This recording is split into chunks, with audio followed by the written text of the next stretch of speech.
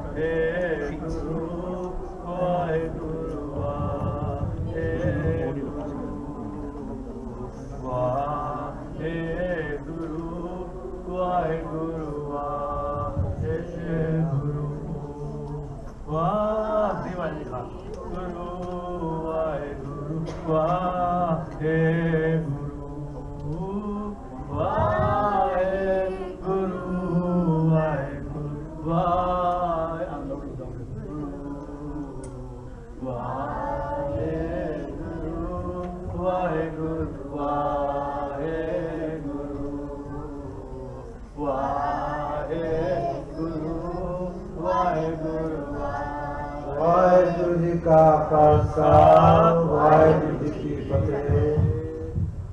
परम सत्कारयोग साध संगत जी, ये जरा तीसरा सैशन सिंपोजियम का है, 5वें ग्रुप का डिस्कशन टाइप ऑफ सैशन है। तकरीबन 3-3.5 घंटे लास्ट करेगा।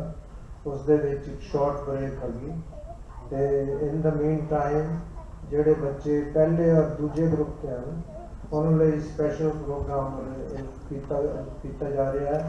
वो बस दे विच मैरियट जाएंगे जिथे एक स्पैशल हॉल दे विच उन्हों का स्पैशल प्रोग्राम गुरीत कौर कोआर्डिनेट करेगी।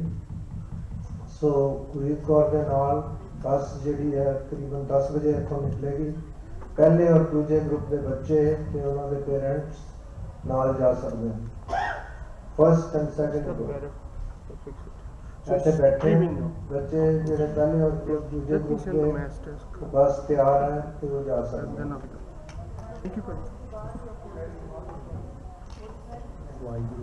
Any question? Group should stay. Yeah, third and fourth groups are staying here and witnessing the wonderful discussion session of the fifth group. So, इसको पहले के सरदार सतपाल सिंह जी जो बेसिक गाइडलाइन आज जी ने दसा मैं बच्चों की सेवा की बेनती करता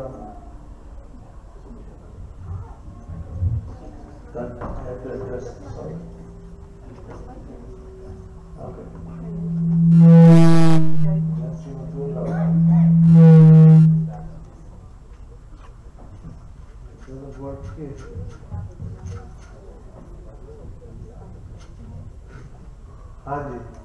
तो इस तो पहले के सेशन स्टार्ट हुए मैं बेनती करता पहले Amdeen Kaur sorry Amandeep Kaur can come to the stage and sit behind her name.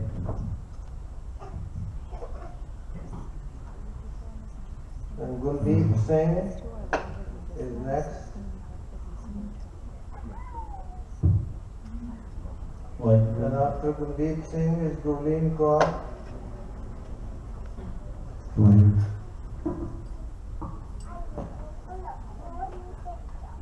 After Gurleen Kaur is Harjind Singh.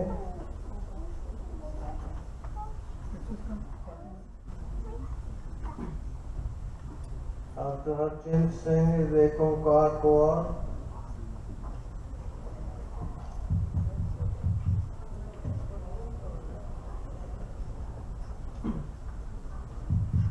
After Ekonkar Kaur is Jagjit Singh.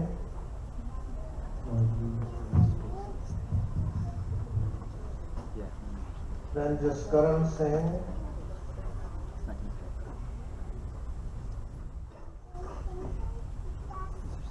Jaskaran Singh के बाद Jaspal Singh,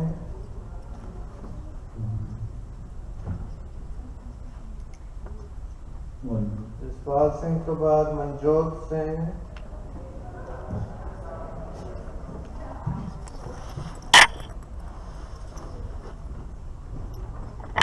I can see everybody is very cramped up, but that is a cooler atmosphere. We are very happy that we have 12. Bole Sonia! This is the biggest number we have ever had, right? Yeah, absolutely. Manjot, after Manjot Singh is Navpreet Kaur. Navpreet Kaur. And after Navpreet Kaur is Sahaj Singh.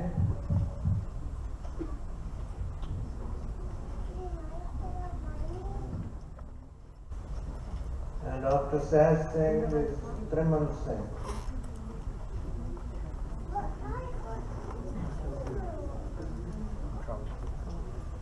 And Triman Singh is the last one. Last but not the least, because they are just in alphabetical order. So Amandeep Kaur shouldn't think that she is first. Why group? And Triman Singh is not last. They are all first. They are all first. Well, they are first at the regional level,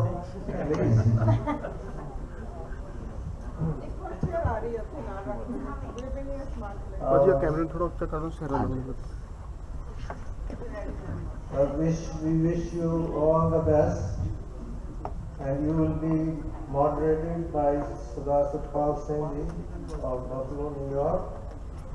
And there are 3 judges to judge you: Sardar Amarjit Singh ji, one judge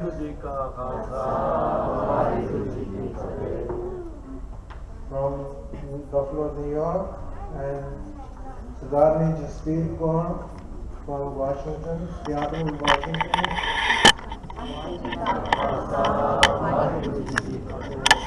Second judge. And myself, Kuldeep Singh, is the 3rd judge from Florida.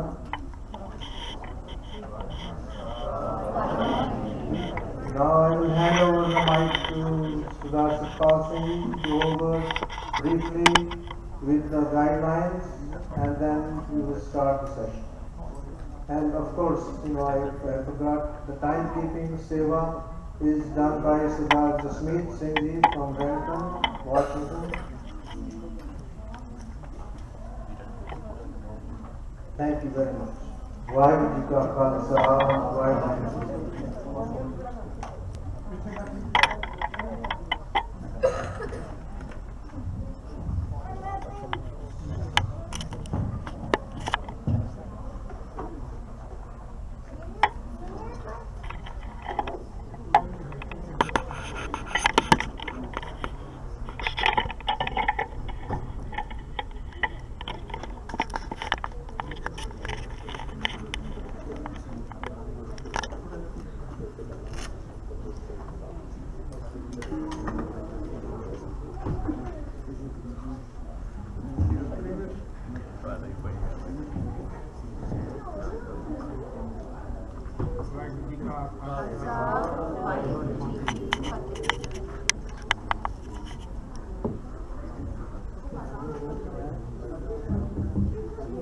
Waheguru ji का खालसा वाहिगुरु जी की फतेह।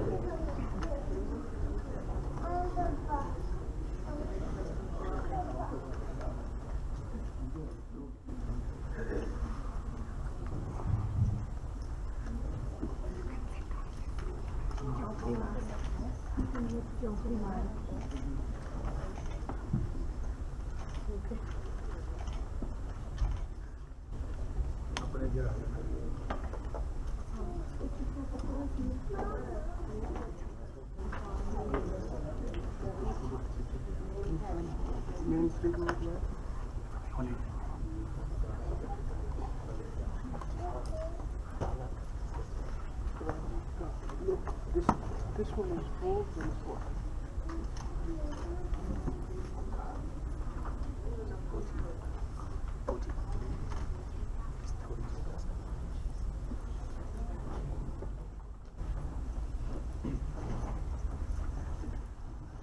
हर संग जी कई लोग अरदास करते हैं रब अगे कि साडा खर्चा वधा which means जे आमदन वधे कि खर्चा वधे नहीं सो वाहिगुरू दी बख्शिश है कि जगह थोड़ी जी क्लोज बाई कह रही है तो खर्चा वध रहा है तो वाहिगुरू बख्शिश करेंगे तुहाडा गुरुद्वारा साहब होर तरक्की करके होर बड़ा होएगा खुला होएगा लोगों के दिल होर खुले होंगे I want to take this opportunity to thank all of you बहुत ही श्रद्धा के नाल सारा काम हो गया है वाहिगुरू की बड़ी बख्शिश है बख्शिश को साथ हैं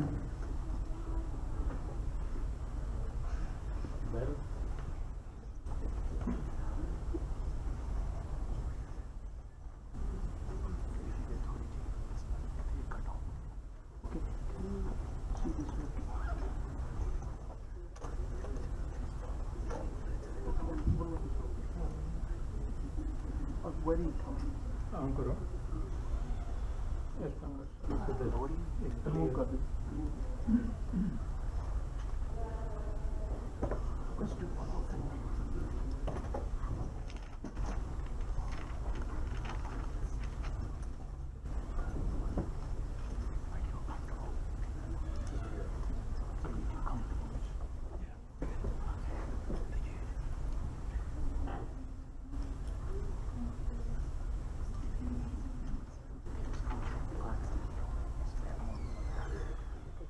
He goes 14 miles. Sure. Yeah.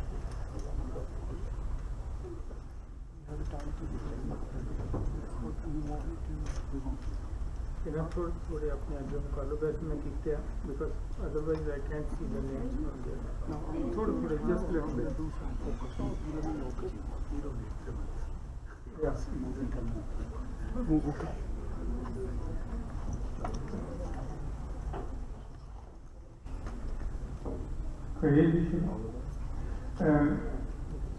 Before we start, just for the participants, if you can take the, we are generally sharing a microphone between two participants.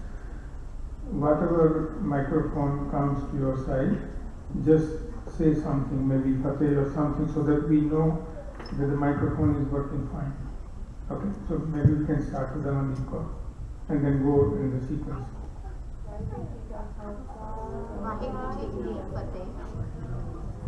Waheguru ji का Khalsa No, let's go one by one so that we can test the. We couldn't hear that.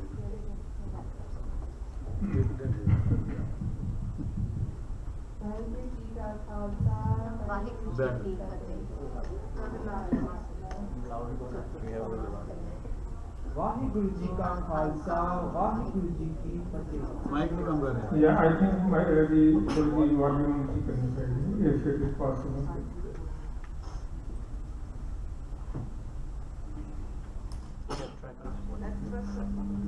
Waheguru ji का खालसा वाहिगुरु जी की ये भी mic कर रहे हैं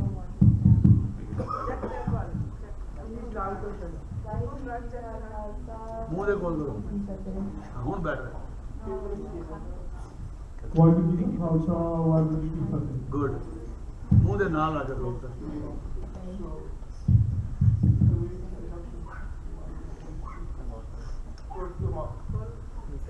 next लोग वाहिगुरु जी का खालसा लिटिल बेटर बिल्कुल मुंह दे वाहिगुरु जी का Khalsa that was Waheguru good this is Waheguru ji का खालसा वाहिगुरु जी की फतेह वाहिगुरु जी का खालसा वाहिगुरु जी that's better वाहिगुरु जी का खालसा वाहिगुरु जी की फतेह वाहिगुरु जी का खालसा वाहिगुरु जी की फतेह वाहिगुरु जी का खालसा वाहिगुरु जी की फतेह वाहिगुरु जी का खालसा वाहिगुरु जी की फतेह ਵਾਹਿਗੁਰੂ ਜੀ ਕਾ ਖਾਲਸਾ ਵਾਹਿਗੁਰੂ ਜੀ ਕੀ ਫਤਿਹ। ਵਾਹਿਗੁਰੂ ਜੀ ਕਾ ਖਾਲਸਾ ਵਾਹਿਗੁਰੂ ਜੀ ਕੀ ਫਤਿਹ। ਵਾਹਿਗੁਰੂ ਜੀ ਕਾ ਖਾਲਸਾ ਵਾਹਿਗੁਰੂ ਜੀ ਕੀ ਫਤਿਹ।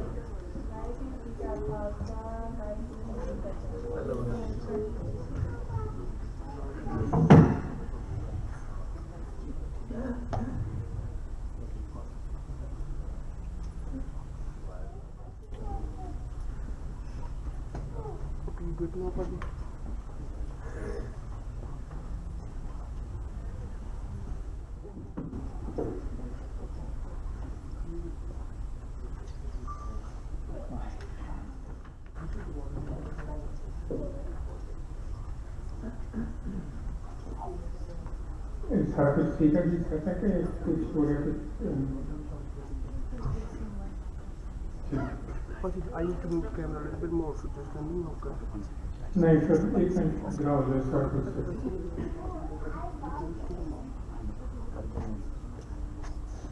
Yeah, you can take it.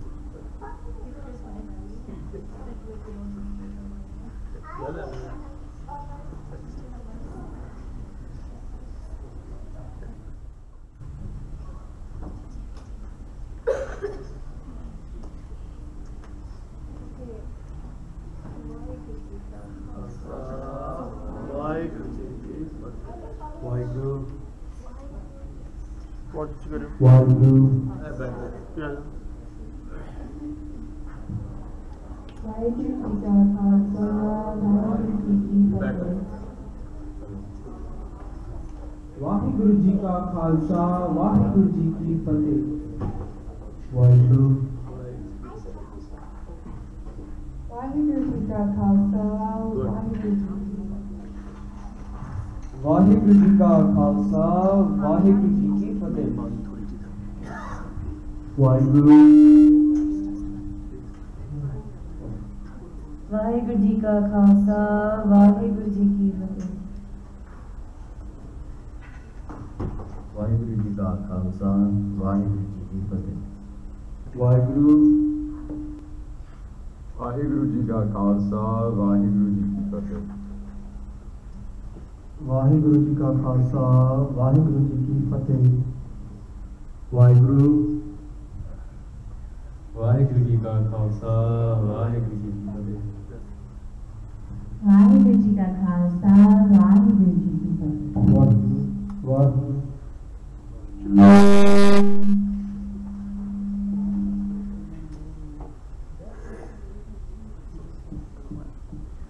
Could you try like Waheguru Waheguru थोड़ी deeper. ਵਾਹਿਗੁਰੂ ਵਾਹਿਗੁਰੂ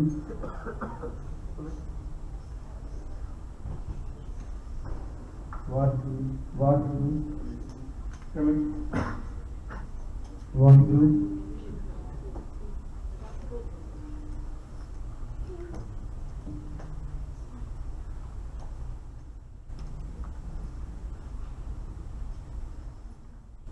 ठीक है।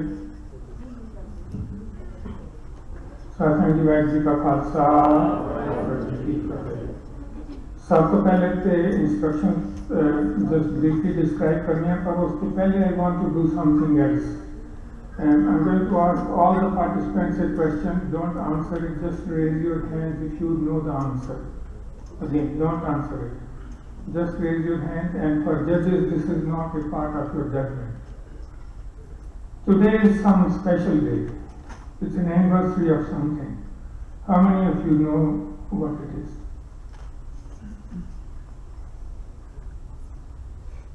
Anybody else has a clue? There is only one hand. Something related to Sikh in America. Something that happened today, 5 years ago. So that's why a forum like this is really important. Today is the 5th anniversary of shooting at the Oak Creek Gurdwara Sahib in Wisconsin. How many of you at least know about the incident? So just ਉਹਨਾਂ ਸ਼ਹੀਦਾਂ ਦੀ ਯਾਦ ਵਿੱਚ we will take a minute and we will do 5 times Mool Mantra, and I'll ask Sakuji Singh to lead that. Vaheguru Ji Ka Khalsa, Vaheguru Ji Ki Fateh.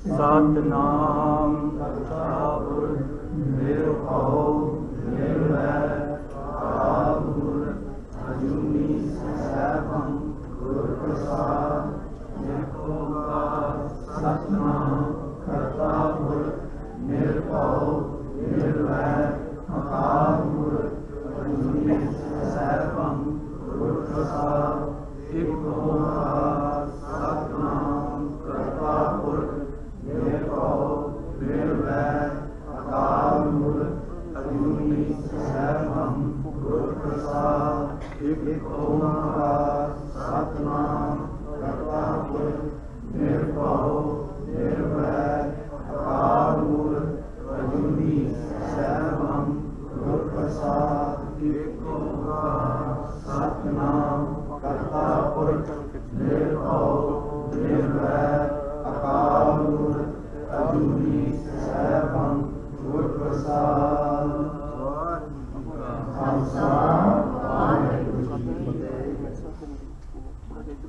Thank you very much, Dr. Sangaji. So let me go briefly through the instructions. We are already quite well into the time when we could have started. So सब तो पहले तो संगत का धन्यवाद जिन्होंने बड़े interest के नाल इत्थे आके शमूलियत की है ते वाहिगुरू दी बड़ी बख्शिश है साडे सारिਆਂ ते इसे तरह ही बख्शिश गुरु दी रवे साडे सारिਆਂ ते ਅਸੀਂ ਅੱਗੇ ਵਧ ਸਕੀਏ.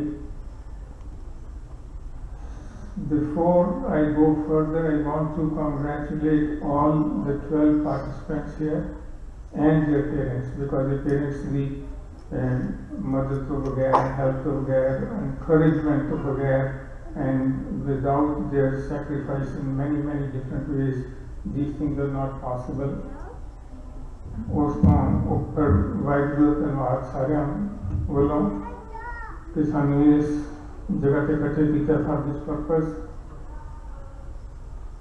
Let me say a couple of words on the purpose of this symposium, particularly the discussion. The idea is not to test your knowledge. You may memorize 200 pages of something that's not as important, that gives you the background to do something, but much more important is your ability to think about things, analyze them, and on the spur of the moment when you are asked a difficult question, to be able to answer that. Given that purpose, keep in mind the following thing. Some of these questions being difficult for even gray-bearded people like me in the audience, in the Sangat. No, they're not going to be easy, but by that very definition it means don't get flustered. The idea is not that you know the answer. The idea is that if you know, have some familiarity with some related principles of Sikhi, if you can think about something and come up with an answer. So don't let the not knowledge or not having knowledge let you fluster then. One thing I want to mention to the entire Sangat and to all the participants, I am going to say things which are wrong, and that's on purpose. And your job is to filter out if I am making a wrong statement.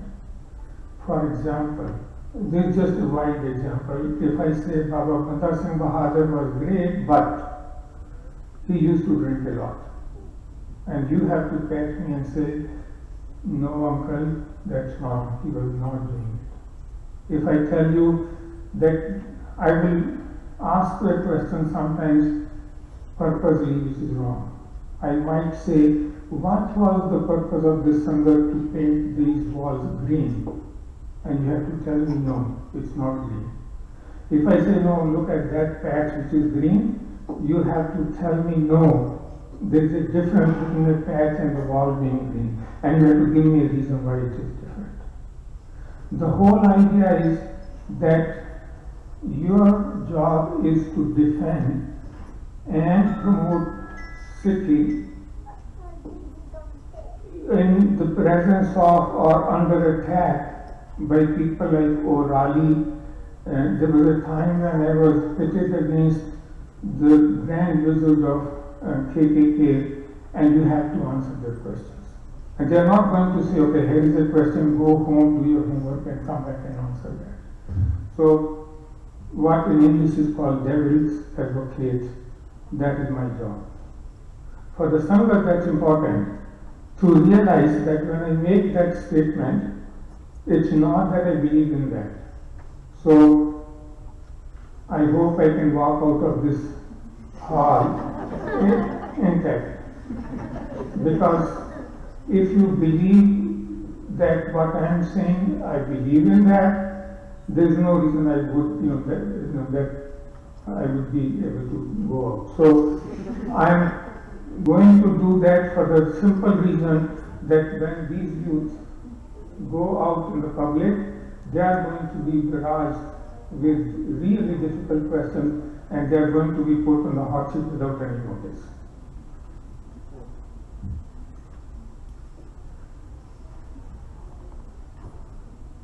Okay. One other thing, if you make a point, you don't have to worry about being politically correct. I mean, don't use wrong words or vocabulary, but the judges know that if you have a view which is different from the prevalent view, and you can defend that, be free to do that. You will not be penalized. The judges would not penalize you for saying something which you can make a good argument for. And there is a very strong reason for that also. If you have looked at Asa Tiwari and other Gurbani, you would realize that there are several principles of Sikhi which are very distinct from others, and you will have to defend those. So don't hesitate to say something which you think is against the prevalent position, but what you would be judged at is not by whether your opinion jives with that or not, but with whether you can make a good argument or not.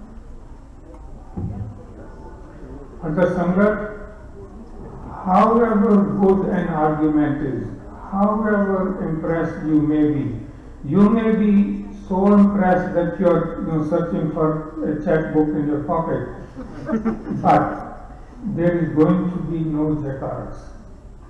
Any argument that comes from the participants, there will be no jakaras. At the end, we will have as many jakaras as we want. The reason for that is we want the judges to be absolutely, completely unbiased and unaffected by anything that the Sangha thinks. It's nothing against the Sangha, it's simply that there are many things that the judges have gone through and they have been told and we have discussed that they have to keep in mind, and we don't want to affect that perception at all.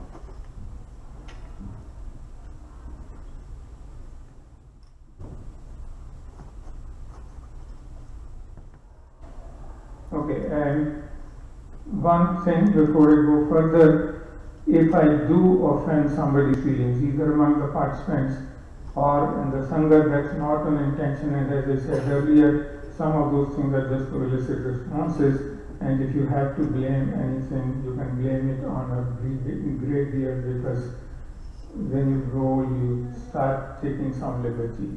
And I would of course not do something undue, but just keep in mind that.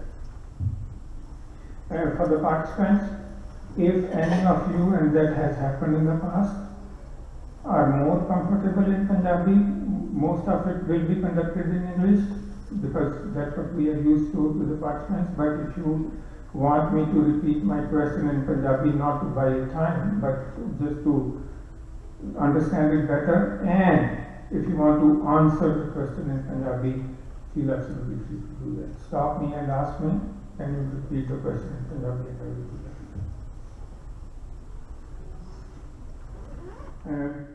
One thing again, you have all received an email a few weeks back outlining the process, and one very significant change we have made from this year onwards is that you're not going to be allowed any computers or iPads or cell phones or any electronic media.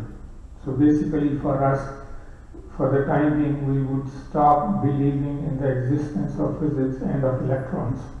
So whatever you have with you, that's fine. And there is a reason behind that. We can go into it later on. Right now I don't want to take time on that.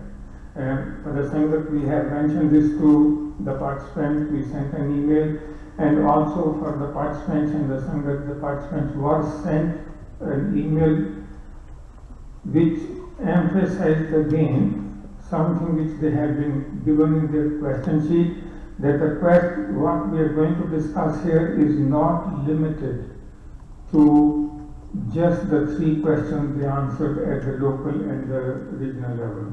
This is the entire Asativar and related themes from Sri Guru Granth Sahib.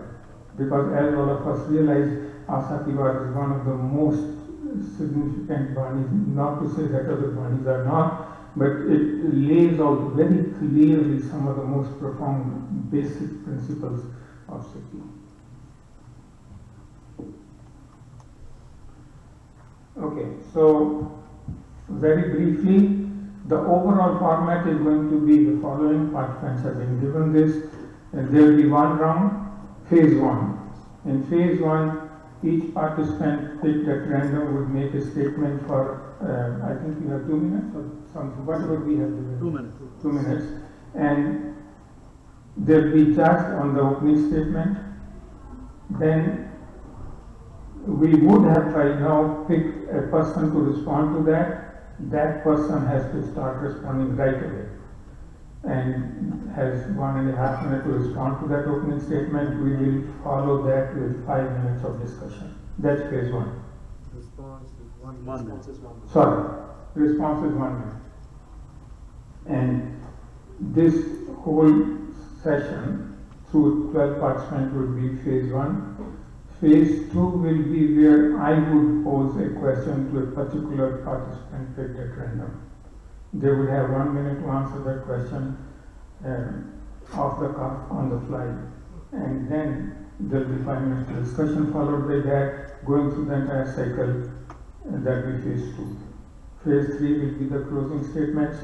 If we finish in time, which may not happen this time also because we are starting a little late, the idea is to have phase 4 where the Sangat gets to ask questions and the participants take a stab at that. That is beyond the judgment. This is after the judgment has been delivered, but we may not get the time if we do that. Any other thoughts from judges or any of the organizers?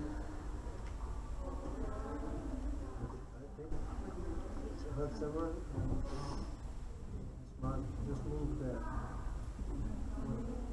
Yeah, one thing we will really request, I know कि ऐसे काफी मतलब packed संगत जैसी बैठे हैं, give judges at least 1 foot perimeter around them. Don't stay close to the judges. Can everyone hear me okay? Yes. So for participants, you need to also speak loud. Gurdwara Hall is not set up like an auditorium. For 12 people, there's no way to have a microphone system. And I can tell the local Sangat bought equipment and set it up very nicely.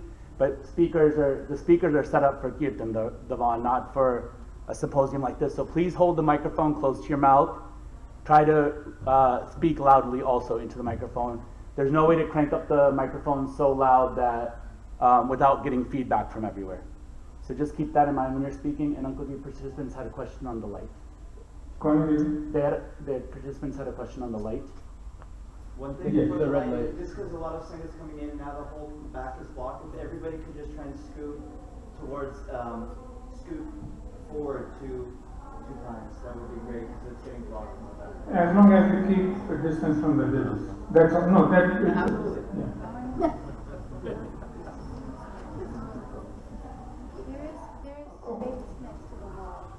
And then there's space over there. If anybody's coming in, there's space by the windows as well. Okay, participants have a question on the light, and the light is not for you.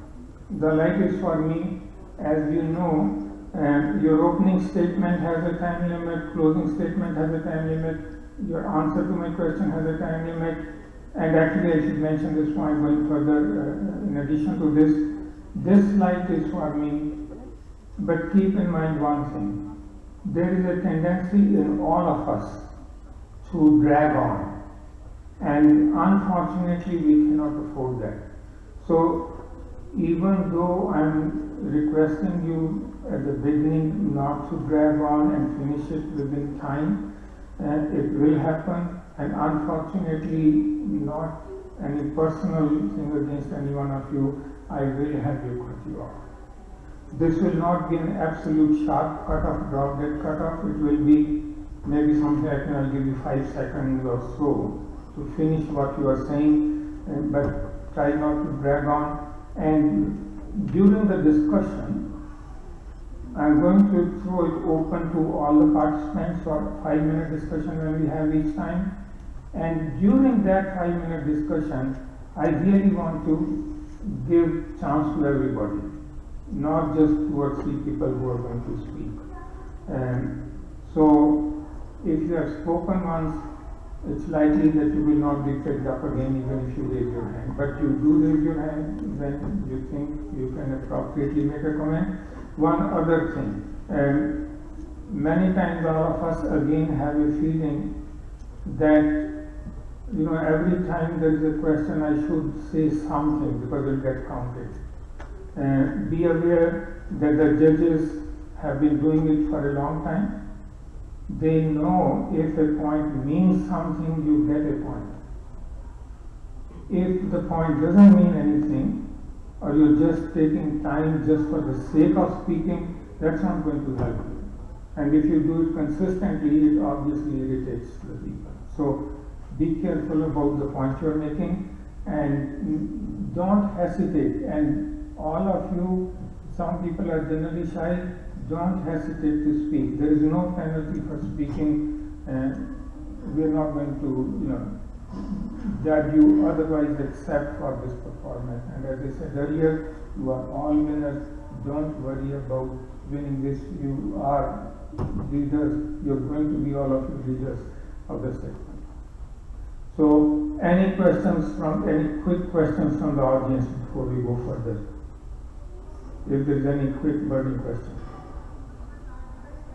Okay, so let's start with the process, and I'll ask just missing the okay. And if you can take out the first party, vote for who is going to speak and give them good info.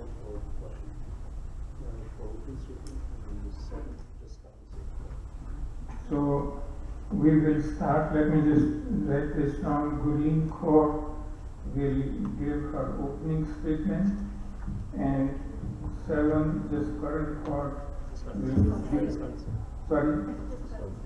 Sorry, just current. I'm sorry. And will give the response. Yes. Go ahead. Vaheguru Ji Ka Khalsa, Vaheguru Ji Ki Fateh. Asa Ki War means a ballad of hope. It's sung every morning in gurdwaras across the world, so it must have some importance.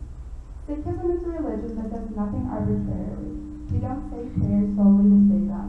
Every prayer has meanings and we gain knowledge from them. Asa Ki War talks about various social and religious issues which are intertwined in our daily lives. The main purpose of Asa Ki War is to answer the question, how does one become a spiritual person? It highlights the key points one needs to become spiritually enlightened. One very important message that Guruji repeats is reset of Nam to become spiritually enlightened. There are so many obstacles that lay in the path of becoming a true disciple, some of which can be self-created. However, the Guru outlines that we can overcome obstacles like selfishness and conceit. Removal of these obstacles needs to be done by following a positive pathway, by living a life of acts of service. Asaki Var clarifies concepts like grace, egotism, and falsehood. By meeting the Guru, truth is realized and ego is banished from the mind. Suddenly your mind is no longer clouded and you have insight on reality. Through our higher thinking and understanding of Asaki Var, we let go of ignorance, which allows us a life of higher thinking and values. Guruji also turned down ritualistic practices, claiming that they had no value in the quest of spiritual enlightenment.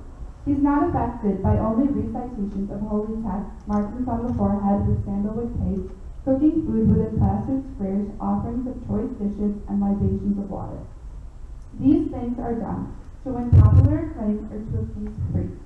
Sikhism has equality as its basis principles and strongly opposes discrimination based on caste, race, skin color, and gender. So naturally, Guruji strongly opposed the caste system. This opposition was both in principle and in action. Before the response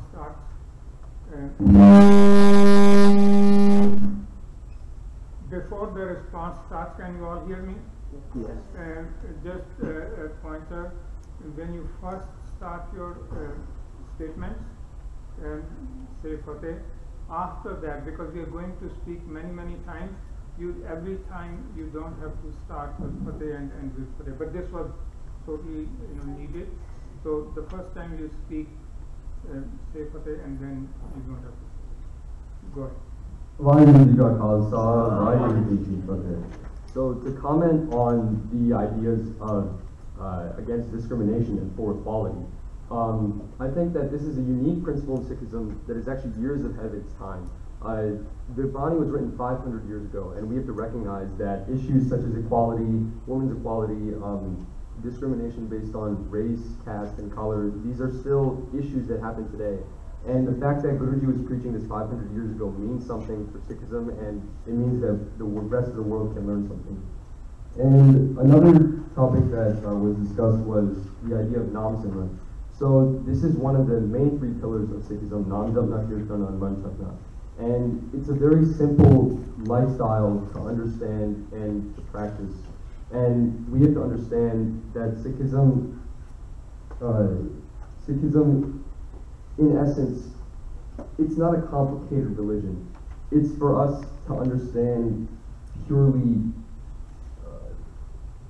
it's a modern religion that we can understand very simply. Thank you. Thank you. We will. Is it okay now? Okay. I'll start a little bit round of questions and some clarifications. You're just correcting, right? Okay. You said that one of the things we really have to do is Nam Japna, and Gurleen also said that, and you emphasized this as one of the points in this response. What is the meaning of Nam Japna? How do you actually do that? Well, I believe Nam Japna, in essence, literally it means remembering Vaheguru at all times. And I think what we can do is incorporate our values of Sikhism into everything we do. It's not necessarily Nam Japna Vaheguru, Vaheguru, Vaheguru. It's more, how do we incorporate Vaheguru's message and Guru Granth Sahib and the teachings from the Guru Granth Sahib in everything we do in daily life. So, a question to everybody, and raise your hands once I ask the question. He said it's not just really, saying Vaheguru, Vaheguru, Vaheguru. Who will tell me, one second, before let me complete the question, who will tell me what is wrong with saying Vaheguru, Vaheguru, Vaheguru? Okay, and we'll start with Harchint, then Amandeep Kaur, and Suman Singh, and Manjot Singh. And if we have time, then we'll go to Ekankar Kaur, and who else was Gurleen Kaur. So, Harchint Singh. Vaheguru Ji Ka Khalsa, Vaheguru Ji Ki Fateh. So what my Veer Jaskaran Singh said was actually very correct. In Japji Sahib it says, Sunaya Manya Man Kita Pao, Antargat Tirat Mal Nao. So it's that you can't just recite it, because agar tusi aime padhoge, there's no meaning behind it. So what should you do? You have to internally understand what Guruji is saying to you. Because if you don't understand, then it's useless. So, is there any, okay, and who was the next? I just mentioned, okay, Amandeepa.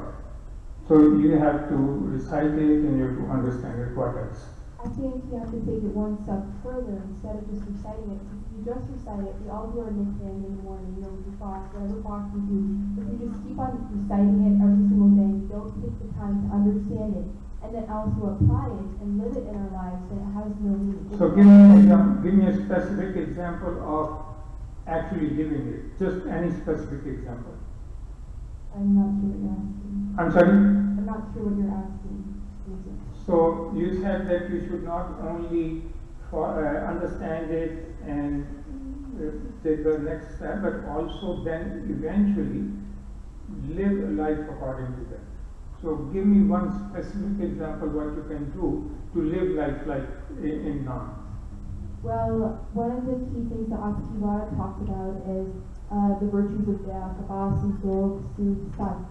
And these are virtues that we need to apply into our lives. For example, having compassion. When you see someone that is in need of something, that you go and help them, and you remember that this is your religion to help someone.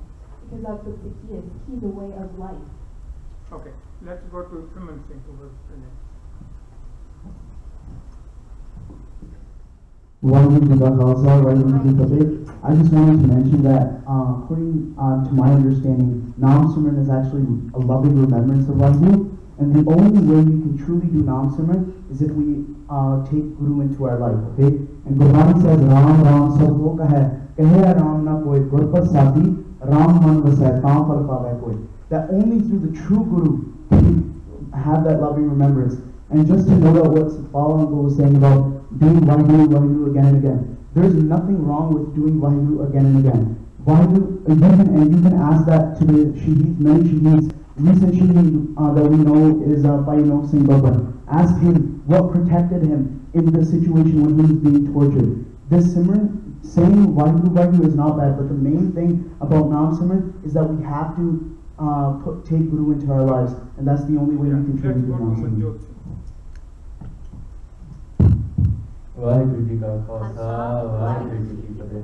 I totally agree with what Vivi said, because Nam and Bani is what's going to give you a lot of power, but all of that is also going to come through living what the Bani says, right? It's not just like a Parna, you have to live what it says, and a lot of that will also come from having good Sangha. So you'll be able to read Bani, you'll be able to apply, you'll be able to have a connection with that Simran, with that Bani, if you have great Sangat, right? So Satsangat kaisi jani hai, jithe ekko naam bukhani hai, where that naam, right, that you'll have that connection if you have good Sangat as well. So I think that's a huge key in that as well. Vaheguru Ji Ka Khalsa, Vaheguru Ji Ki Fateh. I'm going to also agree with Raman Baji and Manjot Baji. I just want to add that Guru Sahib Ji said, Satgur ki jisnu mat aave, so Satgur mahe samana, eh bani jo jio jana, is antar rave har nama. The first step is to read Bani. When you read Bani, us to baad unnu samajhna ki Guru Sahib ki kehnde ne.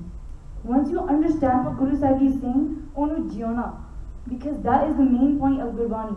One more point I also want to bring out is that Gurbani is written in poetry, and we need to read it as a poetry, understand it as a poetry. Don't take the literal meaning, take the power ki Guru Sahib Ji sanu kehna ki chaਹੁੰਦੇ ਨੇ, and actually live our lives according to what Guru Sahib says. Last point, because we are running out of time. Gurleen Kaur, you mentioned, I'm going to change the question here. You mentioned something. Your mic is not working.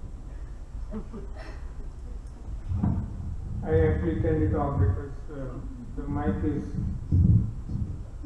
doesn't very friendly to me, and which is understandable. Gurleen, you mentioned one of the things that many social things Guruji mentioned, social ills and so on. Give me a significant example and tell me how we are still doing that. Quickly. Socially? Yes. We're talking about how the equality concept of Well, we still do langar, we still do seva, how everybody sits on the floor and eats, and that just represents how we're all equals. That's one social concept that Guruji brought. So tell me a social context or issue that Guruji gave us instructions on, but we don't follow these days. What Guruji gave us instructions? Yeah, what Guruji mentioned that this is something wrong we do socially, and we understand we should not do it, but we do it. I think one thing is ritualistic practices. Sorry, ritualistic what? Ritualistic practices, so going on pilgrimages, like I said, marks of holiness on your forehead, cooking with sandalwood paste, all of that stuff, it still goes on today, even though Guruji has told us repetitively that it gives you nothing, you have no gain from it. It's arbitrary. Okay, so I apologize, we'll have to stop this first round. Go to the next one. Opening remark by Navpreet Kaur. Opening remarks by Navpreet Kaur.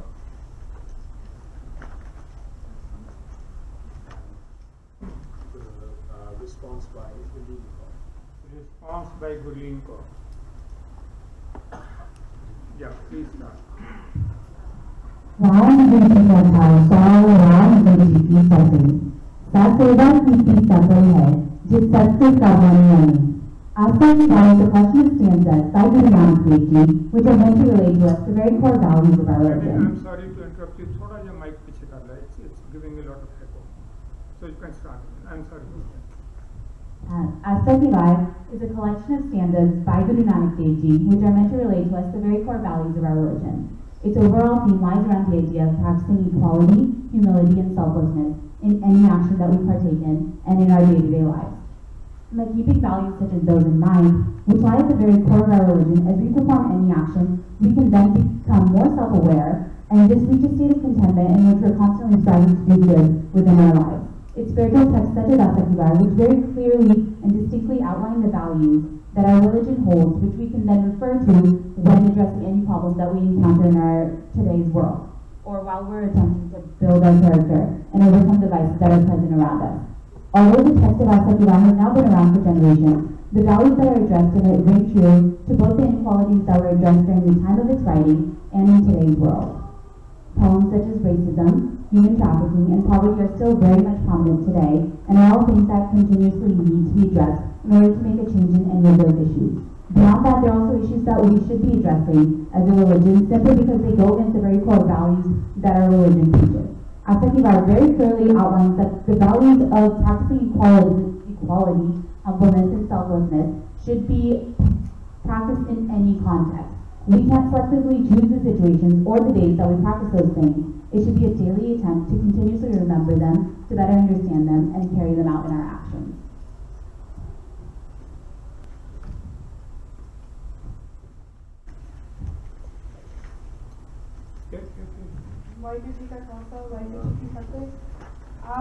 What was mentioned a lot was equality and discrimination, and that does still go on today, and it's very prevalent and relevant.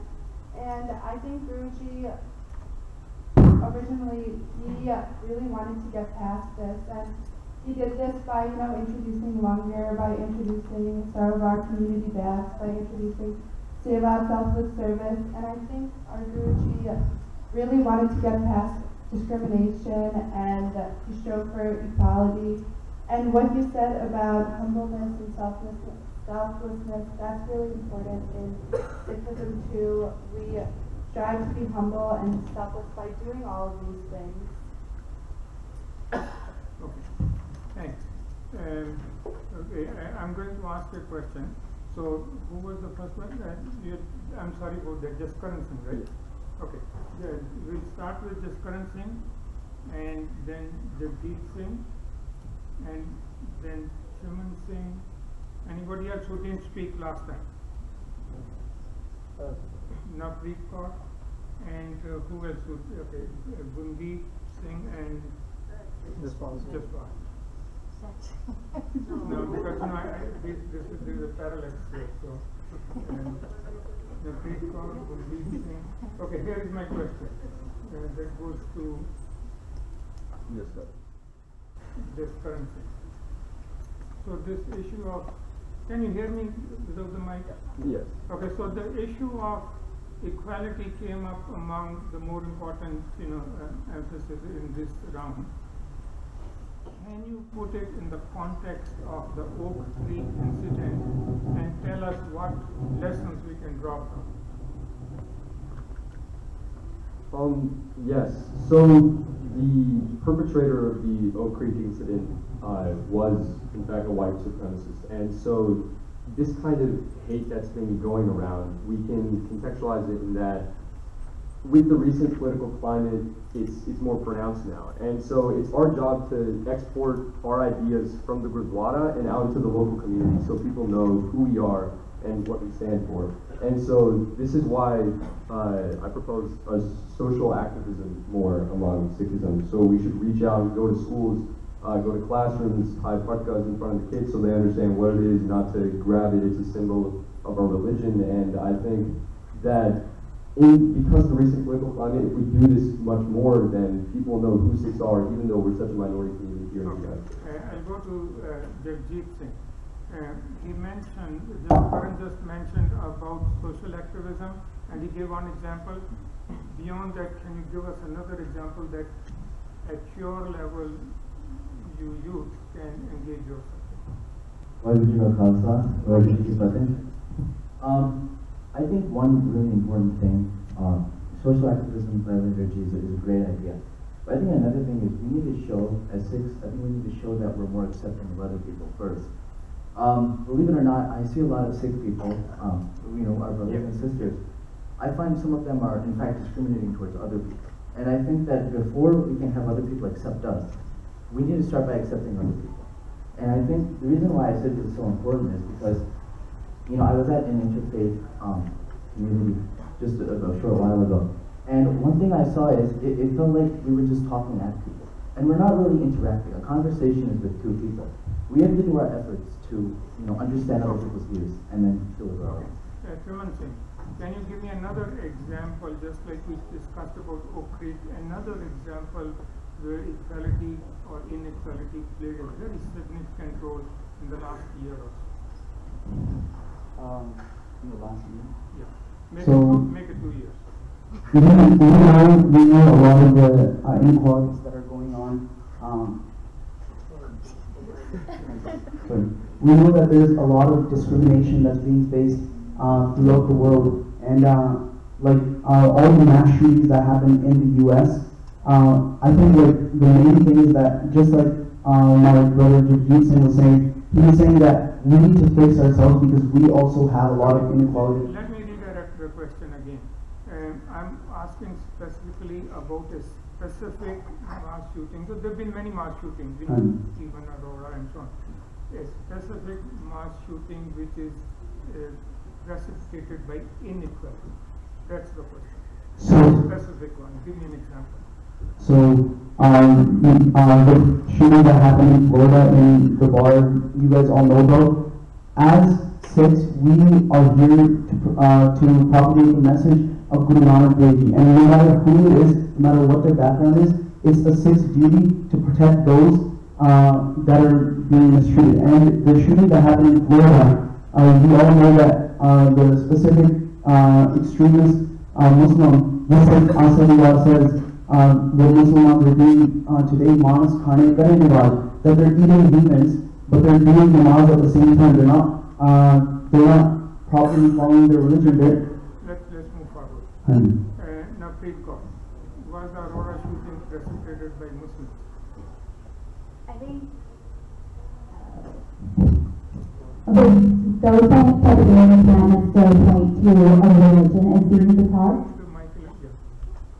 You can't point to a religion as being the cause because that sets a precedent that every Muslim is then taking those same steps.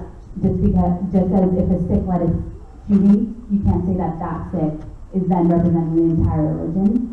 So with those things, it again leads back to accepting and understanding other communities as well that are present around us. Okay, let's go to Gundeep Singh. My question is, somebody mentioned that Sikhs don't even accept Sikhs. We have inequality among ourselves. Can you give me a specific example of that and what to do about it? ਭਾਵੇਂ America ਵਿੱਚ ਜਾਂ India ਵਿੱਚ ਸਿੱਖਾਂ ਵਿੱਚ ਆਪਣੇ ਆਪਣੇ type ਬਣ ਚੁੱਕੇ ਹਨ there are nowadays Sikh who follow a kind of Bani and they have their own principles. There are other type of Sikhs even ਅੰਮ੍ਰਿਤਧਾਰੀ ਅੰਮ੍ਰਿਤ ਛਕਾਣੇ ਦੇ ਵੀ ਕਈ ਤਰੀਕੇ ਬਣ ਗਏ ਹਨ ਤੁਸੀਂ ਦਮਦਮੀ ਤੱਕ ਸਾਲ ਤੋਂ ਛਕਿਆ ਹੈ ਜਾਂ ਤੁਸੀਂ ਸੀਸਗੰਜ ਸਾਹਿਬ ਛਕਿਆ ਹੈ ਉਸ ਵਿੱਚ ਵੀ ਭੇਦਭਾਵ ਬਹੁਤ ਹੈ Okay, so what can you so give an example? What is your suggestion can be done about that? I think like when you know you are going wrong, you just have to go back to your principles. And the principle is from Asadivar, which I think is the thesis is Vadiyai Vadda Paya. You have to get Vadiyai in yourself to get that Vadda Paya. If you are a group of people and what Guru message is that Sanj kari jai guna keri chhod agun chaliye. Sanj kari jai guna keri. Guna means virtues. Practice those virtues and Sanj share them among other people of the society. All those virtues which have been mentioned in Asadivar, which have been discussed so far and will be discussed in this discussion, humility, selflessness. Okay, Jagjeet Singh, you spoke in this session already, right? Yeah. Anybody else? Okay, Harchan Singh, last point, and then we will move to the next. So, Virji brought up a good point. When you go wrong, you have to go back to your principles. I think the biggest issue is that people are so up in their head, with all due respect, that they don't want to admit that they're away from their principles. I think the biggest thing is that sabko apni ego hai given man raise hekasi, the way I'm following Sikhi is the only way. And people are not willing to be open-minded. And the biggest thing about Sikhi is that we are open-minded. Guru Nanak Dev Ji ne kya si, whether you're Hindu or whether you're Muslim, you be honest with the religion that you follow. And that's the biggest principle. And I think that as our current community, we haven't been open-minded with each other. Okay, sure, thanks. We'll go to the next round, and I again seek your forgiveness that I'm interrupting. And the only reason is I want as many people to participate as possible within the time limit. We are already going a little bit above the time limit, so I have to go into that.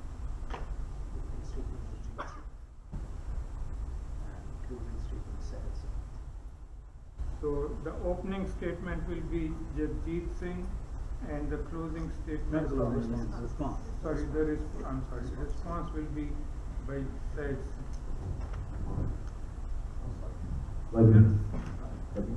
Yeah, please. देखो भाई, ज्ञान की आई आंधी है. Look, brother, the cyclone of spiritual wisdom is here. Satsangji, this is the essence of Asativar. In this beautiful string of stanzas and hymns, Guruji advises us on how to avoid falling victim to Maya, greed, ego, and mindless traditions through a logical, skeptical, and pragmatic approach, and instructs us on how to obtain the most important tool for becoming one with life. Gyan, spiritual wisdom. In fact, the very reason we're here today, gathered together in this discussion, is to share this spiritual wisdom with each other and understand how we can apply it into our daily lives. So, Satsangji, let's venture together into the eye of this hurricane. Asativar.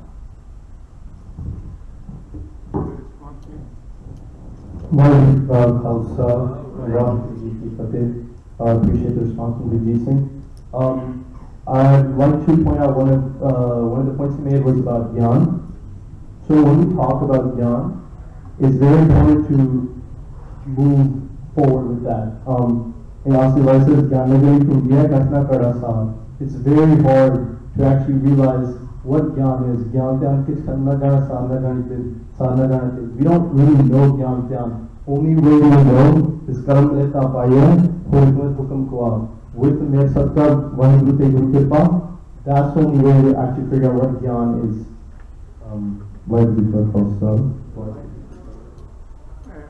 Yes, that's just false, right? Okay. Is there anything you want to say about this? Raise a hand for a question first? Or no, I don't have to always ask a question. If you have a point to make, you can make that. Waheguru ji का खालसा वाहिगुरु जी की फतेह.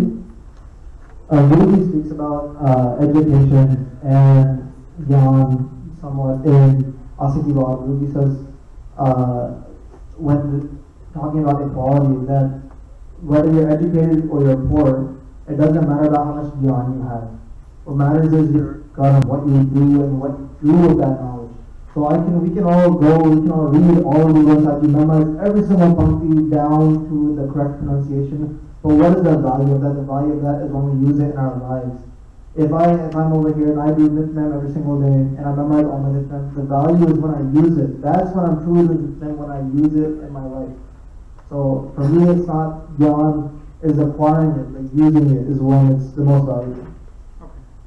Anybody else has a point, or should I ask a question? Anybody else? Okay. Amandeep Kaur. So I think it was Said thing. He mentioned that it has to be the kifa of the Guru Sahib. If we think about it, Guru Sahib has already given us his kifa. He's given us this body, he's given us a mind, he's given us 2 hands, 2 feet, he's given us everything we need. He's even given us free will. We have the choice to make the right decision or the wrong decision. And it's on us, not the Guru's kifa. You know, the Guru has already done his kifa when we make the wrong choice. We usually say, you know, like this happened because of God, or things like that, or we blame God for things that have happened. It doesn't work that way. We have to realize that our choices are our own, and we need to realize that we need to make the right choices and not be ignorant to do that. Okay.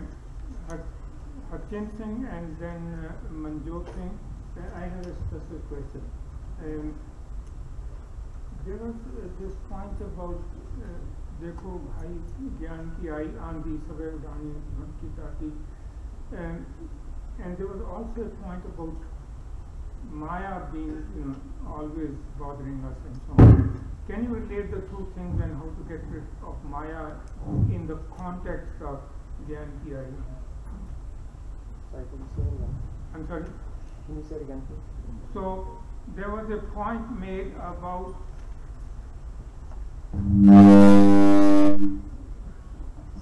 let me try this trick with the microphone. So the point was made in the opening statement, Dekho bhai gyan ki aayi aandhi. And in the response there was a point on Maya always bothering us.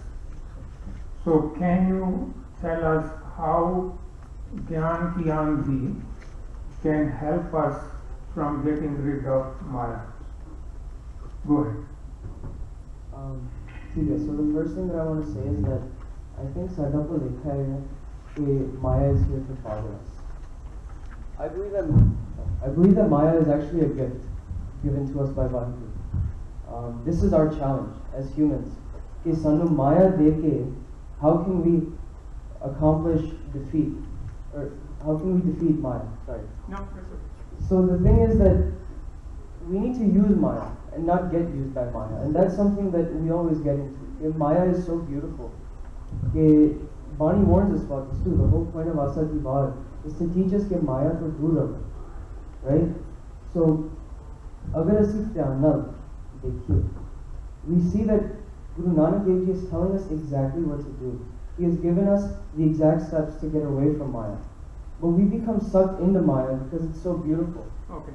So somebody else raised a hand here. Okay, yeah, Manjot Singh. I want to follow up this a little bit further. And he said that, and he gave an example of how you can get rid of Maya or use Maya rather than being used by Maya, which encompasses Maya not just in terms of wealth, but control, mohankar and all the associated things. Can you give us another example beyond this of a situation where we should use something to our advantage but we get used by it? Do you follow the question? So like Maya, rather than using it wisely, Maya uses us. Rather than using pride, which should make us accomplish things, we get ego. We get used by ego. So beyond these 5 vices, in the normal living life, can you give us a similar example? Well, definitely, just exactly like you said before that. Maya is almost everything. It's basically everything around us in one way, shape, or form. And so, a really good example that you just mentioned is pride. It can be an extreme booster, but at the same time, if you're blinded by that Maya that you're supposed to overcome with the power of the Guru, with the power that we're given through Bani, if we can't strengthen ourselves, then you do get blinded by it. If you're blinded by it, then you might end up going into like Marty Sangat and whatever, and that just takes you even further. Okay. Yes. And Sassing एक ओंकार को, गुलीन को, and then we will wind up the session. I feel like with Maya, you have to look at where you are in life. Explaining to a 6-year-old to an 8-year-old kid with something like a heavy topic like adultery or something like that, it's very easy to like, okay, don't indulge in adultery or all that. But someone who's in the area of maybe getting married and has to find someone, and you're trying to tell them, no, don't stay away from Maya. It just doesn't make sense. So you have to take it by which age you are and where you are on your journey to Guru, and that's where Maya is. Okay, एक ओंकार को. I'm going to add to what Paji said. Maya, Guru Sahib Ji ne kaha ki aisi sundar man ko moh hai. Maya is, we love Maya so much, we're so attached to it, we can't leave away from it. But one solution Guru Sahib Ji ne kaha ki bin gur mail na utara. ये जो मैल सारे पास है, we can't get rid of it without Guru Sahib. And Guru Sahib is Bani. Bani ਨੂੰ ਸਮਝ ਕੇ ਫਿਰ ਜਿਉਣਾ. गुलीन को. Same thing everybody's been saying. Maya is something that is all around us. It surrounds us all the time. It's something that we have to learn how to use to our advantage point by recitation of Gurbani, by reading, by understanding. I think that's the only way we can get rid of Maya, by truly understanding it. Okay. So we will wind up. We'll come next time. Maybe we'll get a chance because we are already quite late into this session. The next. So the opening statement by Ekonkar and response by Jagdeep Singh.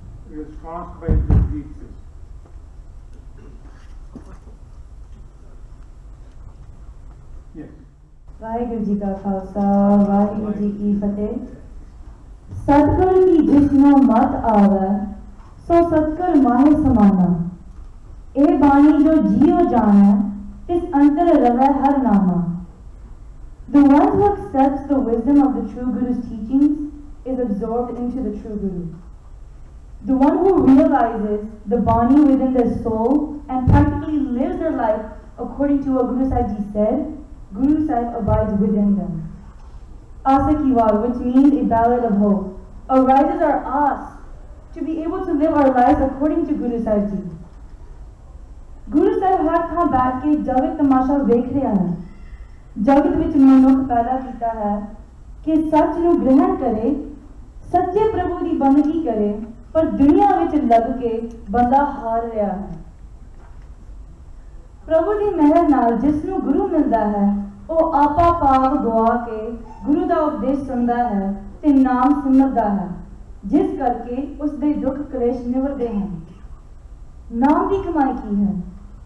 ਸੰਤੋਖ ਦਾ ਜੀਵਨ, ਆਪਣੇ ਅੰਦਰ ਹਰ ਵੇਲੇ ਪ੍ਰਭੂ ਨੂੰ ਦ੍ਰਿੜ ਕਰਨਾ, ਗੁਰਮੁਖਾਂ ਦੀ ਸੰਗਤ ਅਤੇ ਪ੍ਰਮਾਤਮਾ ਦੀ ਬਖਸ਼ਿਸ਼ ਤੇ ਆਸ ਰੱਖ ਕੇ ਉਦਮ ਕਰਨਾ, ਆਪਾ ਗੁਰੂ ਨੂੰ ਵਾਰ ਦੇਣਾ, नेक कमाई, नेक अमल ਅਤੇ परमात्मा की रजा विच राजी रहना. दुनिया ਦੀਆਂ ਵਡਿਆਈਆਂ ਦਾ ਮਾਣ ਕੂੜਾ ਹੈ. प्रभु आप ही ਵਡਿਆਈਆਂ ਦਿੰਦਾ ਹੈ ਪਰ ਜੇ ਖੋਣ ਲੱਗੇ ਤਾਂ ਰਾਜੇ ਤੋਂ ਕੰਗਾਲ ਬਣਾ ਦਿੰਦਾ ਹੈ ਅਤੇ ਰਾਜ ਮਲਿਕ ਤਖਤ ਮਹਿਰ ਵੇਖ ਕੇ ਮਨ ਮੰਨੀਆਂ ਮੌਜਾਂ ਵਿੱਚ ਜੀਵਨ ਗਵਾ ਲੈਣਾ ਭਾਗਪੁਰ ਹੈ. ਆਦਮ ਰੱਬੀ ਗੁਣ ਸਭ ਤੋਂ ਉੱਚਾ ਧਨ ਹੈ. परमात्मा आप ही राजक है, उस तो बिना जीव का होर कोई आसरा नहीं है. बोलना चाहिए लिखे Yes, the response. So I think Benji, that was an incredible opening statement. And I think one thing that you mentioned that was, it kind of struck with me was how you have to realize Bani, and you have to realize like the Guru's message, which could also be seen as the spiritual wisdom within your soul. But can anyone hear me right away? Okay. So I think, but one thing that I think that kind of prevents us from obtaining that spiritual wisdom is home.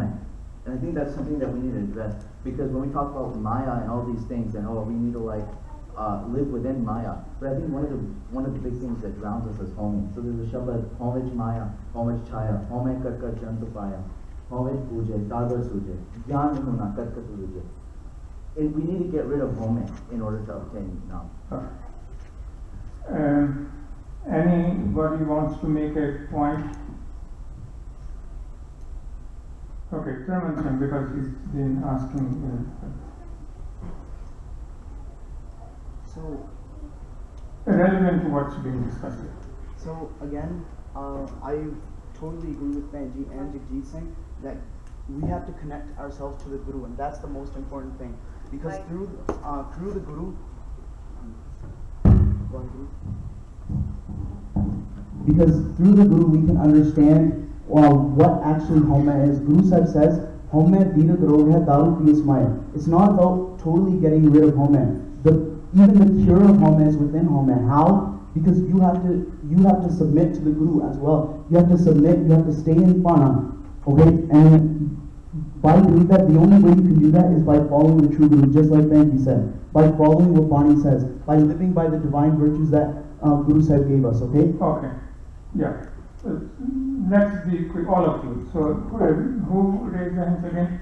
So, we'll go with Preet Kaur, Manjot Singh, and Ekankar Kaur. That was your point. So, Ekankar Kaur and then Amandeep Kaur. One of the points that's been highlighted is just to constantly live through the teachings of Guruji. And I think one of the things that should be discussed at the same time with that is that we're also taught to make sure that when we do that, it's not just for the show of society, that we are consistently believing those. It's not, you don't just follow the values that are preached at the time that someone else is watching you. They should be followed in any situation that comes up in any context. Okay. Manjot Singh. हमें नावे ना विरोध है दोए ना उसे इकट्ठाए and then कृपा करे जे अपनी तगुर का शब्द सुनाए.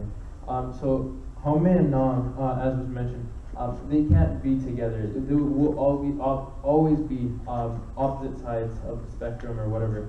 And so with Guru's Kirpa, yes, we'll start to follow. We'll start to follow what we're supposed to be doing. But think of it like a glass that's fully filled up. To fill up with nam, then you have to get rid of that home, right? To be able to fill up something else with something else. And so as was said in the Shabad, home and nam, they won't be together. So as you start to do what Guru Sahib says, as you start to follow those teachings, as you start to do more and more sangat, your home will hopefully go away. You'll be filled up with Guru Sahib. Ekankar, I have a question. You mentioned that naam na dukh klesh never jante. How? I would say, I will counter by saying that नाम जपोगे, time लाओगे, उन्हीं देर अपने profession से जाकर कुछ काम करोगे, कुछ कटोगे. So, a dukkh never take it down rather than, making more stress with your life. दुख never take it down. जो सानू समझ आ गई ना कि गुरु साहब जो भी कर देंगे, it's right. That's when a दुख क्लेश gets away. तेरा किया मीठा लागा, हर नाम पदार्थ रख नानक मांगे. Everything he does, the hukum that Guru Sahib Ji has, we're going to be happy right there. मैं नाही कश होने किश आए ना मोरा, औसर राजा राख रहे हो सदा जंदोरा. So what he's saying right here is that I am no more. जो सानू पता लगे कि मैं कुछ भी नहीं हूँ. That you're asking Guru Sahib Ji, you're doing ardas to Guru Sahib Ji, मैनू राख रहे हो, give me support. That's when जो दुख never देना. You will get sufferings, पर दुख लगदा नहीं. ठीक है. Amandeep Kaur, I want to follow up on this question. जे इत्थों तक गल आ गई कि मैं कुछ है ही नहीं. Then why worry about whether I'm doing the right thing or not? I mean, do I ever worry about कि भैन जो थे बैठे होया उन्होंने जिंदगी सौंप दी है कि जे मैं ही मिट गया then why worry about all that? कि मैं ठीक रास्ते से चल रहा हूँ, गुरु जी मेरे पे बख्शिश करेंगे, नहीं करेंगे, what's the use of that? So, I think home becomes a problem when we lose our true north. When we have home, it takes over our life where it's like me first, I'm right. When we become ignorant, that's the type of home that we need to stay away from. I know Ekongkar also mentioned that you fall when I don't know the exact phrasing, but she was like, God takes it away if you're not following like the right path or something. But I don't think our God is a vengeful God as we've made it. You know, this whole concept is a very westernized concept that God is vengeful. He's going to take it away from us, you know. And especially since we got to consider the whole idea that everything is wondrous. And Asif Guru says, this mom G, this mom Dave. And then he also, you know, he reads Sabra Jiyan Sai Prata. You know, if everyone's like equal to him, then why would he want to be vengeful against us, especially since with him is how we're supposed to get all of our fears and all this everything. Sorry. Last point, quick one, and then we'll go to Incore. And that will be the last point, but very quick one. So, just like Uncle was saying, Jay, we really think that are you doing everything Guru Sahib will do?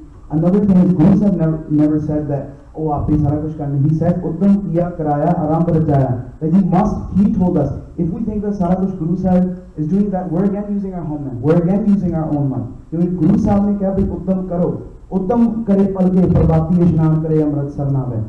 That you must make the effort, and you must connect to the Guru. And living by the Guru is how you get rid of your homeland. Going back to the point, Uncle, where you said, what's the point of doing it where your time could be put to other uses? Yeah, that's what I want to do. It's for your own spiritual enlightenment. Going to work, doing other deeds, it's not going to bring you peace. It's not going to spiritually enlighten you. Guruji never, said, never, forced himself, do this. He gave you advice. He gave you the option to do it, and he said it will bring you peace. It will bring you spiritual enlightenment. And those other deeds, going to work, doing those other deeds, it won't do it. It won't bring you that. Good. So we'll come to you later. We really have to move forward. Manjot Singh to open.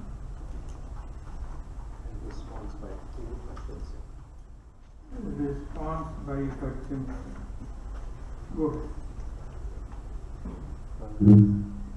अव्वल अल्लाह नूर उपाया कुदरत के सब बंदे एक नूर ते सब जग उपजया कौन भले को मंदे वाहिगुरु जी का खालसा वाहिगुरु जी की फतेह गुरु ग्रंथ साहिब जी विच शशोत आसा दी वार बाणी विच गुरु साहिब सानू परम पखंड लालच झूठ जाति जिनसी वितकरा छड़ के एक प्रभु परमात्मा का नाम जपण लई बड़मुला उपदेश दे रहे हैं गुरु साहिब जी दसदे हैं कि प्रभु की दरगाह विच मनुख दीयां दो ही गल्लां परखीਆਂ ਜਾਂਦੀਆਂ ਹਨ करनी ਅਤੇ ਕੀਰਤ ਅੱਗੇ ਕਰਨੀ ਕੀਰਤ ਵਾਚੀ ਹੈ ਬੈ ਲੇਖਾ ਕਰ ਸਮਝਾਇਆ ਨਾਮ ਕਮਾਈ ਕਰਨ ਵਾਸਤੇ ਸਾਨੂੰ ਪਦਾਰਥਾਂ ਦਾ ਪਿਆਰ ਲਾਲਚ ਛੱਡਣਾ ਪਵੇਗਾ ਇੱਕ ਮਨ ਇੱਕ ਚਿੱਤ ਹੋ ਕੇ ਇੱਕ ਪ੍ਰਭੂ ਪਰਮਾਤਮਾ ਦਾ ਨਾਮ ਧਿਆਉਣਾ ਪਵੇਗਾ ਨਾਨਕ ਫਿੱਕਾ ਬੋਲੀਏ ਤਨ ਮਨ ਫਿੱਕਾ ਹੋਏ ਉਪਦੇਸ਼ ਨੂੰ ਮੈਂ ਆਪਣੀ ਜ਼ਿੰਦਗੀ ਵਿੱਚ ਤਾਨ ਕਰਨ ਦੀ ਕੋਸ਼ਿਸ਼ ਕਰਾਂਗਾ ਕਿਉਂਕਿ ਮਿੱਠਾ ਬੋਲਣ ਵਾਸਤੇ ਮੈਨੂੰ ਇਸ ਕਰਕੇ ਜ਼ਰੂਰੀ ਹੈ ਕਿਉਂਕਿ ਮਿੱਠਾ ਤੇ ਪਿਆਰ ਨਾਲ ਬੋਲ ਕੇ ਮੈਂ ਆਪਣੇ ਆਲੇ ਦੁਆਲੇ ਸ਼ਾਂਤੀ ਅਤੇ ਪਿਆਰ ਦਾ ਮਾਹੌਲ ਬਣਾ ਸਕਾਂਗਾ साथ संगत जी ये संसार झूठा छल रूप है हर एक चीज राजा बाजा पदार्थ ये सब जीव नूं शहद वांग मिठे लगते हैं सच ता पर जानिए जे हृदय सच्चा होए सिख धर्म में ऊंच नीच जात पात धर्मी वितकरे लई कोई थां नहीं है सांझे सरोवर सारियां लई सांझा लंगर श्री गुरु ग्रंथ साहिब जी विच किते किसी भी वितकरे तो बगैर पगतां पट्टां गुरसिखां दी बाणी इक्को थां शोध करनी मानस की जात सब है एक पहचान को अनुसार भाईचारे ਅਤੇ ਸਾਂਝੀਵਾਲਤਾ ਦਾ ਪ੍ਰਤੀਕ ਹਨ ਗੁਰੂ ਸਾਹਿਬ ਬਾਣੀ ਵਿੱਚ ਬ੍ਰਾਹਮਣ ਪੰਡਤਾਂ ਖੱਤਰੀਆਂ ਦੇ ਧਰਮ ਤੇ ਜਾਤਾਂ ਦੇ ਨਾਂ ਤੇ ਵਖਰੇਵਿਆਂ ਦੇ ਜ਼ਿਕਰ ਕਰਦੇ ਹਨ ਤੇ ਦੱਸਦੇ ਹਨ ਕਿ ਸਭ ਊਚ ਨੀਚ ਨੂੰ ਛੱਡ ਕੇ ਸਾਰਿਆਂ ਦਾ ਇੱਕੋ ਹੀ ਧਰਮ ਹੈ ਕਿ ਉਸ ਇੱਕ ਪਰਮਾਤਮਾ ਦਾ ਨਾਮ ਧਿਆਉਣਾ ਸੰਸਾਰ ਵਿੱਚ ਬਹੁਤੀ ਵਾਰੀ ਇਸਤਰੀ ਨੂੰ ਸੂਤਕ ਕਹਿ ਕੇ ਤੇ ਨੀਵਾਂ ਸਮਝ ਕੇ ਵਿਤਕਰਾ ਕੀਤਾ ਜਾਂਦਾ ਹੈ ਜੇ ਦੇਖਿਆ ਜਾਵੇ ਤਾਂ ਇਸਤਰੀ ਤੇ ਪੁਰਸ਼ ਸੰਸਾਰ ਦੇ ਵਿਚਣ ਲਈ ਗੱਡੀ ਦੇ ਦੋ ਪਹੀਏ ਦੀ ਤਰ੍ਹਾਂ ਹਨ जिसना का आपसी मेल जोड़ होने ही संसार में बनता है गुरु साहब इस्त्री इंज सत्कारते हैं सो क्यों मता आखिए जित जमे राजा उपरोक्त दसाए वखरेवे अज के समय में भी नहीं खत्म होए संसार में जात रंग ਅਤੇ फिरके धर्म के नाते आए दिन लड़ाई झगड़े सुनने मिलते हैं कोई शक नहीं कि इस्त्री बहुत सारे अरदियां ते काम करती है पर कदी कदी इस्त्री ਨੂੰ ਯੋਗ ਕੰਮ ਤੋਂ ਇਨਕਾਰ ਵੀ ਕੀਤਾ ਜਾਂਦਾ ਹੈ। ਇਹ ਸਾਰੀਆਂ ਇਨਕੁਆਲਿਟੀਆਂ ਤੋਂ ਤੇ ਵਖਰੇਵਿਆਂ ਨੂੰ ਦੂਰ ਕਰਨ ਲਈ ਸਾਨੂੰ ਸਾਰਿਆਂ ਨੂੰ ਇੱਕ ਦੂਜੇ ਨਾਲ ਮੋਢੇ ਨਾਲ ਮੋਢਾ ਲਾ ਕੇ ਹਮਲਾ ਮਾਰਨਾ ਪਵੇਗਾ।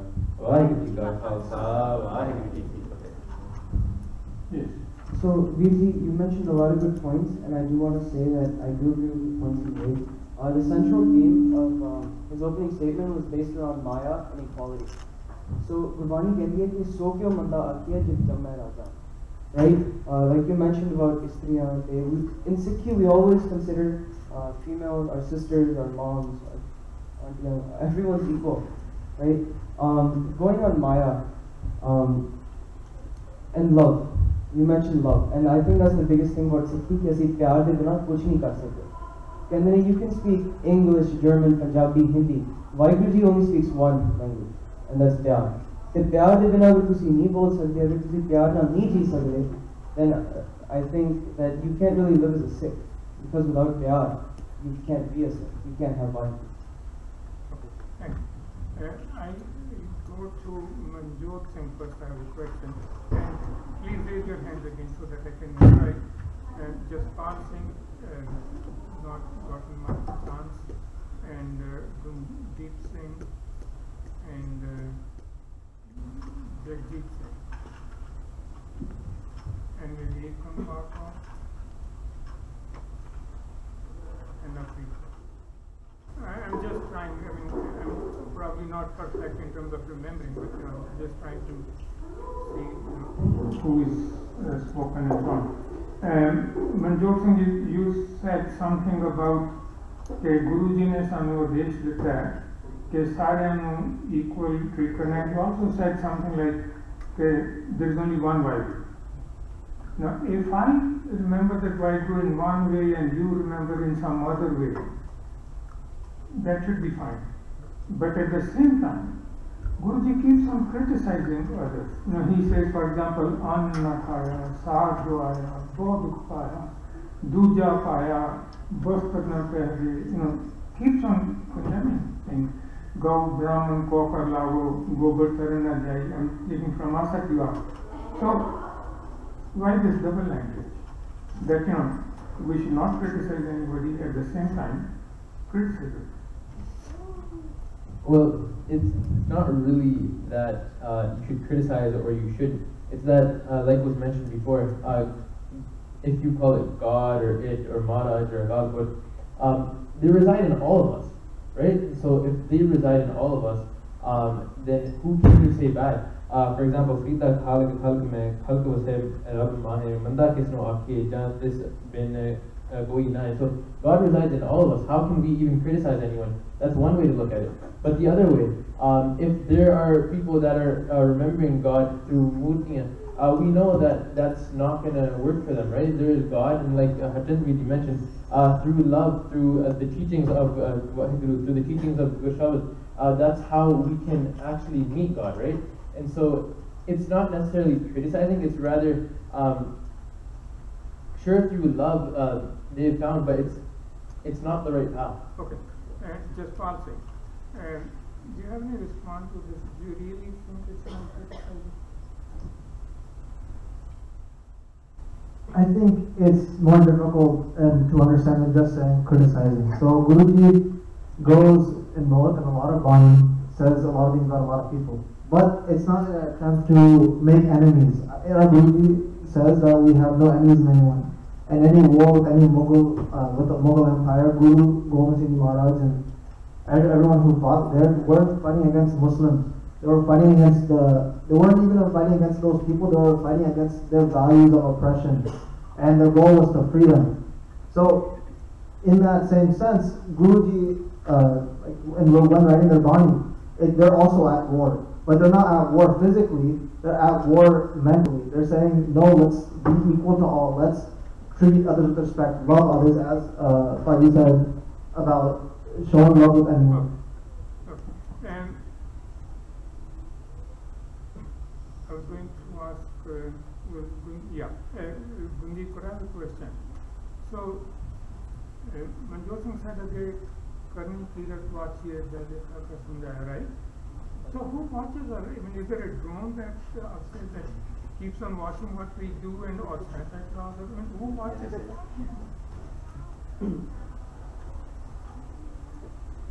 According to Sikhism, God is not just a person. You can define it in any way, spiritual power, but God is something which is prevailing everything, everywhere, in each one of us, in each one of the जीव. करनी कीरत वाचिए वह लेखा खर समझाया. कीरत कर्म हमारे देखे जा रहे हैं. So कौन देख रहे? अकाल पुरख. Even though he's not just a person. Is there a camera there or something? It's no camera. But and what tough question, because no one has ever realized God to its fullest. Okay, Aman Deepkar seems to have something to say. I want an answer to that specific question. Who is watching and how? I think it's not, we see that, in Gurbani also says Gita and Raj, like those are Lekha and stuff. And I think it's more us internally. We have a conscience, and that conscience, that the need, is essentially the voice of God in us. If we're doing something bad, we cannot have contentment because we know we've done something wrong. Versus when we've done something right, we have that peace of mind. And I think that's what it is, that it's an analogy, like Ikhwan God said that you're not supposed to take Bani literally.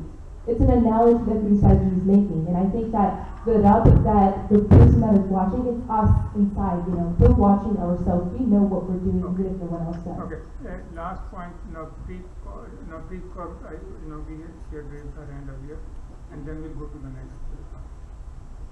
I agree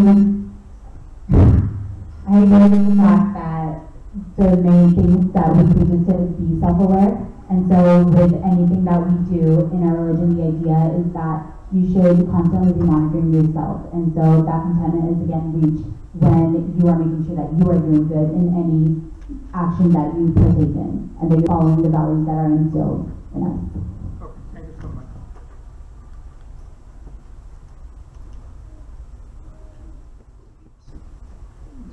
Number 2, Gundeep Singh to make the opening statement. And number 12, Chaman Singh to respond to it.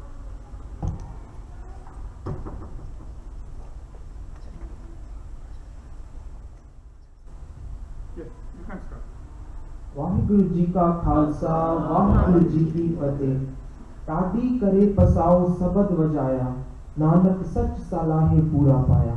पाव नाडी वांग परमात्मा दे सिफत सलाह दे गीत गाउंदे हुए परमात्मा ਨੂੰ ਨਾਨਕ ਨੇ ਪਾ ਲਿਆ. ਗੁਰੂ ਨਾਨਕ ਨੇ ਆਪਣੇ ਸਿੱਖਾਂ ਨੂੰ ਸੰਗੀਤਕਾਰ ਇੱਕ ਅਲੌਕਿਕ ਅਧਿਆਤਮਕ ਮਾਰਗ ਦੱਸਿਆ ਹੈ. ਗੁਰੂ ਗ੍ਰੰਥ ਸਾਹਿਬ ਜੀ ਵਿੱਚ ਦਰਜ ਵਾਰਾਂ ਇੱਕ ਸੰਗੀਤਕ ਸ਼ੈਲੀ ਹੀ ਹਨ. ਗੁਰੂ ਗ੍ਰੰਥ ਸਾਹਿਬ ਵਿੱਚ ਕੁੱਲ 22 ਵਾਰਾਂ ਹਨ, ਜਿਨ੍ਹਾਂ ਵਿੱਚ 20 ਦੇ ਨਾਲ ਸਲੋਕ ਵਿੱਚ ਸਲੋਕ ਦੇ ਨਾਲ ਪੌੜੀਆਂ ਜੁੜੇ ਹਨ ਤੇ 2 ਦੇ ਨਾਲ ਨਹੀਂ. ਉਹ 2 ਹਨ ਬਸੰਤ ਦੀ ਵਾਰ ਅਤੇ ਸੱਤਾ ਤੇ ਬਲਵੰਤ ਦੀ ਵਾਰ. ਸ੍ਰੀ ਆਦਿ ਗ੍ਰੰਥ ਦੇ ਸੰਪਾਦਨ ਤੋਂ ਪਹਿਲਾਂ ਗੁਰੂ ਅਰਜਨ ਦੇਵ ਜੀ ਕੋਲ 1500 ਸਲੋਕ ਸਨ ਜੋ ਗੁਰੂ ਸਾਹਿਬਾਨ ਅਤੇ ਗੁਰੂ ਭਗਤਾਂ ਨੇ ਲਿਖੇ ਸਨ. ਗੁਰੂ ਜੀ ਨੇ ਇੱਕ ਅਨੋਖਾ ਕਾਰ ਕੀਤਾ. ਉਹਨਾਂ ਨੇ ਪੌੜੀਆਂ ਦੇ ਨਾਲ ਇੱਕ ਮਤ ਦੇਣ ਵਾਲੇ ਸਲੋਕਾਂ ਨੂੰ ਜੋੜ ਕੇ ਵਾਰਾਂ ਨੂੰ ਇੱਕ ਨਵਾਂ ਰੂਪ ਦਿੱਤਾ. ਇਸ ਦਾ ਮਤਲਬ ਵਾਰ ਪਹਿਲਾਂ ਪੌੜੀਆਂ ਹੀ ਸਨ. ਇਸ ਗੱਲ ਦਾ ਨਿਰਣਾ ਪ੍ਰੋਫੈਸਰ ਸਾਹਿਬ ਸਿੰਘ ਸਲੋਕ ਵੀ ਮੈਲੇ ਪਹਿਲੇ ਕੇ ਵਾਰ ਸਲੋਕਾਂ ਨਾਲ ਸਲੋਕ ਵੀ ਮੈਲੇ ਪਹਿਲੇ ਦੇ ਸਿਰਲੇਖ ਦੀ ਵਿਆਖਿਆ ਵਿੱਚ ਵਿਖਿਆਨ ਕਰਦੇ ਹਨ. ਸਲੋਕਾਂ ਦੇ ਆਪਣੇ ਆਪਣੇ ਮਜ਼ਮੂਨ ਹੋ ਸਕਦੇ ਹਨ, ਪਰ ਆਸਾਦੀਵਾਦ ਵਿੱਚ ਪੌੜੀਆਂ ਦੇ ਨਾਲ ਰਲ ਕੇ ਉਹਨਾਂ ਦੀ ਸਿੱਖਿਆ ਸਾਂਝੀ ਸਗਲ ਜਹਾਨੇ ਬਣ ਜਾਂਦੀ ਹੈ. ਸੋ ਆਸਾਦੀਵਾਦ ਦੇ ਮੁੱਖ ਉਪਦੇਸ਼ ਦਾ ਜ਼ਿਕਰ ਕਰਨ ਵੇਲੇ ਇਹ ਆਖਣਾ ਕਿ ਗੁਰੂ ਜੀ ਨੇ ਆਸਾਦੀਵਾਦ ਦੀ ਰਾਹੀਂ ਰਾਮਾ ਸੰਬੰਧੀ, ਮੁਸਲਮਾਨਾਂ ਦੇ ਮੁਰਦੇ ਦੱਬਣ ਸੰਬੰਧੀ, ਜਨੇਊ ਸੰਬੰਧੀ, ਗਊ ਦੇ ਗੋਬਰ ਦਾ ਪੋਸ਼ਣ ਫੇਰਨ ਸੰਬੰਧੀ, ਇਸਤਰੀ ਜਾਤ ਸੰਬੰਧੀ ਤੇ ਹੋਰ ਸਲੋਕ. If you are just getting mazmoon out of it, an example out of it, and you are saying that Guru Sahib has asked the Brahman to do this and not to do this, then you are doing an ashud thing. That's not what asadiva. When Guru Sahib has combined all the sloks together, he wants them to be seen for all the jagat, for Sanji Jagat, Sanji Jagat, Sagal Jahani. Vaheguru Ji Ka Khalsa, Vaheguru Ji Ki Fateh. I just wanted to mention that Paji Kuldeep Singh, he was talking about in his very first line about Sikh Salah. And again, just to reiterate the point that Manjot Singh was making before, that the two things that we are going, that are going to matter in this life for us are gardening and Eid. And we have to do good gardening and do good Eid. Again, in Asa Diwar, Guru Sahib says, when he's talking about the Gneu, he talks about first Santokh Sut, right? He talks about the thread being Santokh. And in that same body, he also talks about Salang Satsu. That both the... I'm sorry to interrupt you. Can you respond to what he said? So the response is to what he said. And obviously, the Sikh Salah Karni, that is one of the main things. He also said that Guru Sahib da Upadesh Sare Jahan Liya, and that is true. All this Upadesh that Guru Sahib is doing in Bani, it's for the whole world, and that's why the only way to reach Vaheguru, the only way to get connected with Vaheguru and get oneness with Vaheguru is through the true Guru, is through Guru Granth Sahib Maharaj. Jaspal Singh and Jagjit Singh and Amandeep Kaur just spoke, so said so Jaspal Singh, Jagjit Singh and Said Singh. Do you have a question or just? No, go ahead.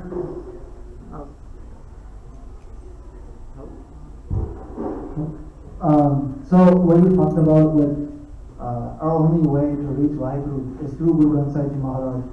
And I will say this, that Guru Granth Sahib Ji is all true, Guru Granth Sahib Ji is complete, but it's the idea of Guru Granth Sahib Ji. So whenever we talk about any Guru, if we talk about Sadguru, we can think all the Suroop of Guru Granth Sahib Ji, or if we say Sadguru Guru Nanak Dev Ji, we can think of the Suroop, the painting, the drawings, anything that reminds you of that Guru, and that can be, oh, that is the true way, by doing puja or whatever, and remembering that photo. But actually, there were, Bhagat Kabir Ji was before Guru Nanak Dev Ji's time, and Bhagat Kabir Ji is also doing Gurbani. And the idea is that this Guru, that the Guru from Guru Nanak Dev Ji onwards, that we can name, has always been there. If you look at the Siddh Ghosh, that Guru Nanak Dev Ji talked with the Siddhs. I have a question. Do you think, so are you making a point that Guru Nanak, just like we say, Sare Guru same Jot hai? Are you making a point that that is the same Jot as in Bhagat Kabir? Is that your point? I'm making a point that it's not the Suroop, it's not the physical being of the Guru that makes the Guru, it's their soul. So some of Guru or Vaheguru is in all of us. That being said, if we look at what Guru Nanak Dev Ji spoke with the Siddhs about in Siddh Ghosh, the Siddhs asked, "Who is your Guru?" And Guruji said, Shabad Guru Surtun Cheva. It's our Shabad that is the Guru, not the actual literal Bani, but the teaching of the Bani. And our conscience is the follower. Okay, so I want to go to Jagjit Singh with this question. So, are we saying that it was the Shabad that is the Guru, not Guru Nanak? So, are you, does this point mean that because it's the Shabad Guru, and Guru Nanak Dev Ji said that, it's not Guru Nanak who is a Guru, but the Shabad Guru who is the, so who is the Guru, Guru Nanak or the Shabad? I was thinking, is it okay if I stand up really quick? Oh, yeah, sure. Sorry about that. That's it. As long as you don't start from So, I think as Virji mentioned, Shabad Guru Surat and Chela, we say that Shabad is our true Guru. But, Anji? Sorry. But I think in terms of when we talk about Guru Nanak Dev Ji, Guru Angad Dev Ji, I personally believe that they were messengers. And you could, I guess you could say prophets as well. But I believe that the real Guru that we worship, or worship in the sense that we follow, that we, matha take to, is the Shabad. All of these people that we talk about, they're all messengers. Now the reason why we, say that our first Guru is Guru Nanak Dev Ji, second Guru is Guru Angad Dev Ji, is because those were actually you can almost say cultural founders of Sikhi. And I think it's important to make that differentiation between culture and spirituality, even though they believe in it. Sad Singh, I had his name, and then Harkin Singh, and then Chaman Singh. Our Guru is Bani. Bani Guru, Guru Hai Bani, which Bani on Sare. So when we look at Guru, we have to look at Bani. Bani is the words that have been written, and that was written from Guru Nanak Dev Ji to Guru Arjan Dev Ji and Guru Tegh Bahaduri. Those were the 6 Gurus that wrote our Guru Bani in Guru Granth Sahib Ji, and what they said was what they heard from Vaheguru Ji. Vaheguru Ji sent them here to write the Bani for us. Okay. Harkin Singh. So what you wanted to say something, right? Yes. Yeah. So जो विजी ने कहा सी बिल्कुल ठीक है. Going along with what Jagjit Ji said, I think what Guru Gobind Singh Ji tried to point out, and what he did very successfully, was that he gave Guru Gati to Guru Granth Sahib Ji. The other maqsad thi ki we don't need a living body, a person, for it to be our Guru. And it goes with the point that Shabad Guru is the Guru. Our Gurus, Guru Nanak Dev Ji, Guru Angad Dev Ji, all 10 Gurus, they were messengers. But the real Guru is the Bani that lays inside Guru Granth Sahib Ji. Okay. Chaman Singh. Singh just made a point that Vaheguru spoke to Guru Sahib, and that's how the Bani came. And Guruji also says, Jaisi mein aave khasam ki Bani, taisra kari dhyan se le lo. So, what is the process? Is there a microphone with Vaheguru and Guruji has earphones, or what's happening? Guru Nanak Sahib, as Gurbani says, Aap Narayan Kalatar Jag Meh Parvareo, that Guru Nanak Sahib himself had Vaheguru's Jod inside of him. And Gurbani also says, Jod eha Jug eh Sahat Aya Tirth Palti hai, that the Jod and the Jugat, the methodology, is the Guru. The way the Guru said, the message that Gurbani says is the Guru. We also respect the medium through which that message is coming, whether it was the body, whether it is Tan Tan Shri Guru Granth Sahib Ji. Okay? So the main thing is that the Jod and the Jugat are the Guru, the method and the Jod of Vaheguru are the Guru. But even the medium that it comes to us, we respect that, we give that respect, because that is how we can understand. So let me follow that up. So Guru Nanak was a medium to relate the message and Gurbani, right? So would you call this medium as a Guru? This is the Guru, because it is a living manifestation. Like Guru Nanak Dev Ji, he was a living manifestation of all of Vaheguru himself. He showed what a good Manuk should be like. He showed what and the same thing Guru Granth Sahib Ji is telling us. So the message, the Jod and the Jugat is the Jod and the Jugat is Guru. Let me follow up this further. I've asked this many times earlier, so you might already have a feeling for this. So you said Guru Nanak was, of course, a Guru, that the medium is relaying the message. So when he passed on the Guruship to Guru Angad Dev Ji, did we have 2 Gurus, or Guru Nanak ceased to be Guru? So the thing that I want to say about that is that when Guru Nanak Sahib Ji bowed down before Guru Angad Dev Ji Maharaj, obviously he still had the gun, but the takhat that he gave, it was to Guru Angad Dev Ji Maharaj. And because Guru Nanak Dev Ji himself bowed down to Guru Angad Dev Ji Maharaj, that meant that if you were a Sikh of Guru Nanak and he's bowed down to Guru Angad Dev Ji, then you also bow down to Guru Angad Dev Ji. Because this Kaya, this Shri, this is going to go away. But the Jod and the Jugat that was passed down, that is going to stay forever. Now, Ekomkar Kaur has her hand up and I have a question. So this is a very interesting situation that Guru Nanak Dev Ji passed the Gurgati through Guru Angad Dev Ji, and both of them are still there, right? So in the present day world, now, today, not necessarily in Sikhs, but in any other religion, do you have a parallel situation? Can you rephrase the question? So Guru Nanak Sahib passed on Gurgati to Guru Angad Dev, and both were still there. Officially, as we learned, Guru Angad was he was representing the functionality of Guru. But Guru Nanak Dev Ji was still there. In the present day world today, do you have a similar situation in any religion? Okay. So Guru Sahib Ji ne. No, direct answer. You don't have to worry about telling me about Guru. Okay. Eka Bani, Ek Gur, Eko Shabad Vichar. It's just one message that's going through. That's fine. I'm asking, is there a parallel situation today? Manjot Singh wants to say something. If you want to address the specific question. Okay. I think it's quite unique what happened in Sikh. I don't think in any other religion you would have Okay, that. But currency. So the Pope Francis, the previous Pope advocated in favor of Pope Francis, and he's still alive. So that's just an example. Okay. So I think we'll go back go to the next. Thank you very much.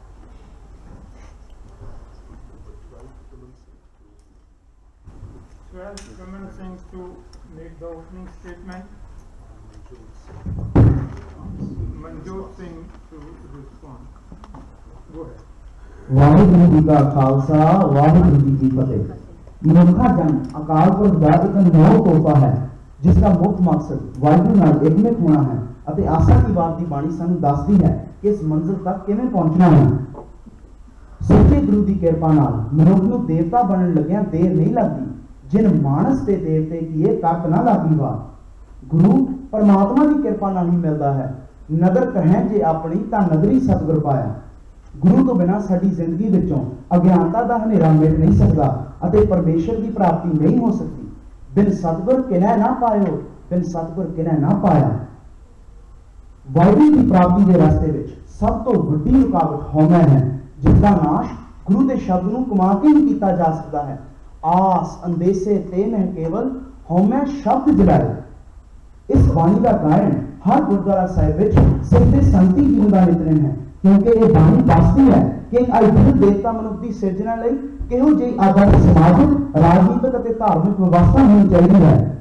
ਇਹ ਬਾਣੀ ਜਿੱਥੇ ਮਨੁੱਖੀ ਚੇਤਨਾ ਵਿੱਚ ਹਉਮੈ ਦਵੈਤ ਅਤੇ ਪਾਖੰਡ ਕਾਰਨ ਆਈਆਂ ਬੁਰਾਈਆਂ ਦਾ ਪਾਜ ਦੇੜ ਕੇ ਬਦੀ ਕੂੜ ਅਸਮਾਨਤਾ ਨਫ਼ਰਤ ਭਰਮ ਤੇ ਪੇਖ ਨੂੰ ਨਕਾਰਦੀ ਹੈ ਉੱਥੇ ਇਸ ਬਾਣੀ ਵਿੱਚ ਇਸ ਸ੍ਰਿਸ਼ਟੀ ਦੇ ਕਾਰਨ ਵਾਹਿਗੁਰੂ ਦੇ ਗੁਣਾਂ ਤੇ ਵਡਿਆਈਆਂ ਦਾ ਜਸ ਗਾ ਕੇ ਸਮਾਜ ਵਿੱਚ ਆਈ ਇਖਲਾਕੀ ਗਿਰਾਵਟ ਦਾ ਹੱਲ ਦਰਸਾਇਆ ਹੈ। ਆਸਾ ਦੀ ਬਾਤ ਵਿੱਚ ਗੁਰਮੁਖਤਾ ਤੇ ਮਾਨਵਤਾ ਦਾ ਯੁੱਧ ਹੈ ਜਿਸ ਵਿੱਚ ਕਾਮ ਕ੍ਰੋਧ ਲੋਭ ਮੋਹ ਅਹੰਕਾਰ ਆਦਿ ਵੈਰੀਆਂ ਨਾਲ ਜੂਝਣਾ ਸਿਖਾਇਆ ਗਿਆ ਹੈ। ਆਸਾ ਦੀ ਬਾਤ ਦਾ ਉਦੇਸ਼ ਸਾਡੇ ਜੋਗੇ ਹਾਲਾਤਾਂ ਤੇ ਅੱਜ ਵੀ ਪੂਰਾ ਕਰਦਾ ਹੈ। ਜਿਵੇਂ ਕਿਸੇ ਰੋਗ ਦੇ ਇਲਾਜ ਲਈ ਉਸ ਦੇ ਕਾਰਨਾਂ ਦਾ ਪਤਾ ਕਰਨਾ ਜ਼ਰੂਰੀ ਹੈ ਅੱਜ ਲੋੜ ਹੈ ਵਿਚਾਰਨ ਦੀ ਕਿ ਅਸੀਂ ਕਿੱਥੇ ਖੜੇ ਹਾਂ। ਅੱਜ ਸਾਡੀ ਹਾਲਤ ਕਿਵੇਂ ਸਵਾਹ ਨਾਲ ਪਰੇ ਤਿਲਾ ਵਾਂਗ ਹੋ ਗਈ ਹੈ। ਸਾਬਤ ਬੀਜ ਤੋਂ ਅਸੀਂ ਕਿਵੇਂ ਦਾਲ ਵਾਂਗ ਦਫਾੜ ਹੋ ਰਹੇ ਹਾਂ। ਅੱਜ ਲੋੜ ਹੈ ਜਾਣਨ ਦੀ ਕਿ ਗੁਰੂ ਦੇਵਤਾ ਦੀ ਦਵੈਸ਼ ਕਿਵੇਂ ਖਤਮ ਕਰਦਾ ਹੈ। ਗੁਰੂ ਦੀ ਸਿੱਖਿਆ ਤੇ ਚੱਲ ਕੇ ਅਸੀਂ ਕਿਵੇਂ ਵਿਕਾਰਾਂ ਦੀ ਗੁਲਾਮੀ ਤੋਂ ਮੁਕਤ ਸਰੀਰ ਤੋਂ ਲੈ ਕੇ ਰੂਹ ਤੱਕ ਆਜ਼ਾਦ ਅਤੇ ਵਾਹਿਗੁਰੂ ਨਾਲ ਇਕਮਿਕ ਹੋ ਸਕਦੇ ਹਾਂ। ਆਓ ਗੁਰੂ ਨਾਲ ਮਿਲ ਕੇ ਵਿਚਾਰ ਕਰੀਏ ਤਾਂ ਕਿ ਆਸਾ ਦੀ ਬਾਤ ਵਿੱਚ ਦਿੱਤੇ ਸੰਕਲਪਾਂ ਦੀ ਸਮਝ ਅਧਿਆਤਮਿਕਤਾ ਦੇ ਮਾਰਗ ਤੇ ਸਫਲ ਹੋਣ ਲਈ ਸਾਡਾ ਮਾਰਗ ਦਰਸ਼ਨ ਕਰੇ। ਵਾਹਿਗੁਰੂ ਜੀ ਕਾ ਖਾਲਸਾ ਵਾਹਿਗੁਰੂ ਜੀ ਕੀ ਫਤਿਹ। So you brought up a lot of great points. One of them being, first one, I believe, being that this Janam is a gift of Lopa. And in Guru Granth Sahib Ji, specifically in Rairas, we read, Vehi Prabhu Mani Deviriya Govind Miran KiEh Teri Variya. This is the Janam that you're going to meet the Lord, the Vaheguru, the God Lord. And so this is the Janam that you have to work on that travel, that path. And Devte, like you mentioned, they long for this Janam, they long to be able to give them the opportunity just to meet a God Lord just for one time. And so because we're given the gift of Satguru, we can go from the darkness to the light, or the accomplishing of like meeting them. And so I want to finish off with, you mentioned Dubda. And so, Hoye ekattar milo mere bhai, Dubda dur karo live life. When you don't live like a lagi, then that's again, Hoye ekattar milo mere bhai, with great sangat. You're able to get rid of that Dubda, that duality of this or that, and you have that one, of the oneness of a God word themselves. Okay. We'll go to this current thing, and Nafreet Kaur, Amandeep Kaur, and Gundeep Singh. Let me just write it down. Just current, Nafreet, Amandeep and Gundeep. Before that, I have a question. And that question I have from Symposium. Obviously, your parents have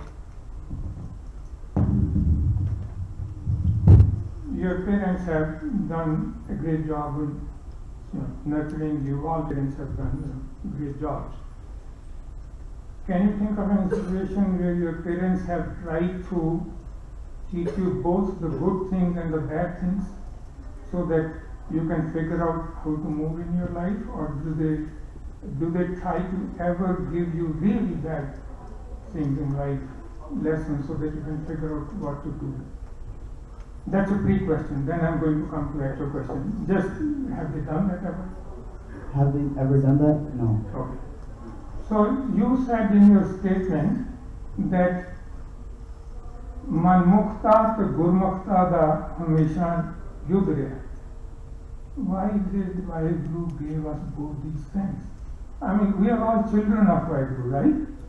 Why did Vaheguru want to give us Manmukta also? Why not just give us Gurmukta and make not only our life easy, so that I could, lamia pasate so jayega, aram ke naal, don't have to worry about what's happening in the world, what's happening in Syria, what happened in 1984 and so on.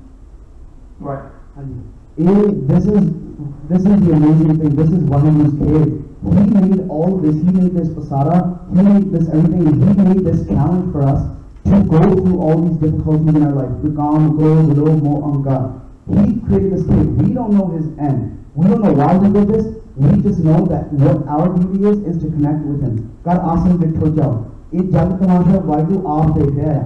know why he created Manmukta. And the other thing is, Manmukta, and that's the reason why we need to connect to the true Guru, so that we can really understand why Vaheguru is doing this, okay?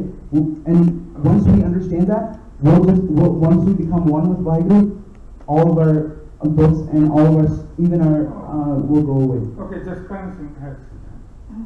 So this isn't, Dhruvanvirji is right here. It's an interesting dichotomy that Vaheguru placed before us. This idea that there are Manmukhs and there are Gurmukhs, but there's also this idea that free will versus the destiny that he's already pre-written. And it's up to us to choose the right path. It's to prove ourselves to the Guru, so when we go to the Guru's court, then we know what deeds we have done, which are good and those are bad. And every moment is a choice for us. It's, do we take this path or do we take that path? And I think that's what. Now, please go. Going back to your question of essentially why is suffering also important, you don't necessarily appreciate things that you're given in life unless you have something in contrast with it. Just as if you gave me, just with education, I value education because I realized that my ancestors did not have that as a resource, especially as a female. But that's not necessarily something that I would value if I would never known anyone that was deprived of that. So suffering is there to allow us to appreciate what we do have, because that appreciation doesn't come if we're just constantly surrounded by good.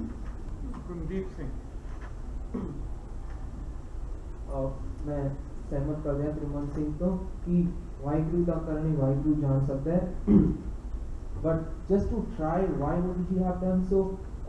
It's both अच्छाई and बुराई in the same world. I agree with her that अच्छाई का बुरा तभी पता चल सकता है जब तुम्हारे कोल बुराई है. Things are relative in nature. अच्छाई बुराई relative है. But Guru Sahib कहते हैं बुराई अच्छाई दोनों ही उसके विस्माद है. विस्माद बहुत बड़ा वर्ड है. लाइक संस्कृत काव्य में कई सारे काव्यिक शैली होते हैं, विस्माद, रोष, सैटायर. गुरु साहब कहते हैं विस्माद विजोग भी विस्माद है. विस्माद नेड़ विस्माद दूर उसका दूर होना भी हमारे लिए विस्माद है. दुख दारू सुख रोग गया, उसका दारू भी हमारे लिए सुख हो सकता है अगर तुम उसको सेलेक्ट करेंगे. Who has just a couple of points? Who has not spoken in the last couple of them? Konkar Kaur and just one more. I think you made a point recently. Anybody else wants to say who did speak? Amandeep, you spoke. You didn't? Okay. So, Amandeep, who was the first one I mentioned? Ekonkar Kaur and Amandeep Kaur. Then we'll wind up. So Guru Sahib Ji made achai and burai because this is his kid. We don't know why he made all this stuff, but this is his kid. But one thing in Guru Sahib says that hum prem bandhan tum bandhu. Guru Sahib Ji made all this maya for us. He wants to see this kid how we're going to get into him. But we're telling Guru Sahib Ji hum prem bandhan tum bandhu. We tangled you in our love. That's what Guru Sahib Ji wants to see. He wants to see how much love we have for him. Because asi vichar gaye hain Guru Sahib ko. And if we don't see this Maya stuff, we won't know कि ਅਸੀਂ actually ਵਿਛੜ ਗਏ ਹਾਂ। ਸਾਡੇ ਦੁੱਖ ਹੁੰਦਾ ਹੈ, that's when we know कि ਅਸੀਂ ਵਿਛੜ ਗਏ Guru Sahib. Okay, Amandeep Kaur last point and then we'll move to the next. So you have to discussions maybe back to. Make any point that you make. Okay, but so related to the discussion that's going on, related to this. Okay.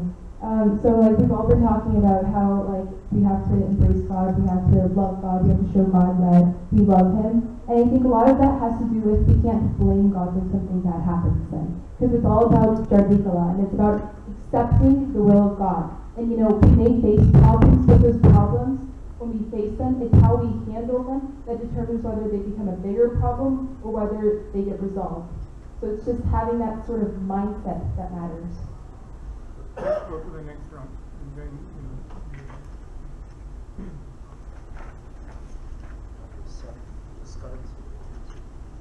just Karan Singh opening statement.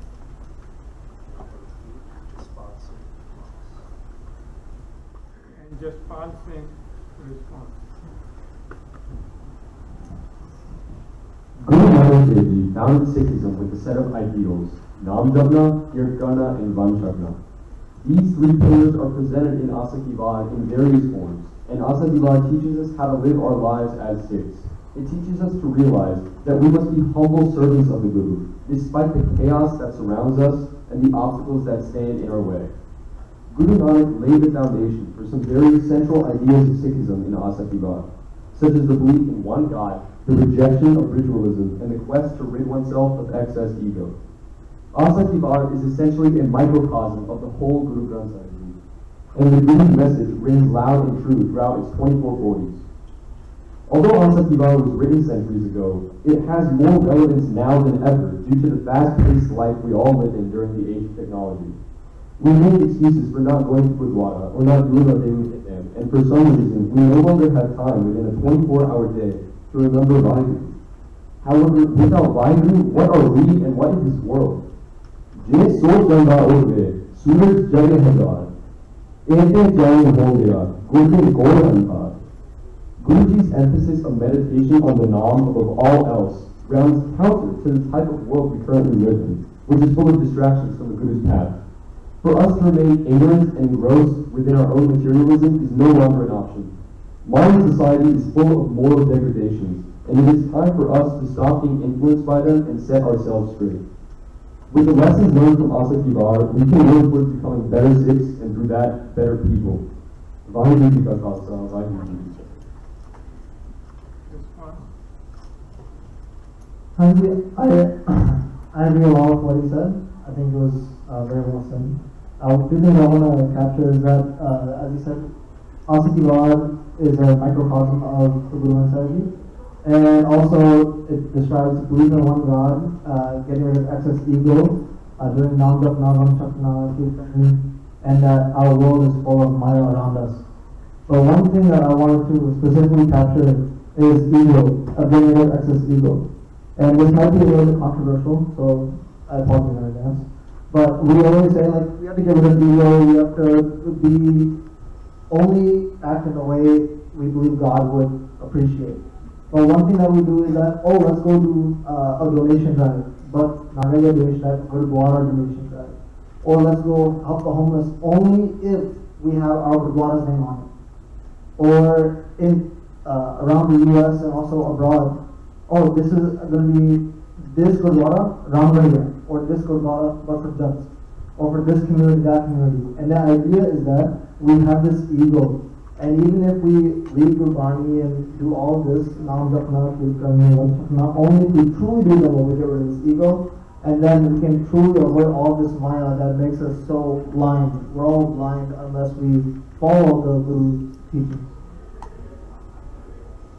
Okay, Harchin Singh and just Karan Singh will come to you a little later in the round itself. Remind me if I correct, because then you can sum up other things with this. Harchin Singh and Sad Singh and Navpreet Kaur. So, Jaswalji, you mentioned some very good points, but I think that something you said triggered something that I want to say. If we think about it, Homa, ego, is our sickness. Vaheguru is our doctor, right? And his hukam is our medicine. That is the only way we can get rid of the Homa. And when we are free from this Homa, we are living in Sachai. And what you said is absolutely correct, and I do agree with you. So the biggest thing for us is, like you said, Maya. ਜਦੋਂ ਅਸੀਂ ਮਾਇਆ ਨੂੰ ਬਾਹਰ ਕੱਢਾਂਗੇ ਤਾਂ ਅਸੀਂ ਸੱਚੇ ਸਿੱਖ ਬਣ ਪਾਵਾਂਗੇ, ਤਾਂ ਹੀ ਅਸੀਂ ਸੱਚਾਈ ਵਿੱਚ ਜੀ ਪਾਵਾਂਗੇ. Okay, and Sad Singh, I want to follow up what this person said. He said, Vaheguru is our doctor and it relieves our sickness. I know quite a few people who died from cancer and they really prayed very hard.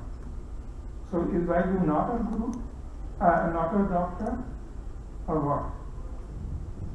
The sickness that you're talking about is a very different sickness from the sickness that Gurbani tells us about. First, I'd like to say, Mera Mail Guru Govinda and Sansad Roki Naam Daru Mal Lage Satya. So this what we are suffering in this day has to be the only cure is Naam. So the cure isn't of cancer, the cure is of our dukh and our own words, our chinta and everything in our daily life. Okay. And Navpreet Kaur, I want to follow it up even further. So forget about cancer, right? If Vaheguru is not a doctor of a physical ailment, still we are Vaheguru's children, right? Why would he put somebody who is the greatest Naam Japanwala for him on a tapikal? Why would that happen? I think when looking at situations like that, one of the things that is addressed in Asadivar is that death is a part of life, and so it is inevitable that we will reach a point where we will die. And so with things like that, it's a sacrifice to our religion, which is then an honorable way to have lived your life. And so it's an appreciation of the life that you're gifted. And so if we are to reach the point of death, either way, it's almost not necessarily better, because we don't all need to sacrifice ourselves right now, but just it is something that is honorable in that sense. Okay, come on. So Guru Sahib, he was obviously the living manifestation of Bani, and Bani says, "Jo nar dukh mein dukh nahi manne, sukh sane ar pair nahi janka kanchan mati manne." That in like dukh and sukh, these are both kapde, these are going to come and go.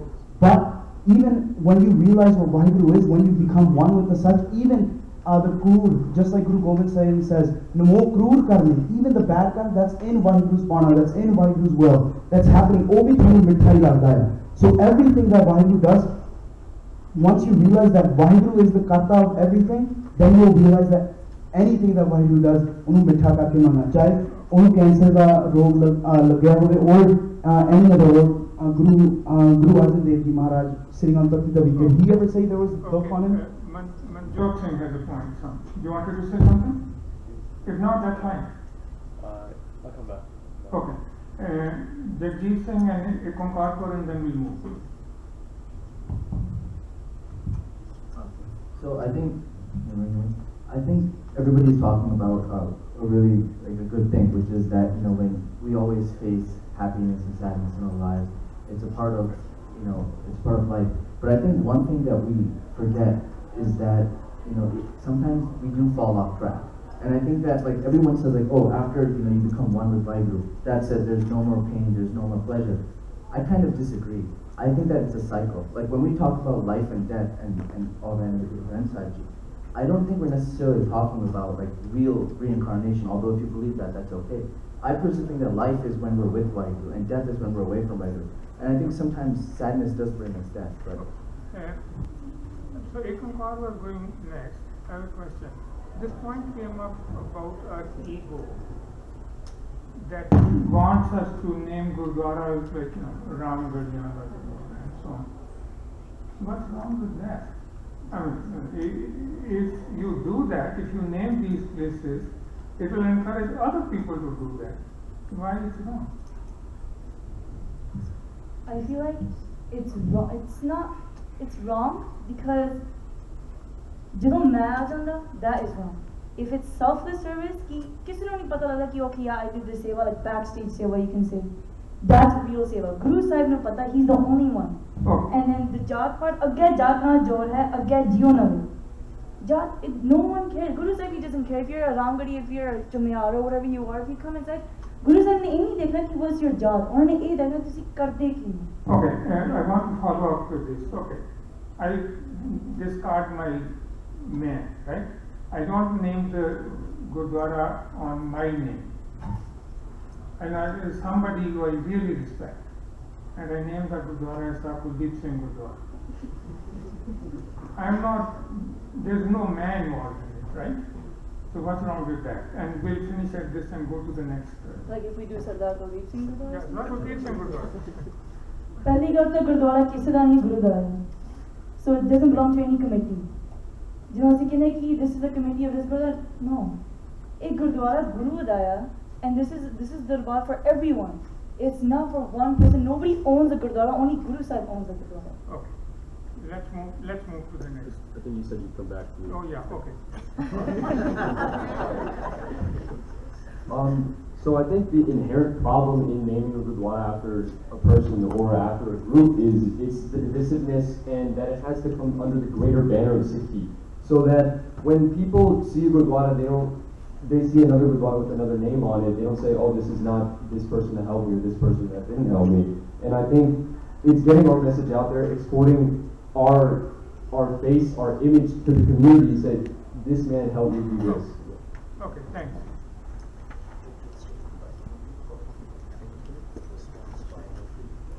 So opening statement, Amandeep Kaur, response by Navpreet Kaur. Vaheguru Ji Ka Khalsa, Vaheguru Ji Ki Fateh. As we are all gathered here today in the discussion of Bani of Asa Ki Baat, I would like to begin with what I believe the important message and purpose of this Bani is, and how it answers the vital question that we are all chasing. Give Satyara Hoye, give Kure Dute Paal. Written by Guru Nanak Dev Ji in 720 of Raja As, Asa Ki Baat is not an ode of a physical war struggle that was won, but one that is a battle that is internal, that is yet to be conquered. What Asa Ki Baat does for us is that it frees us from superfluous rituals and mindless religious practices. It enlightens us to accept the hukam of Vaheguru and remain in a constant state of Chardikala. We are to employ Daya, Kapala, Santokh, Sooth, and Sat into our lives because the Devte that Guru Nanak Dev Ji talks about becoming, Jin Manas ke Devte kiye Kathna Lagi Baat, is us here and now. We need to understand that we simply do not become sick by habit or by birth, but through daily introspection that is followed through with a change in accordance to the good Bani that we read every single day. Otherwise, reading that Bani is also a mindless ritual. Asa Ki Baat in itself is a social revolution for its time because it named equality, truth, and justice the religion of Manas Ki Jaat, humankind. But we must also understand that religion is not an exchange of bad deeds for pardons as we have made it, but a way of life that we must each adopt for themselves. There is a huge discrepancy between what Guru Granth Sahib Ji defines a Sikh as and what a Sikh today actually embodies. When something goes awry, we are quick to blame God, or the second that our temporal happiness flees us, we run to find sanction with another. And Guru Sahib Ji says to this, what kind of love is this when we turn our backs and we run to another? And with that, I hope to lead us into considering the biggest question for us all to answer. And the first approach to answering this question is by being the embodiment of the day-to-day, like qualities that Guru Sahib Ji stresses throughout Asa Kivar. Vaheguru Ji Ka Khalsa, Vaheguru Ji Ki Fateh. Yeah, response. One of the things that you had mentioned.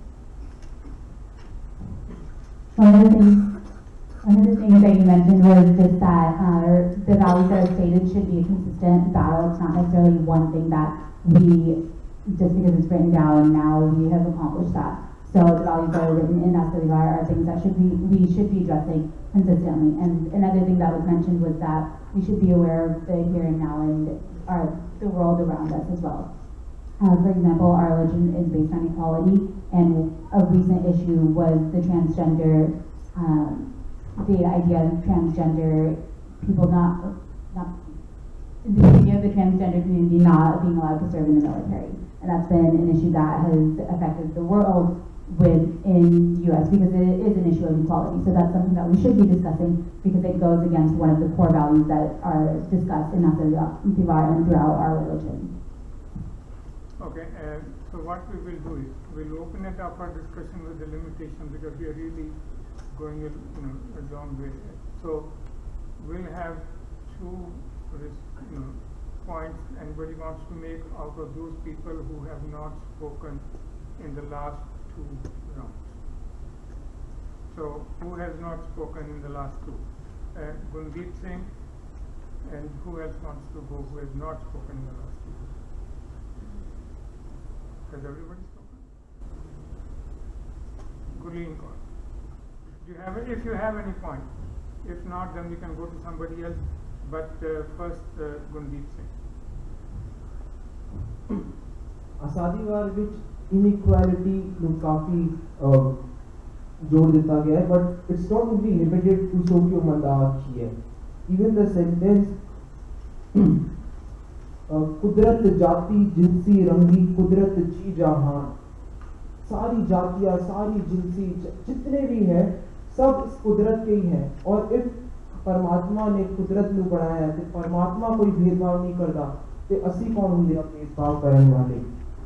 जानो जोत ना पूछो जाति आगे जात ना है. सियासती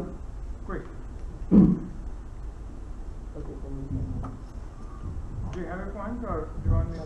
Okay. I think I wanted to bring up the discrepancy that you talked about originally, that we do blame God when you're in pain and you turn your back and go somewhere else and you try to find relief elsewhere, and I think that's wrong. I think that when you are in pain, that's the point that you should turn to God, and that's where you should stay and meditate on Waheguru, do Nam-Dasana. That's when those should be most prominent. Okay. Thanks. So we'll go to the next round. Again, I'm sorry for cutting it off, but we've been spending a lot of time, and a lot of you have had good chances to express your views. So we'll go to the next.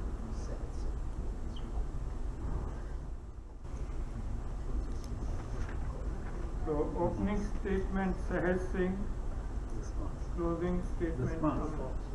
Sorry. Response. Yeah, response by Amandeep. So according to that, the daily nickname consists of Japji, Jap, Sriye, Ras, and Sola. But from my experiences, one point that a lot of Kirtanis agree on is that Asadivar is also part of the nickname.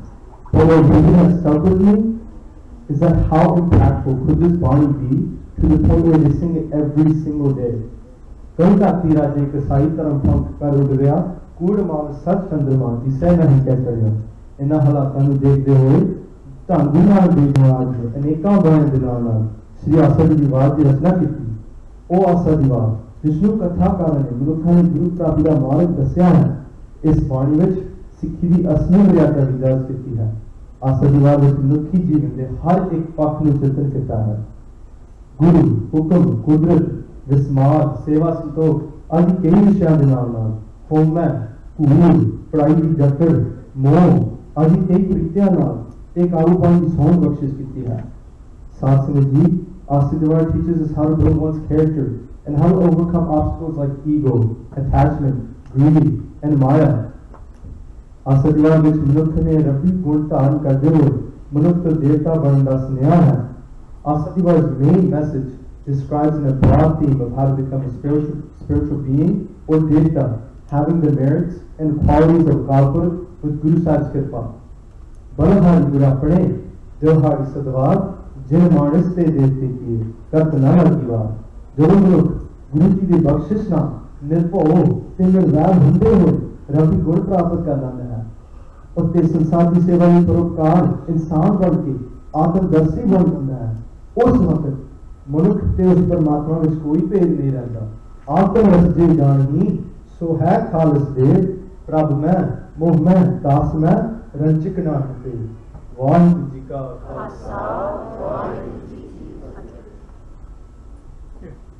Okay, to respond to that, at the very end you mentioned how if we embody all of these things that Asakjivat is talking about, that there will be no difference between the Manuk and God. And I think that rings true because Guru Sahib Ji himself says, you're supposed to become like the Guru, you know? There's no limitation on that.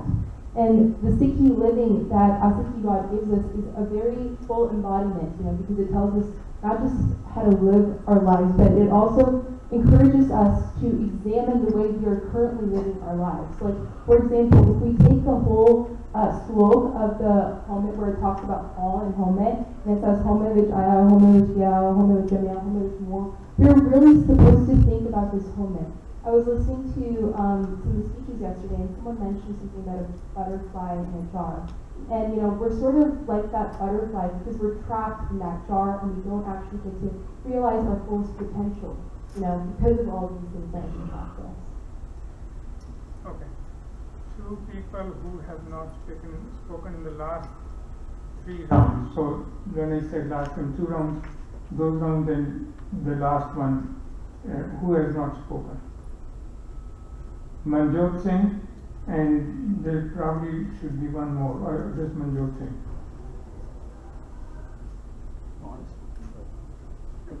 No, I know he has spoken, you have spoken, Manjot Singh is one of them, and Rati Hachin Singh. Okay, Manjot Singh. Both the people have mentioned Jin Manas te Devte ki ek Katna Lagi. What is a Devta? And why do we strive for being a Devta rather than being one with Bible?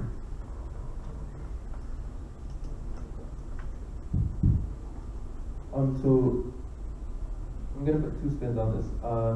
Devte are also those that are closer, that have progressed in a spiritual state of whatnot. However, that's not what we're aiming to be, like you just mentioned. We're not aiming as Sikhs to just stop at being Devta. We want to meet Maharaj themselves, but we want to lean one with them, right? So yes, that's on the way there, and Gurus have also said that as you're on the marg, as you're progressing through, you'll get to a state that you're basically a Devta too, but that's not what our goal is at the end of the day. Okay, Hachin Singh, you have any thoughts on that? For the most part, I do agree with you, Guruji. I think that one thing that we should remember is that we should look at our gurus, for example, right? Jadu Guru Gobind Singh Ji, Jang de vich age si, 1205 vich, Sarsa Nadi de naal, unhone Asa di War jari si, or he recited Asa di War, and that kept the Fauj in Chardi Kala, right? So if we can look at our leaders, our gurus as examples, we're not going to be like our gurus, obviously. They're way higher than I can be, you can ever be. But the thing is that if we look at people who are better than us and we continue to strive to be better, it's just a goal. Because we need to keep improving ourselves. A Sikh Sikhna, that's the whole point of a Sikh. A Sikh is someone who learns. And that's our goal. Okay, so let's go to the next round.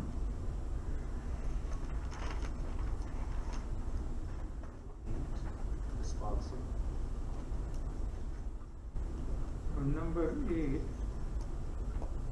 would start it. Number 8 is already done. So number 8, just passing will give the opening statement.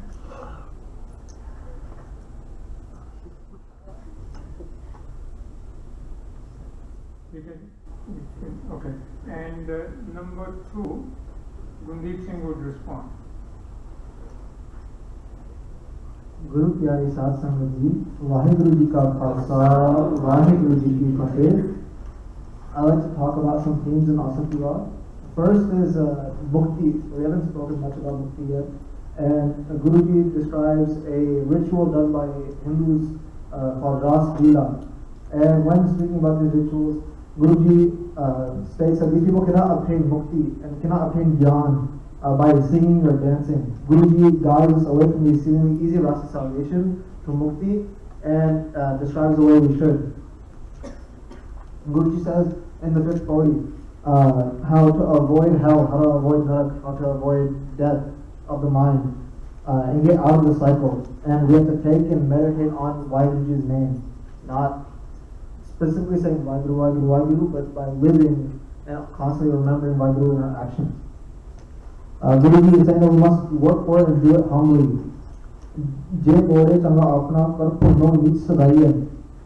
And to bring this in terms of Sikhi, Nitnema is not something to memorize and something to recite, but it is something to live as well. Gurbani should be everywhere in our lives, not only in a book, not only in a gurkha. And so what's so special about this Bani? Guruji says, Jaiso Chanda Ugvai Surya Chare Hazar, Ete Chana Hunya, Gurupin Or Andan. Without this Guru, we are blind. We do not know the way of life without Guru, without Guru's teaching, without truth. Without truth, we are lost. And speaking on truth, Guruji focuses on truth and says that they love truth very much, but also they say that they don't, that the same creation is false. And when Guruji speaks about this, Guruji is essentially saying that whenever we forget Vaheguruji, so if I look at my house and I say, oh, this is my house and I made it only by myself, I didn't get any help and Vaheguruji didn't do anything, then it's false. But if I look at this house and look, okay, this came from the 5 elements. Also, this came from hard work and other people as well, and being humble about it, then it's true. The same house can be false or true based on our own perception. And also, we talk a lot about equality when it comes to education or gender equality. And I would like to wrap up by saying that Askivad is not just the Pangtiya that are inside, but it's a representation of the entire Guru insanity. And if we can take this Bani and put it into our hearts, then we can truly live by the way that the Guru would want us to. Okay, thanks. And the response? Jaspal Singh mentioned about most of the virtues, the qualities which are mentioned in Asadiwad. I'll just pick 1 or 2 of them and comment on them. So he mentioned about humility, humbleness. Asadiwad does speak about humility a lot. Simal Luk Saraira At Dhiragat Much Oi Jave Askar Jai Nirasya Kirtan Pal Vike Pul Bak Bake Kam Nave Pat Vik Sanjeevi Nanaka Gur Changaya Tata. Siis Nivaya Kya Thiye Jaridai Kasudi Jai. But you just don't have to bow down in front of the Guru physically. You have to bow down emotionally as well. शीश निवाला क्या किया जाविदे कसुदी है, हृदय में कसुदी नहीं होनी चाहिए. मन हाली किरसानी करनी, सरम पानी तन खेत, नाम बीज संतोष सुहागा, रख गरीबी वेश, गरीब वेश तुम्हें धारण करना है. साध की शोभा अत मस्कीनी, मस्कीनी बन की ह्यूमिलिटी अंदर डालिए, तभी तुम्हारे अंदर वो साध की शोभा मिलेगी. जे लोड़े चंगा अपना कर पुण्यो नीच सताइए. पुण्य करो, गुण करो, लेकिन तब भी अपने आप को नीच रखो. Okay, and 3 people. Okay, we have 3 people already, and that's Navpreet Kaur, Jaskaran Singh, and Jagjit Singh. So we'll finish after 3 people, but I have a question. Among Navpreet Kaur and Ekumbari said, who was the other one I said? Okay, Jaskaran Singh. Who wants to go first on a question I'm going to ask? Drawing lots. Okay, now free call. So this line has just been mentioned. Jeso chanda gohe suraj chade anhar hazar ete chanan hondiya gurubin koranda. So I want to emphasize ete chanan hondiya gurubin koranda. Or Guru is Guru Granth Sahib. ਸਾਡੇ ਘਰਾਂ ਦੇ ਵਿੱਚ ਜੋ ਅਸੀਂ ਵੀ ਸਿੱਖਿਆ ਸ਼ੁਰੂ ਤੋਂ ਜੰਮਣ ਤੋਂ ਕਿ ਜਦੋਂ ਸ਼ਾਮ ਹੋ ਜਾਂਦੀ ਹੈ ਤੇ ਗੁਰੂ ਗ੍ਰੰਥ ਸਾਹਿਬ ਦਾ ਸਰੂਪ ਹੈਗਾ ਬਾਬਾ ਜੀ ਦੇ ਕਮਰੇ 'ਚ ਜਾ ਕੇ ਤੇ ਬੱਤੀ ਜਗਾਣੀ ਹੈ ਸੋ ਜੇ ਗੁਰੂ ਸਾਨੂੰ ਚਾਨਣ ਦੇ ਰਿਹਾ ਤੇ ਅਸੀਂ ਉਹ ਦੀਵਾ ਜਾਂ ਬੱਤੀ ਜਗਾ ਕੇ ਗੁਰੂ ਦੇ ਕਮਰੇ 'ਚ ਹਨੇਰਾ ਕਰਨੇ ਆ ਵੀ ਗੁਰੂ ਨੂੰ ਠੋਕਰ ਨਾ ਲੱਗ ਜਾਏ ਵਿਰੁੱਧ what are your thoughts on that? I think that's just something that's practiced as a sign of respect, not necessarily because it can't be lit on its own. It's the idea of choosing something that you find precious in your life, or something that is allowing you to practice values that allow you to obtain enlightenment with respect. And so anything that we do in that sense is just to make sure that that is not harmed in any way. Okay, just current thing. So if we don't do that, I come home from a party very late. Is there a problem with that? So I think this is an example of actually a ritual that we have here in Sikhism, and it's okay if you don't. It's out of respect that we do it for the Guru. And the problem with ritualism is there is blind ritualism and then there is ritualism with meaning. And this is a ritualism with a meaning that we can justify as out of respect for the Guru. And another thing that I want to comment on, Randeep Singh, he brought up humility, and I think it's a prime virtue that we need to recognize. Humility is the virtue that takes us from controlling our ego, it takes us to the Guru, to merge one with the Guru, and I think that should be it. Okay.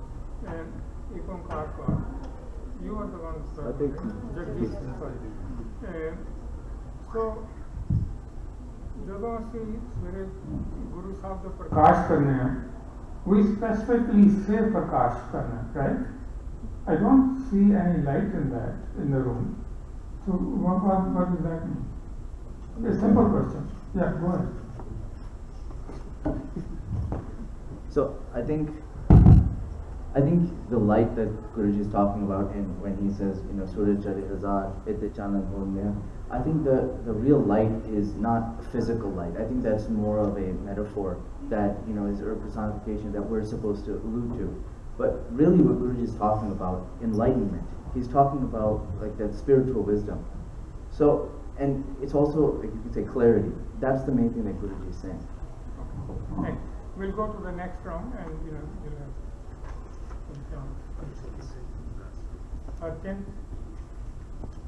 Archen Singh will make the opening statement and Ikon Karkar will respond. Guru Pyari Saad Singh Ji, Vaheguru Ji Ka Khalsa, Vaheguru Ji Ki Fateh. If Guru Gobind Singh Ji was sitting in front of you right now, would you be proud of the Sikh that you have become? Majority of us would say no. लेकिन ये क्यों है? साढ़े गुरुओं के ज़माने में people were ready to give their lives. लेकिन आज के ज़माने में ਅਸੀਂ अपना आराम सुख इस संसारिक लालच ਨੂੰ नहीं छड़ सकते. माया ममता मोहनी जिन विण दंता जग खाया. आसा की वार is a beautiful बाणी जो सानू माया से बचन ਦੀ सलाह ਤੇ ਉਪਾਏ ਦਿੰਦੀ ਹੈ. ਆਸਾ की वार ਦਾ ਮੁੱਖ ਉਪਦੇਸ਼ ਹੈ ਉਹਦੇ ਵਿੱਚ ਆਦਮੀ ਨੂੰ ਅਲੱਗ-ਅਲੱਗ ਤਰੀਕੇ ਨਾਲ ਉਸ ਦੀ ਦੁਰਦਸ਼ਾ ਦਿਖਾਉਣ ਦਾ ਯਤਨ ਕੀਤਾ ਗਿਆ ਹੈ ਕਿ ਉਸ ਨੂੰ ਮਾਇਆ ਰੂਪੀ ਜੰਜਾਲ ਤੋਂ ਕੱਢ ਕੇ ਰੱਬ ਨਾਲ ਇੱਕ ਹੋਣੋਂ ਉਪਾਏ ਦੱਸਿਆ ਗਿਆ ਹੈ. ਜਦੋਂ ਅਸੀਂ ਸ਼ੀਸ਼ੇ ਵਿੱਚ ਦੇਖਦੇ ਹਾਂ ਸਾਨੂੰ ਆਪਣੀ ਪਰਛਾਈ ਨਜ਼ਰ ਆਉਂਦੀ ਹੈ ਲੇਕਿਨ ਇਹ ਪਰਛਾਈ ਸੱਚਾਈ ਤੇ ਐਵਰਲਾਸਟਿੰਗ ਨਹੀਂ ਹੈ.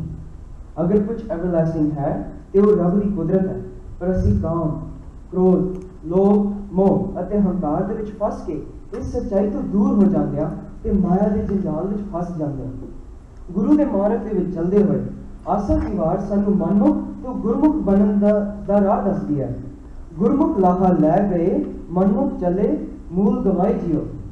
ਵਕਤ ਚਾਹੇ ਬਦਲ ਜਾਏ ਲੇਕਿਨ ਗੁਰਬਾਣੀ ਦੀ ਸੱਚਾਈ ਕਦੀ ਨਹੀਂ ਬਦਲੇਗੀ. ਜਿਸ ਦਿਨ ਅਸੀਂ ਖੁੱਲੇ ਦਿਮਾਗ ਨਾਲ ਇਹ ਗੱਲ ਮੰਨਾਂਗੇ ਤੇ ਗੁਰੂਆਂ ਦੇ ਮਾਰਗ ਤੇ ਚੱਲਾਂਗੇ ਉਸ ਦਿਨ ਹੀ ਅਸੀਂ ਸਿੱਖ ਤੋਂ ਗੁਰਸਿੱਖ ਬਣ ਸਕਦੇ ਹਾਂ। ਭੁੱਲ ਚੁੱਕ ਦੀ ਮਾਫੀ। ਵਾਹਿਗੁਰੂ ਜੀ ਕਾ ਖਾਲਸਾ ਵਾਹਿਗੁਰੂ ਜੀ ਕੀ ਫਤਿਹ। Yes, go ahead. I like what you said, and I like the speech how you were talking about, Sikh spirit, and Abhiyazi Guru Gobind Singh Ji the Sikh. I'm gonna agree because when we're in this world, asi apa nahi maante. We keep saying apa, but सिर्फ DJ गाना की जाती है हर रोज कहने की अकाल पुरख की फौज आसी सिर अपने गुरु ਨੂੰ ਦੇਣਾ this पर ਅਸੀਂ ਕਰਦੇ ਕੀ ਹਾਂ ਬੋਲੀ ਜਾ ਰਹੇ ਪਰ ਅਸੀਂ ਕਰਦੇ ਨਹੀਂ। Look at yourself in like the example you give. Look yourself into the mirror. Who are you? You are no one. This body, Guru Sahib gave you. What you're looking at? You're looking at Guru Sahib's reflection. Like, okay, Guru Sahib gave you this body. Give your man, give your tongue, give everything to Guru Sahib Ji. That's when all these problems will be solved. Right now, we're a Khalsa right now. We can't get Khalsa if we're saying, okay, no, I took Sali, missionary this, AKJ this. क्यों हो गया साल पंथ में? असी इकट्ठे क्यों नहीं होंगे? गुरु साहब ने कहा कि एक बाणी एक शब्द विचार इकट्ठे हो जो तुसी इकट्ठे होके रहोगे ना, then nobody in this world can touch Khalsa Panth. Okay, thanks. Now I'm going to ask two people who overall in this entire session, this is the last round of phase 1, have overall spoken much less than many others. So those two people make any point in the relevant discussion would be Amandeep Kaur and Gurleen Kaur. I know there are other hands, but I'm trying to find out people who are overall not speaking that much, and we should give them some chance to make, for the last couple of rounds, whatever discussion is going on, make whatever points you would like to make. Amandeep Kaur and Gurleen Kaur. I'd actually like to start with touching on what actually April Carter was Sure. saying. And she was saying that she's saying that we have this problem, we don't have a solution to it. And I think the real problem with that is why we aren't embodying a Sikh, is because we try to play Sikh on the outside. We might have our bunch of cars, we might have the suit, but on the inside we aren't embodying their Sikhi values. So it's just this concept of fakeness where we're trying to convince ourselves on the outside that we embody a Sikh suit, but on the inside what we do, what we think is nothing that is not like what a Sikh should do. And you also mentioned the giving of your Sikh, and I don't think it's a physical giving. I mean, he's not going to come out here and he's like, by the end of today, I need your head, you have to figure out how to give it. It's a giving in a sense that we have to get out of the homeland, out of like this mindset that it's like mine or my doing, and like the Sikh giving is sort of like giving credit to like Guru Sahib, so that it's not like Okay, sorry, Gurleen Kaur. Someone did previously mention that the passion that was there during Guru Nanak Dev Ji's time isn't there anymore, and I think that is a large part due to our ego and our thinking that we can't do it by ourselves, that one-most mindset.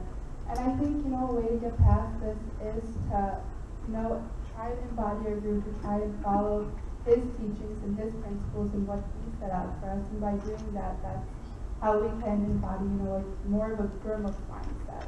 And that's how we can get back to that passion that was once there for Sikhs. Okay, thank you very much. I think we'll wind it up at this point. And next round, we will try to cover up all of you, and hopefully we can have an even discussion. Obviously, I tried to do that in this round phase also, but obviously, I'm a little bit short of being a robot which should remember everything perfectly.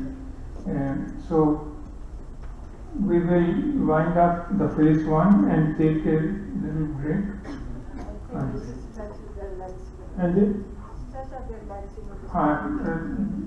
Participants ने भी legs अपने stretch करनी है, तो मैं अपनी legs wind करनी है. unscratch karna. So let's have, okay, we will have 10 minutes break. In 10 minutes sharp we will start. Sangat, of course, please give everybody among the participants and judges preference in going to either washroom, or if they want to take a snack or something, let them jump the queue. We will give them a special discount this time. Vaheguru Ji Ka Khalsa.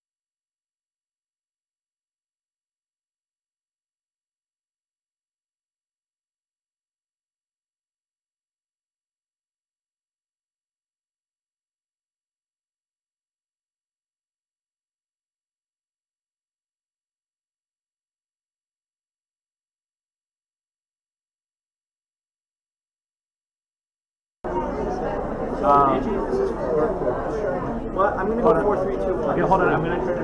4, 3. So this will go all the way. At the end. Or you can keep one. Yeah.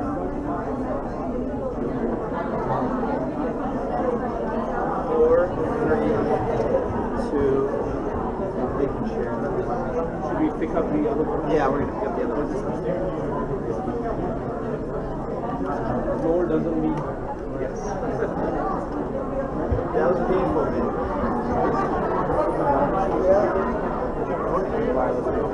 So even if you saw here,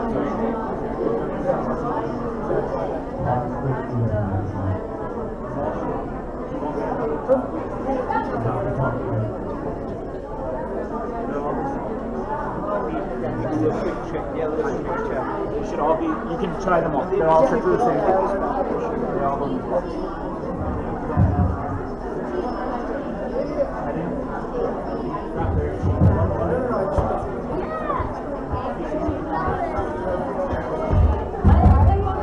Where's the sound coming from right now? Okay. Let's look around and say one more way. I think we should say a sentence. We should say sentences. Now we're Waheguru ji ਕਾ Khalsa Waheguru Just, Uncle G, you can do all of them. Those mics, they have to speak like this.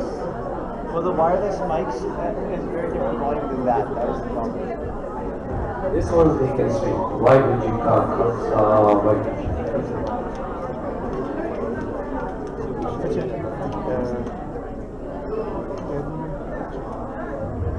Vaiguru Ji Ka Khalsa, Vaiguru Ji Ki Fateh. Vaiguru Ji Ka Khalsa. Vaiguru. It'll be a big improvement.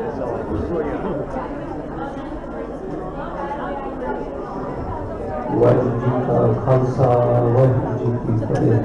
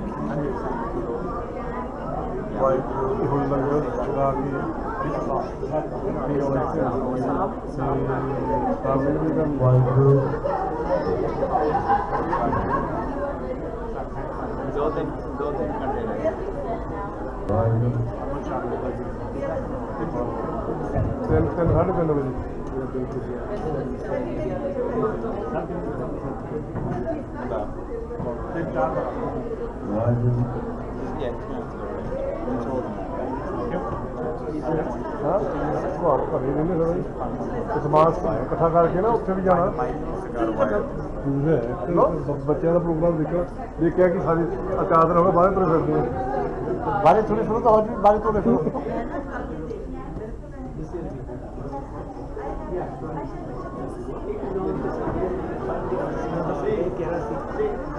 There's a wire. I know. I'm saying find a mic. I knew that wire.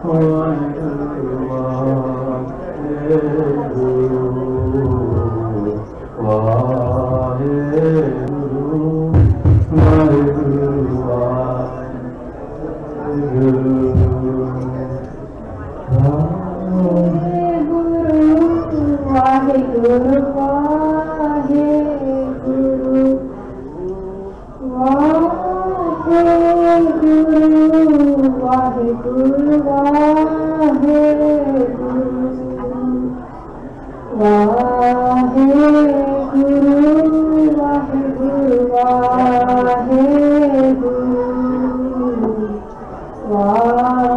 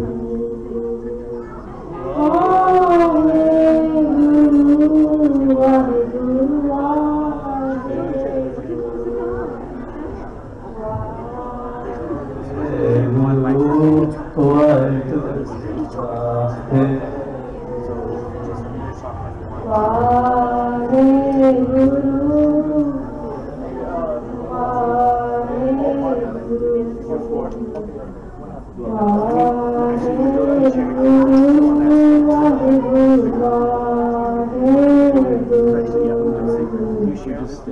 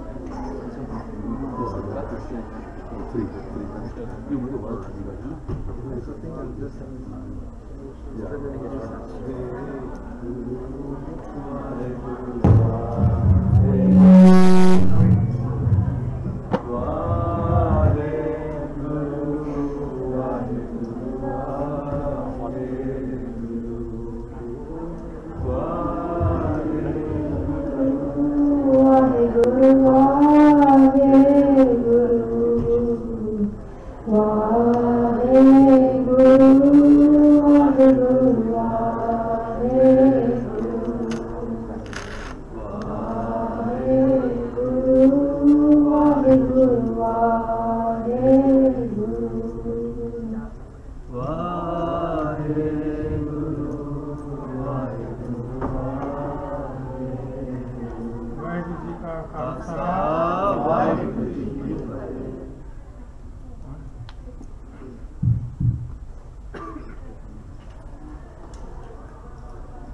So we will start the second round now.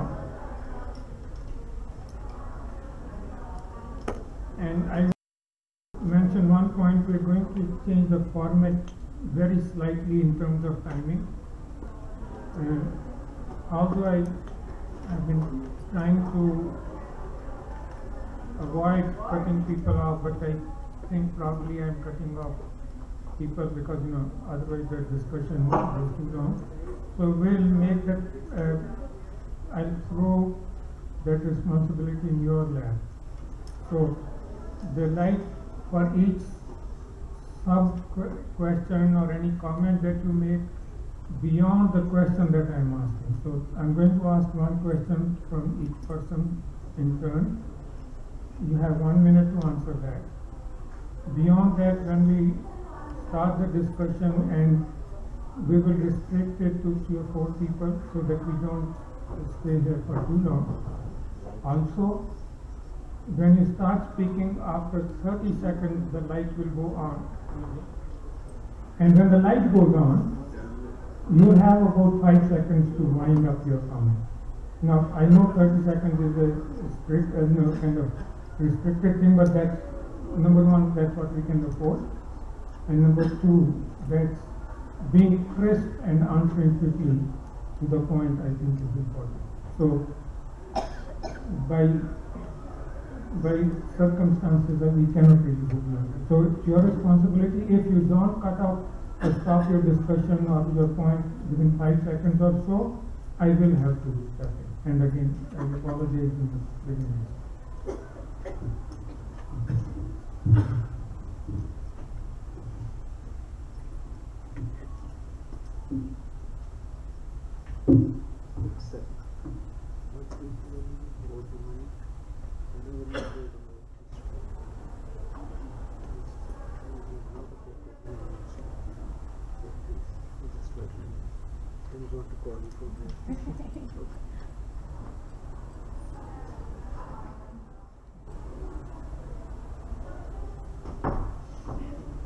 Okay, so in this round, I'm going to ask questions from each one of you in turn, again at random.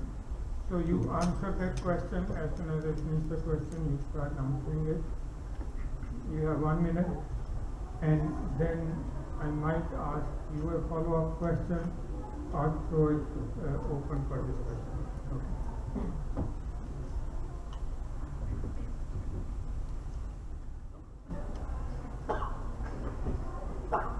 So this question goes to number 10, Navpreet Kaur.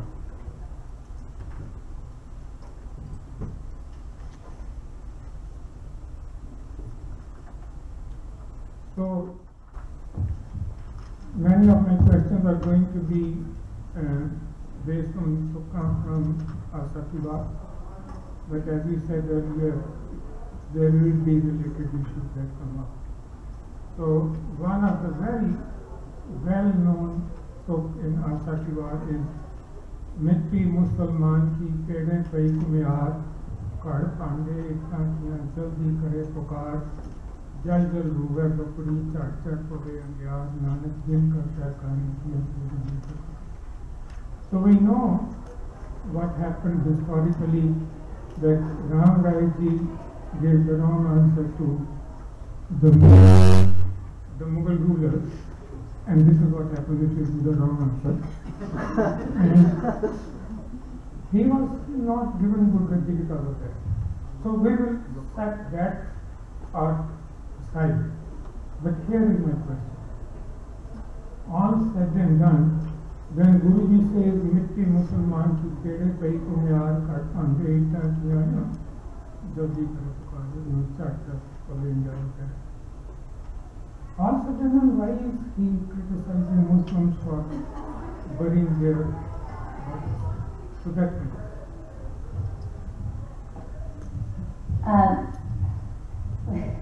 would that go, essentially the idea is that, the bigger idea there is that we shouldn't hold on to material goods in the sense that the clay from a Muslim's grave will go on to become a potter's clay. It's the idea that there's no connection left to life after death that you should be trying to hold on to, essentially. And so it's with that, what we're being taught is that we shouldn't be placing value in our material goods and the things that are around us necessarily, and there should be a greater value placed in achieving enlightenment through following values, through our mindset and how we actually carry them out in our actions. So, is it wrong to bury a Muslim and cremate a Sikh? I don't think the point there was that it's necessarily right or wrong. The idea was that it doesn't matter, in that there's no value placed on exactly how that ritual is carried out. The idea is more, what good did you do in your life and how did you use your life? Okay, so if and when, actually I shouldn't say if, when I die, then do you think it will be alright if I'm not even cremated or buried or anything? I mean, there should be a place for your body somewhere, but I don't think, again, the idea isn't that it would matter how your body ends up afterwards, because the value there is, again, on the actions the good that you did in your life. So because at that point it's the importance of what your actual body is, your physical body, and we don't place importance in value in maintaining a connection with that. So would it be alright to make compost out of the body? Yes, that could go to greater good, because then your body would serve as something to help God's creation in the earth and benefit that. So we'll open it up very briefly again. So I have Sahaj Singh Khan, Manjot Singh, and Jaskaran Singh, and Guldeep Singh 4. And we will restrict it to 30 seconds. I'd just like to say with that stanza that Gulji just talked about, the point of us not burying is that what we do after the body is dead has no advantage over what happens with the soul. What we do with the body has no advantage. So when we in our tradition we cremate, because that is just the most logical way of getting rid of the body. Yes, we can leave it out in compost, but there's probably laws that are like prohibiting from us doing that. So that is the most logical way of getting rid of the body, because we know that doesn't do anything in terms of giving us a spiritual advantage. Okay. Who was the next? Manju. Yeah. So historically, again, it doesn't really matter, because the Panchatattva, once the soul has left, hopefully to Maharaj themselves, but once that soul has left, you're left with a Panchatattva, which came from the nutrients from the ground anyway. So regardless of if you were buried, and that cremation versus buried, in that depended by which area the culture originated from. If there was trees around, much easier to light it on fire, versus if there was nothing, then you would just bury them. Okay, who was the next? Just currently. And next time maybe we can come. So I just wanted to point out that to Muslims it did matter, right? It was to avoid the fire, and this blind ritualism is what Guruji advocated against. And for rituals to happen without meaning it's not singling out any single religion or group. It's to single out the idea that you're doing something without understanding why you're doing it. And there are rituals in Sikhi, but we understand the meaning behind them. And yes.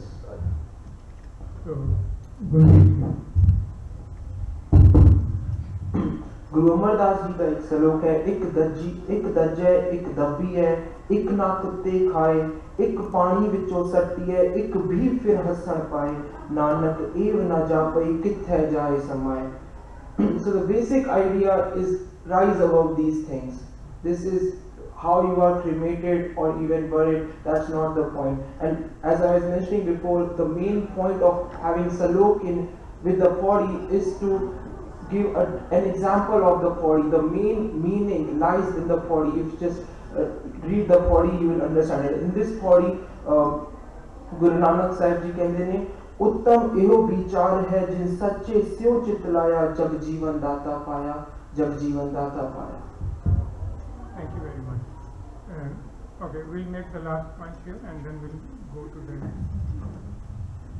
So we have to realize what Guru Sahib is saying in this line. What Guru Sahib is saying is that Muslims believe that when Vaheguru is going to take up all the good people in this world, is going to turn into hell, and all the brave people are going to come out of the ground. But Guru Sahib says that Jiri Sharia, it composes in the mitti, right? And ohi mitti ਅਸੀਂ use ਕਰਦੇ ਹਾਂ ਫਿਰ ਕੀ to make potters ਨੂੰ ਜਾੜਦੇ ਹਾਂ ਝਾੜ ਪਵੇ ਕਰਦੇ ਉਦੋਂ don't you think the body is crying then?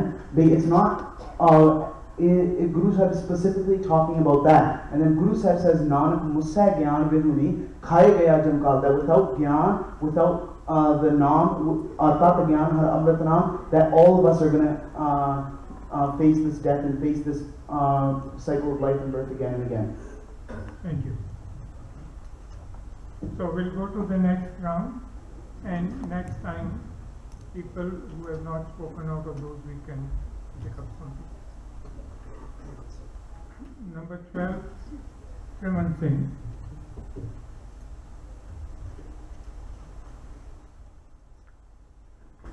So I have a pre-question before I ask you the question, and my pre-question is there any educational line, any career that you are thinking of following after this? Even if you are not, what would be the career to follow? I personally, I'm going into computer science, so anything in that field.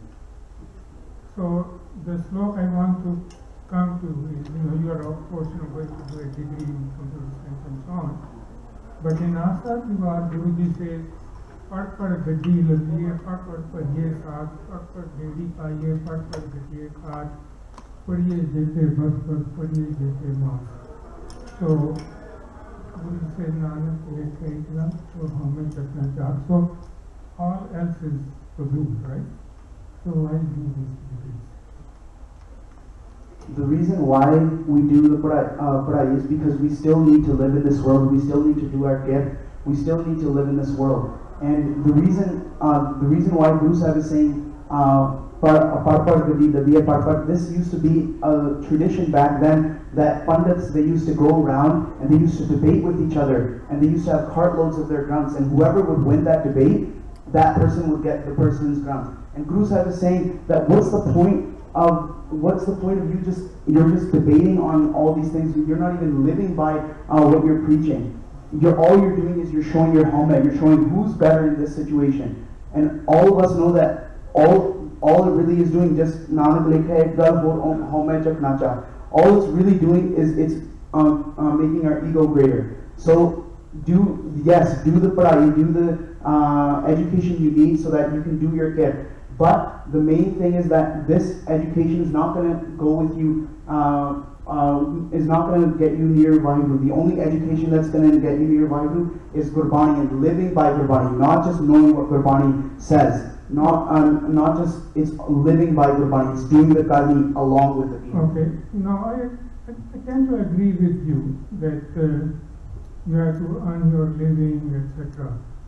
But Guruji also says that Udavis Hakosat Pache Bitre Sharia in Kaman Klave, Kaman Klave, Manne Simran. Guru Kanda Ape Patran de Vikri, Dhyan Jantan Saran, Naka Chinta Hai Karte. Kanda why with the Sabnu Dal Sari Dhyan Jantan Jindate, then why were you doing that? Why not, for example, Guruji Kanda Naam Japna Chahiye, so Chirkula Pe Santa Naam Japna. The reason why we do that, the reason why obviously everything happens, even the Padai, the Khai that you're getting, this is all with Guru Sahib's Kirpa, that you're getting this education. And through this Kirpa, through this Kirpa Vaheguru, within his Pana, you're going to do the gift, you're going to do all of this. And the main thing that we have to take out is that if we just leave him, if we just leave it to Guru Sahib also said to do Uttam, Guru Sahib said to do gift. Not only that, and the only way we can live in this society is that we should be living examples, we should be practicing the virtues that Guru Sahib has given us, right? And it's not about leaving it to Guru Sahib. You have to make the effort yourself to do your gift and to get one with Vaheguru. Okay. Harchin Singh and Jaskan Singh you spoke last time. So Jagdeep Singh and Manju Singh spoke, and Navpreet spoke. So, Ashwin Singh.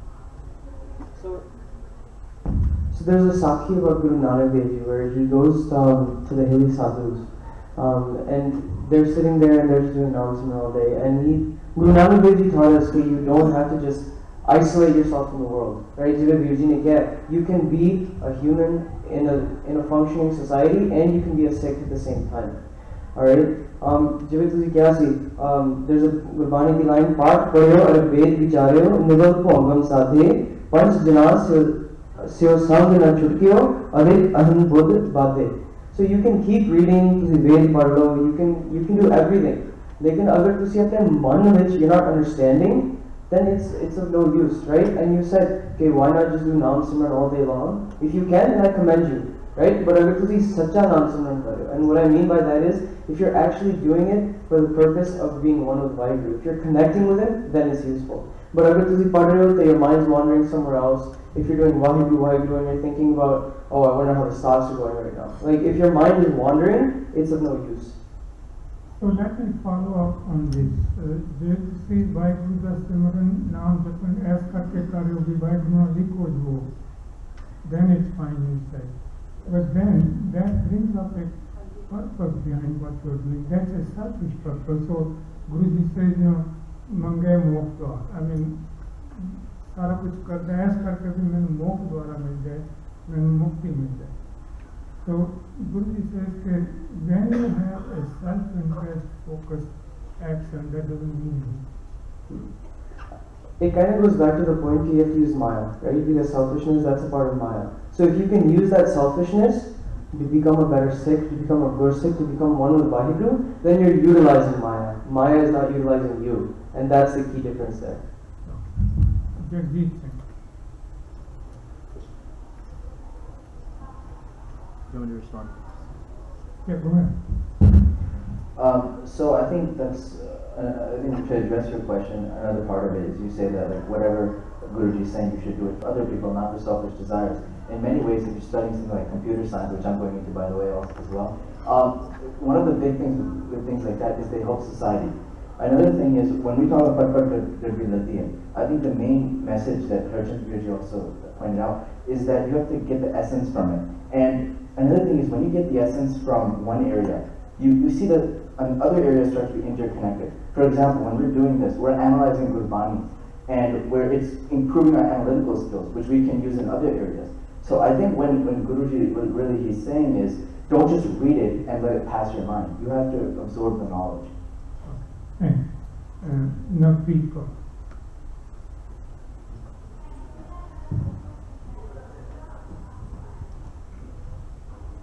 Going back to your original question as to why, if that's stated, why do we still gain the education? The value in that is essentially that you can have all the education in the world and all the knowledge, then the value after that comes into the actual application of it. Just like I could learn how to make pots all day, I could read about it and learn how to make pots all day, but without actually applying that knowledge to something, there's no use in that. So it's not being said that we should never obtain knowledge. The idea is that we should obtain that knowledge and actually put it to application and put those values to use in our actions. Okay, that's in the last point, and then we'll move on. I'd just like to say that Tarun Singh brought up the context of what we're going to be Ladia, but if we actually have to apply to our own lives, we also have to make sure that we actually keep a gras jivan of keeping education in our lives, which Vidyarthari Tamparupkari, that if you do actually pursue education, you want to have some knowledge, make sure it's to use and some benefit to society. That if you actually are going to pursue some education, that's a benefit to society. But to go to be with God, that's not the education that will get you there. That's Naam Simran and what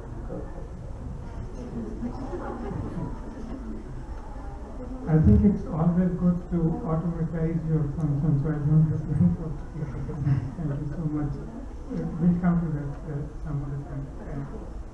So we'll move to the next question.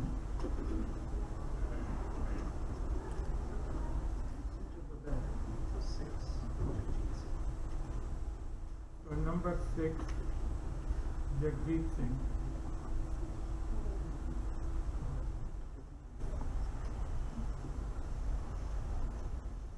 So, I'm going to ask you a question I've been asked a few times. There is a talk which we have actually referred to in the previous phase of this competition. Guruji says, how vichaya, how vichaya, etc. And then Guruji at one stage says, hame dheerag rog hai, daru dis maya. And I have been often asked, can we hame which hame the daru dis maya? Okay, so in that line which you brought up, home dheerag rog hai, daru is mine. I think what Guruji is really saying is that home, yes, it's bad when it takes you away from Vaheguru. But in fact, sometimes it's home that actually makes us inspired to do something. So like when we see someone do a great thing, like for example, we look at Martin Luther King Jr. and he he kind of like helped stop like the civil discrimination. I think the thing to learn from that is we say, okay, why can't we help people? Why can't we do the same? So it's that home, and when we start doing those actions, I think it lowers our ego. Because now that we're doing them, if we're assuming we're members of Vaheguru while doing that, I think you can say our ego is lowered. So are you saying that when we say Daru Dis Mahi, that means having home itself helps you in the Daru, because doing Seva for others, helping others, so is that a home that you are helping others? I don't think home is in the action itself. I think home is really, and that's why I kind of say I believe we need more of a balance of the two. Where you can't, I don't believe you can get rid of home completely. But what I think what you need to do is you need to realize that, it's when you're realizing that you have home, you need to convert that into a good thought. I think that's what I'm getting at. Okay, so I have two hands, Gundeep Singh and Priman Singh, but both of them have spoken earlier. Nobody else is there. We will go there. Jaskaran Singh has also spoken. Anybody who has not spoken until now? Okay, Jaspal Singh, can you make a point? Very quickly, I like to say that within the five vices, Kankod, Lod, Moh, God, that they're always something positive if we use them correctly. As we said earlier, that it's only when they take over you where the issue is started. So Kam is desire, also lust, but also desire. So if we desire to do good things, that can be good. Krodh, being anger, using anger. Whenever you want to be passionate about something, for example, in a war, in a war, you might channel your anger and use it to fight harder. And also the same to other vices as well. Okay. Gundeep Singh, and then we will go to Priman. Professor Sahib Singh जी भी सदीक पढ़ रहा सी आसादीवादी ते उन्होंने इस line का हमें दीरग रोग है दारू भी इसमाए उन्होंने क्या like whenever B comes in Gurbani, the word before B has to be stressed. दारू भी इसमाए, मतलब दारू भी होता है, इसका हौमे दीरग रोग है, बहुत क्रिटिकल रोग है, लेकिन इसकी दारू भी है. इसका मतलब ये नहीं कि इसका दारू इसी में है. अदरवाइज अगर तुम ड्रग्स ले रही हो, taking drugs, how can taking more drugs cure your drug addiction? दारू एग्जिस्ट करता है. Next line answers the question how may be it is जे गुर का शब्द कमाए. Okay, that's fine.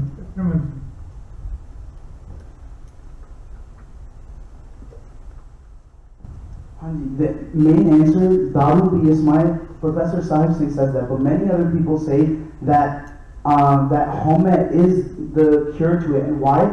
To submit to something, you first have to be something, right? So when you're submitting to the Guru, you have to say that Mera sara kuch tera, not saying that Mera, everything is mine, right? That everything that's mine is yours, right? When you matha take, that's the thing that you want. So the submitting part, and the other thing that Guru Sahib is saying about the seva, every time we do seva, we should always keep in mind that Guru di vidya honi chahiye instead of our own vidya, instead of our own home getting greater. So just like Asadivar says, God punno needs to that when you do good, when you do puns, always go low and make sure that Gurus, so whenever you're doing seva, always do it through a Panthak institution. Never make never put yourself out there that, oh, I did this seva. It should always be that a Guru Sikh did this seva.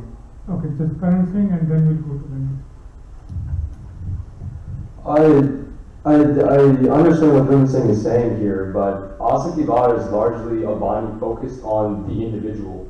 And it's interesting that the reason that we do Nam Jap Nam Vanshak Kirtana is for the community, but it's also for ourselves so that we attain salvation, we merge with Vaheguru. And I think that a lot of seva is inherently, because it's seva, because you're doing the service, it is for yourself as well. So it can't just be limited to the okay, so we will go to the next point and get it. Okay, any important thing about this particular point you want to say, or? Sorry? Disagree. Mike. Okay, yeah, okay. It's good, yeah, good to listen to this again. You just said that. Hello? Okay. You just said that, we're doing seva to attain salvation. If you put that in your mind and you're saying that I'm doing seva for my salvation, there's homega in that.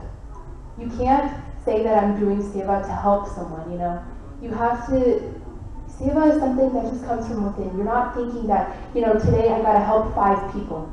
You're thinking, you're just walking your life and you see someone that you can help and you're going to help them. That's where it is, where home is not our goal. Okay, I think we should respond. Okay, respond.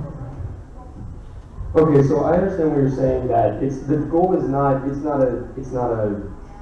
numerical goal or something. But the idea of home is necessary in some capacity, because otherwise then you don't care about yourself in a way. So the ultimate goal is to merge with Vaheguru, and that's for me or myself or we, or however you'd like to put it, to merge with Vaheguru. It's not for the whole community. So I think we're going into a lot of time here. Since Gundeep Singh made a point of view and he probably wants to respond to some of this.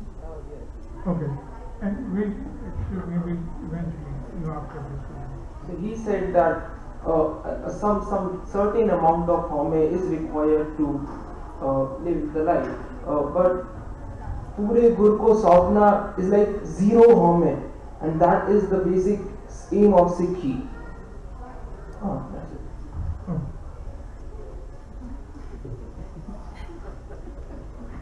I think I'm fine. I think let's move on.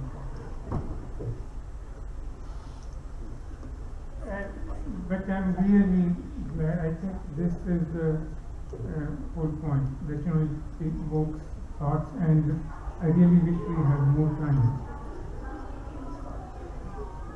So it's on part 4.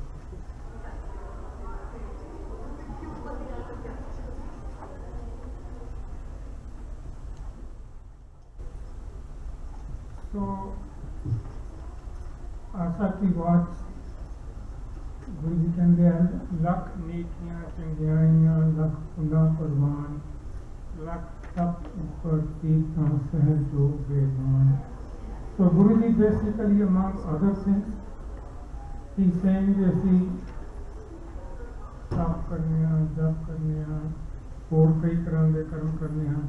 But one thing I want to focus on this particular thing on is Tirath Islam, Lakh Tap Upar Tirtha.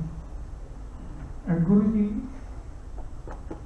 शुरू ਦੇ ਵਿੱਚ ਜਪਜੀ ਸਾਹਿਬ ਦੇ ਸ਼ੁਰੂ ਕੀਤਾ ਹੋਇਆ ਸੋਚਣਾ ਔਰ ਸਾਰੀ ਗੁਰਬਾਣੀ ਤੀਰਥਾਂ ਦੇ ਬਾਰੇ ਗੱਲ ਸ਼ੁਰੂ ਹੈ. ਇਸ਼ਨਾਨ ਤੀਰਥਾਂ ਦਾ ਕਿਸੇ ਨਹੀਂ. ਹਰਿਮੰਦਰ ਸਾਹਿਬ ਕਦੀ ਦਰਸ਼ਨ ਕਰਨ ਗਏ और बड़े गुरुद्वारों के सरोवर होंगे ते असी सारे उत्थे जाके स्नान करने जो पंजवीं पीढ़ी की स्पेशल जगह बनी हुई है, इसके वास्ते स्पेशल जगह बनी हुई है. सो वाई दिस टाइप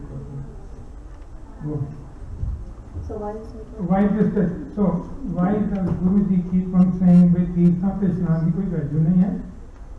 ਤੇ ਸਾਡੇ ਗੁਰਦੁਆਰਿਆਂ ਜਿਹੜੇ ਮੇਨ ਗੁਰਦੁਆਰੇ ਨੇ ਹਿਸਟੋਰੀਕਲ ਉਹਨਾਂ ਦੇ ਵਿੱਚ ਅਸੀਂ ਸਰੋਵਰ ਰੱਖੇ ਹੋਏ ਤੇ ਲੋਕੀ ਜਾ ਕੇ ਇਸ਼ਨਾਨ ਕਰਦੇ तो why? So तीर्थ नावा जेतिस पावा वन पाने के नायकरी जेती सेठ उपाय वेखा वन कर्मा के मिलले मत विच रतन जवाहर मानक जे एक गुर की सिख सुनी गुरा एक रे बजाय सबना जिया का जथा सोना दसना जाए. The point that I was making last time in the beginning of the discussion is when we read Bani, don't take the literal meaning that Guru Sahib Ji is actually saying Tirth. Tirth, Nawa, this, we're not talking about the actual Tirth, we're talking about inside. Everything's internal that Guru Sahib Ji is trying to tell us. Clean yourself inside. JSC Ishnan, okay, Amrit Nawa, you know, we're saying, JSC Uthin on you know, Sare Pojan Mohan, that Hindu, if they go to any pilgrimage, they'll think, okay, JSC Tirtha, they jaunge, Sare Abgurane will be always. But that's not what Guru Sahib Ji is saying. Guru Sahib Ji is saying, you're the Tirth yourself. You are the world yourself. Apne aap nu vaana. Take out that oven that you have inside. Guru Sahib is saying, look into yourself. Andar bhi ishnan karo, man bhi ishnan karo. So that's the whole point. That Guru Ji says that man da ishnan hona chahiye. Tirth naam jaam, Tirth naam hai. But my question is, why do we then have Sarovar? Okay, I'm going to go in the order in which the hands were raised, Arjun. So, Panji, you made some very good points, but at the same time, Guruji, I नहीं कह रहे कि तुसी बाहरों अपने आप को तुसी ना हो ना, right? Because तुसी बाहरों भी साफ करना है ते अंदरों भी साफ करना है. अंदरों दी जेडी तोड़ी spirituality है ओनू तुसी साफ रखनी है, ओनू तुसी गुरु दे नाल जोड़ के रखनी है. लेकिन तुसी बाहरों भी अपने आप को साफ करना है. That's the purpose of the Sarovar. कि तुसी अपने आप को बाहरों साफ करोगे, then you can really start to focus on your internals. कि तुसी अंदरों साफ करोगे. So does it mean as it is Gurdwara Sahib, it's not a complete Gurdwara Sahib? No, that is not true. Sarovar is not what makes a Gurdwara. Guru Granth Sahib and the Bani inside is what makes a Gurdwara. Okay, now please have a hand and then Pramansi. And then Manjot. In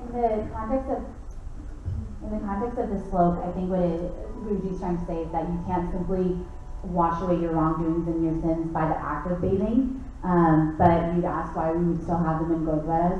And I believe with that, the thought behind it is as a reminder of the fact that we should be trying to obtain cleanliness throughout our entire soul and our bodies. It's not necessarily that act is getting you closer to God or that is washing away your sins.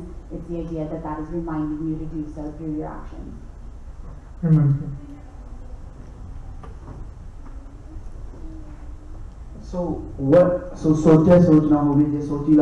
What people used to think was that if we bathed in these so-called pure waters like Ganga and all these places, the rivers, then we will become pure on the inside too. Guru Sahib says no. Guru Sahib was saying no to the thought that Badla Ishnan, Andarla Ishnan bhi hai.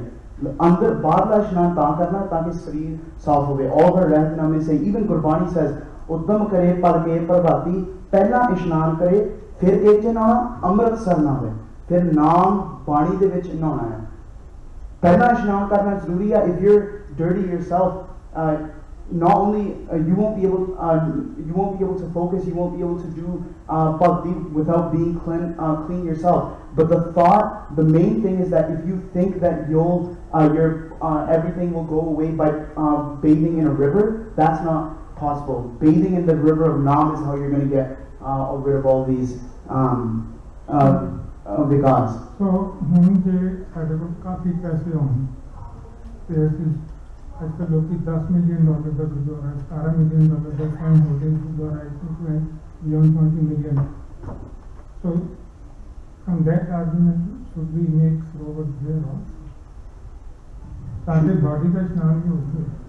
So back then, Sarovars were used for a specific reason. It was a way for everybody to take a shower. They didn't have showers like us. They didn't have the things that we have. It was just a way to become clean. You can become clean in any way. Sarovars are there for you to become clean. Ek sadhan hai sarovar. We have showers now. We use baltis now. There's different ways of taking a bath. But the main thing to focus on is that this isn't what's going to get you, this isn't what's going to get you knocked, this isn't what's going to free you of all the vikars. That's the main thing that we have to focus on. Manjot Singh and then Andeep had her hand after that. So most of my point was just advisory, but again, like when we're going to go to Safe City Harmandir Sahib, Darbar Sahib, we're going to go to do darshan of Shri Guru Granth Sahib Ji Maharaj, right? We're not going to go that's like they believe that Lakhan Dharam di like bhakti like right way hoji thi was na ke and so like pagi mat papa ke samo to pehna ke rang, right? We still have to keep the outside as well. We have the Panch Kedar Rab, right? We still need we need an outside as well. That doesn't mean that like you just don't shower. You still need to keep your outside as well, but at the same time, you need to keep the inside as well. I think we'll wind up quickly. Amandeep had her hand and then Ekankari started the discussion. Quick point.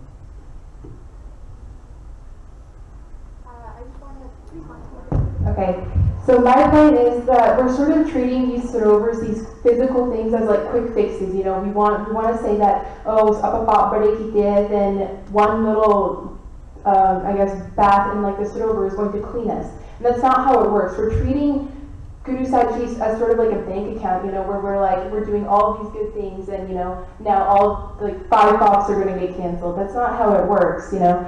And it's like a method nowadays of exploitation. You know, all of these sarovars, like certain ones, like I think, I'm not sure what the name of the Gurdwara is, but I think it's Boli Sahib, where there's 84 steps to the sarovar. Now, on each body, if you do Japji Sabda Path, apparently you're going to get cleansed by the bottom. You gotta think, this does not make sense. It's sort of ritualistic in our practice. Albert Einstein once said that religion without science is not religion. And that point of science is that you have to think logically, does this make sense? And if it doesn't make sense, why are you doing it? Okay, last point, Ekankari, and then I want to agree with Benji as well. When I think of this topic, it reminds me of two turka. Andro jhutha, paj bahar, duniya andar fai. We're so false inside, but outside we're so honorable. Sari dunya so that, oh my god, you know, they have a very high status, they're really good in their jobs, and they have this and that. But Guru Sahib will pata what's going on inside you. In Anand Sahib Rasi ki kehne jio male baro nirmal jio ta male tini jan jue harya. It doesn't matter how many banya you do every day. It matters tusi samajh ki kita.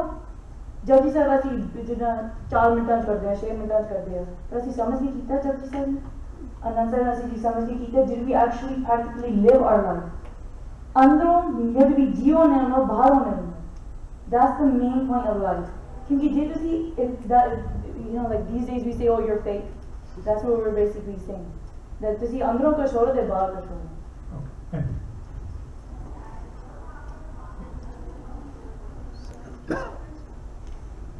Number 7, just currency.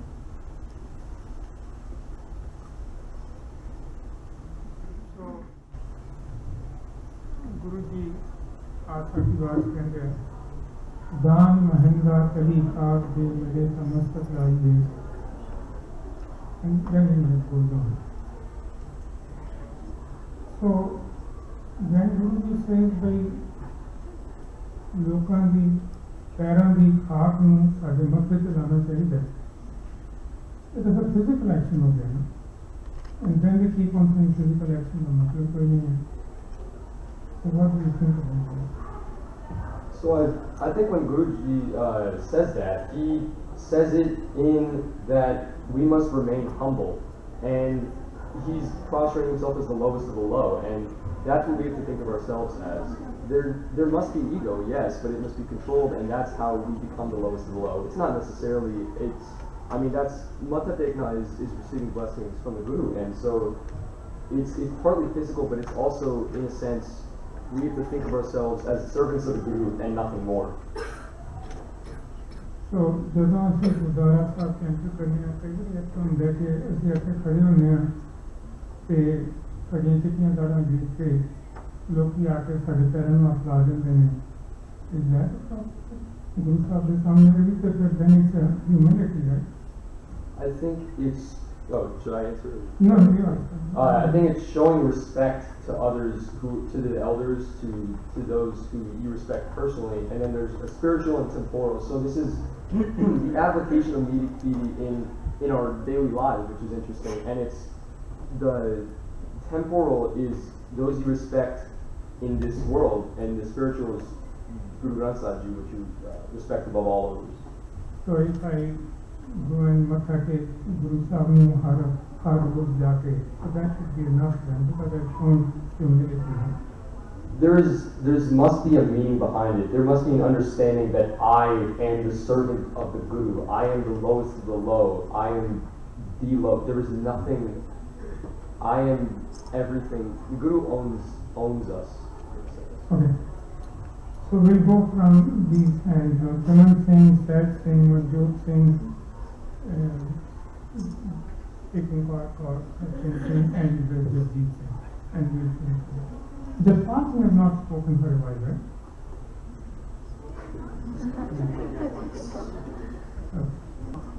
So we'll include you. So, but quickly, let's all make your interest point. So again, Asa Divar also says, "Sees nevaiya kya thiya jaride to sudde jai." That matha teki jane Guru Sahib, matha you keep respecting, you keep respecting Guru Granth Sahib. You keep matha taking, but are you really following what Guru Sahib is saying? Odai matha teki jane, like we should ask that to ourselves, not personally. Like for personally me, main amrit vele uthya. Like these are questions that we need to ask ourselves. Like, is this matha tekna really matha tekna? And even for the food of the other people, when we janab buzurgan di gal karte hain, when we oda se matha tek lene, but jadon haak maar de, do we really listen to it? Are we really going low enough? Are we really doing their seva? No. Bas kahi diya, we just ona di tood. And the second thing is, the biggest thing about tood is that Guru Sahib is saying that those people that are connected to you, ਉਹਨਾਂ ਦੇ ਸੰਗਤ ਦੇ ਵਿੱਚ ਰਹਿ ਕੇ ਉਹਨਾਂ ਦੇ ਵਿੱਚ humility, stay in humility while you're in their sangat. That's what the meaning of Daan Kalikha Jimila Tamastak Lagya is, that get in their sangat, but go in their sangat in humility. Don't show anything of yourself. Get the gun that they have. To elaborate with showing outside if you're like bowing down, when we do seva, we always think of that if we're helping the world, if we're doing the Sham Seva, that's actually going to help us. But when you think about it, there's so many people that do Seva, we don't know their full intentions. If you have that compassion, and if you have Vaheguru in your mind, when you do Seva, that's the only way that Seva is actually Pravan, and it's actually accepted by Guru. I'm going to backtrack a little bit. So when you're matha taking, you're asking for blessings, you're basically being humble. But the same way, you're basically saying, here, take my head. In return, you're giving all of your mat, and you're saying, Guruji, give us your mat. I don't know how many of us actually have done that, but that's what it is. You're saying, okay, I'm getting rid of all my mat, please, Guru Sahib, give me your mat. And so when the tood part, Nanak tood मंगे जिस गुरसिख की जो आप जिस गुरसिख की जो आप जपे अपने नाम जपावे. You want to be in that sangat of Gursikhs who have actually attained, who have done their seva, their simran, right? And so that's where that comes from. And you want to be the lowest of the low from that. To somewhat reiterate, but also to add another spin to it, Guruji says, Satru ki pradeep na aya, shabd na laga pao, usnu sukh na upije pawe, 100 gera aao jao. We can come to Gurdwara 100 times, 200 times, 1,000,000 times, do matha take and leave. But if we don't have matha, the shabd means nothing. Because that is when we truly matha take, when we, as you said, take away our mat and bring in Gurmat. Also on top of that, personally, I don't bow down to anyone else. However, this is because our value and our kimat as a person is based on what we think, what we say, and what we do. And I don't know other people's inner thoughts, so that's why I don't do it. But if I had known perfect information and I know they were actually a Gursikh, because I'm not the one that judges someone's Gursikh, then I would do it.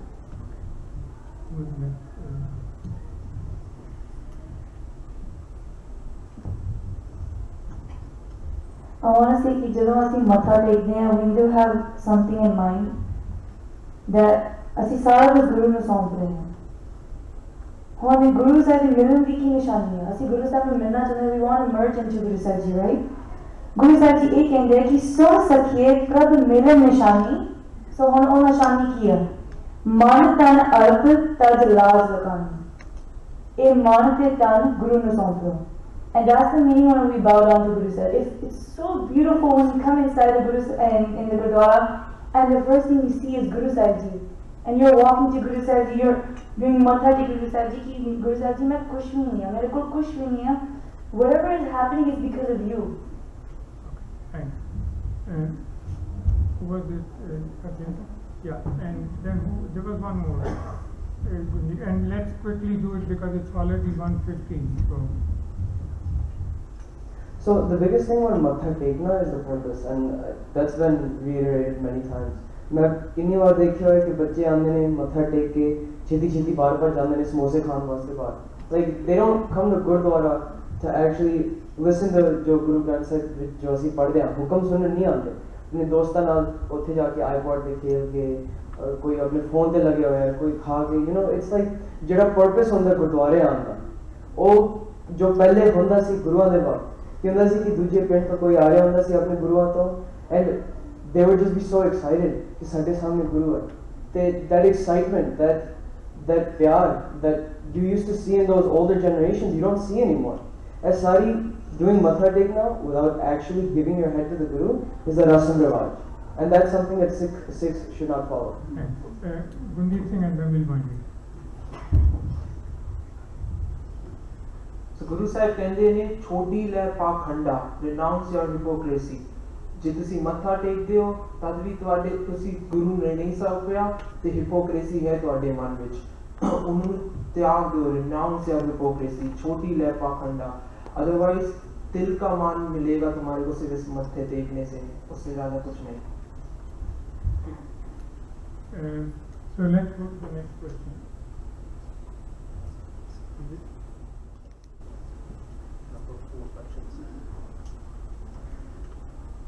So number 4, question Singh. I would encourage people who are not speaking much or not speaking at all, please consider using your hands when speaking. Please put in your words so that, you know, rather than repeating everybody else, giving repeated opportunities to everybody else, it would be nice if everybody can speak. So this question goes to number 4, Chint Singh. Guru Ji कहते नानक मेर शरीर का एक राशि करखवा, and then he goes on to elaborate सतयुग रख संतोष का, फिर कलयुग की गल करते हैं, त्रेते की गल करते हैं, द्वापर की गल करते हैं, सारे की. तो छोटों में तो ਅਸੀਂ सुनते आए हैं कि ये जी युगों की डिस्ट्रीब्यूशन है ना, that is meaningless. So why Guru Ji not only talks about a Yuganda, Satyug, Kalyug, etc., but actually he is giving what these yugs characterize. Satyug, Santok. So Kalyug di gal kardi hai pura de. So do we believe in Yuganda distribution or not? So the question is, do we believe in Kalyug, Satyug, Dwapar, Treta? Because Guru Ji says Satyug, Santoka, and then he says Dwapar and Treta and so on, and actually characterizes them, not just saying that, you know, well, hypothetically these are there. So do we believe in Yuganda distribution? ਜਿਵੇਂ ਭੈਣ ਜੀ ਨੇ ਪਹਿਲੇ ਕਿਹਾ ਸੀ ਕਿ Gurbani is ਸ਼ਾਇਰੀ, ਜਿਹੜੀ literal meaning ਹੈਗੀ ਤੁਸੀਂ ਉਹਨੂੰ ਨਹੀਂ ਲੈਣੀ. The message that Guru Ji is giving you, that's what you need to follow. So ਜਿਵੇਂ ਵੀਰ ਜੀ ਨੇ ਪਹਿਲੇ ਕਿਹਾ ਸੀ ਕਿ his belief was ਕਿ ਜਦੋਂ ਤੁਸੀਂ ਗੁਰੂ ਦੇ ਨਾਲ ਹੋ, that is life. So when you're not with him, that is death. So ਜਿਹੜਾ this is a universe, but it's a platform for us to reach Vaheguru. All this is a creation of his for us to utilize. So hell, heaven, these are all just words for people to believe. So when Guruji specifies Satjugarat Santoka Dharmaviratva, then for Kalju Guruji says Kaljugarat Avanka Pur Aviratva.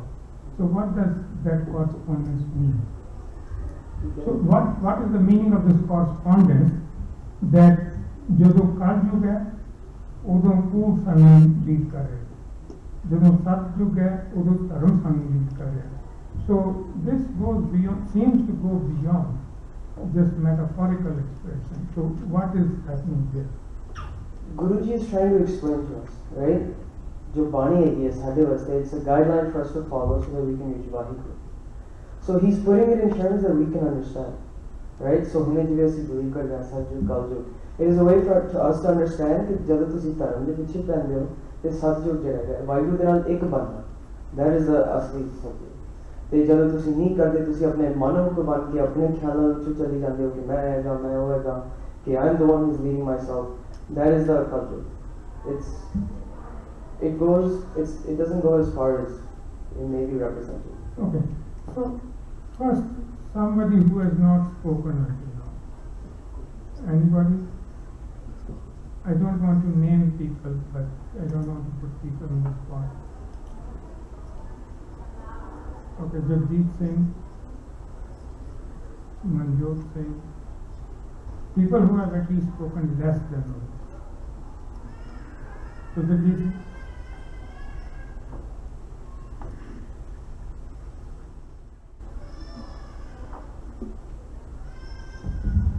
So there's another Shabad in Gurbani that some of you may have heard. It's Panchali mein Raj Sabha mein Ram Naam Sudai. And so in that one he's talking about the story in Mahabharata where Panchali was about to be like derailed. And well, in the mythology, Krishna saved her. Right here he says Ram. He's not saying that this actually happened. He's not even, that's beyond the point. So when you talk about Kaljug and Satyug and all that, yeah, if you believe in that, I think that's really your choice. I don't think there's anything against that. But what I believe Guruji is talking about here, where he says in Kali Yuga all these things are happening, that's when we're away from God, right? When we're away from Vaheguru, when we're kind of in our ego and we're deep in Maya, that's when what Kali Yuga is, where we commit sins, and I think that's really what Guruji is trying to say. Okay, Manjot Singh, and anybody else who has not spoken yet? Again, I would try to avoid speaking it, but please. Okay, Manjot. So Kaljug mein Kirtan Pradhana, Gurmukh Japi Live Dhyana. So in Kaljug, like it's already been mentioned, there's a huge influence of Maya, that being the five Vikas and whatnot. And so through Kirtan, through Kirti, of Barney, of Gurmukh Japi Live Dhyana, whether that be through Kirtan, through Gurshava, through Naam, or whether that be through actual physically doing and following the teachings of Guru Sahib, that is how we get through Kaljug. So again, Kaljug, whether you want to believe that's a time period, whether you want to believe that it's a mentality, that's fine. They would both lead to the same thing. That would just be the Kaljug around you, or the Maya darkness around you. I think we'll go for it. I'm sorry that we should at least make some. Number 9, Manjot Singh.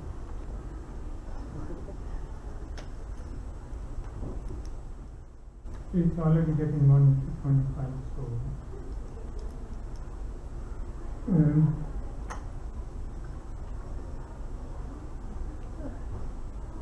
आशा की बात गुरुजी बड़ी forcefully कई चीज़ों का जिक्र कर दिया, and I'm giving you one example, and that is आनंद न खाया, साग आया, दुख पाया, विद्या पाया, वस्त्र न पहने, ये नहीं करें, right?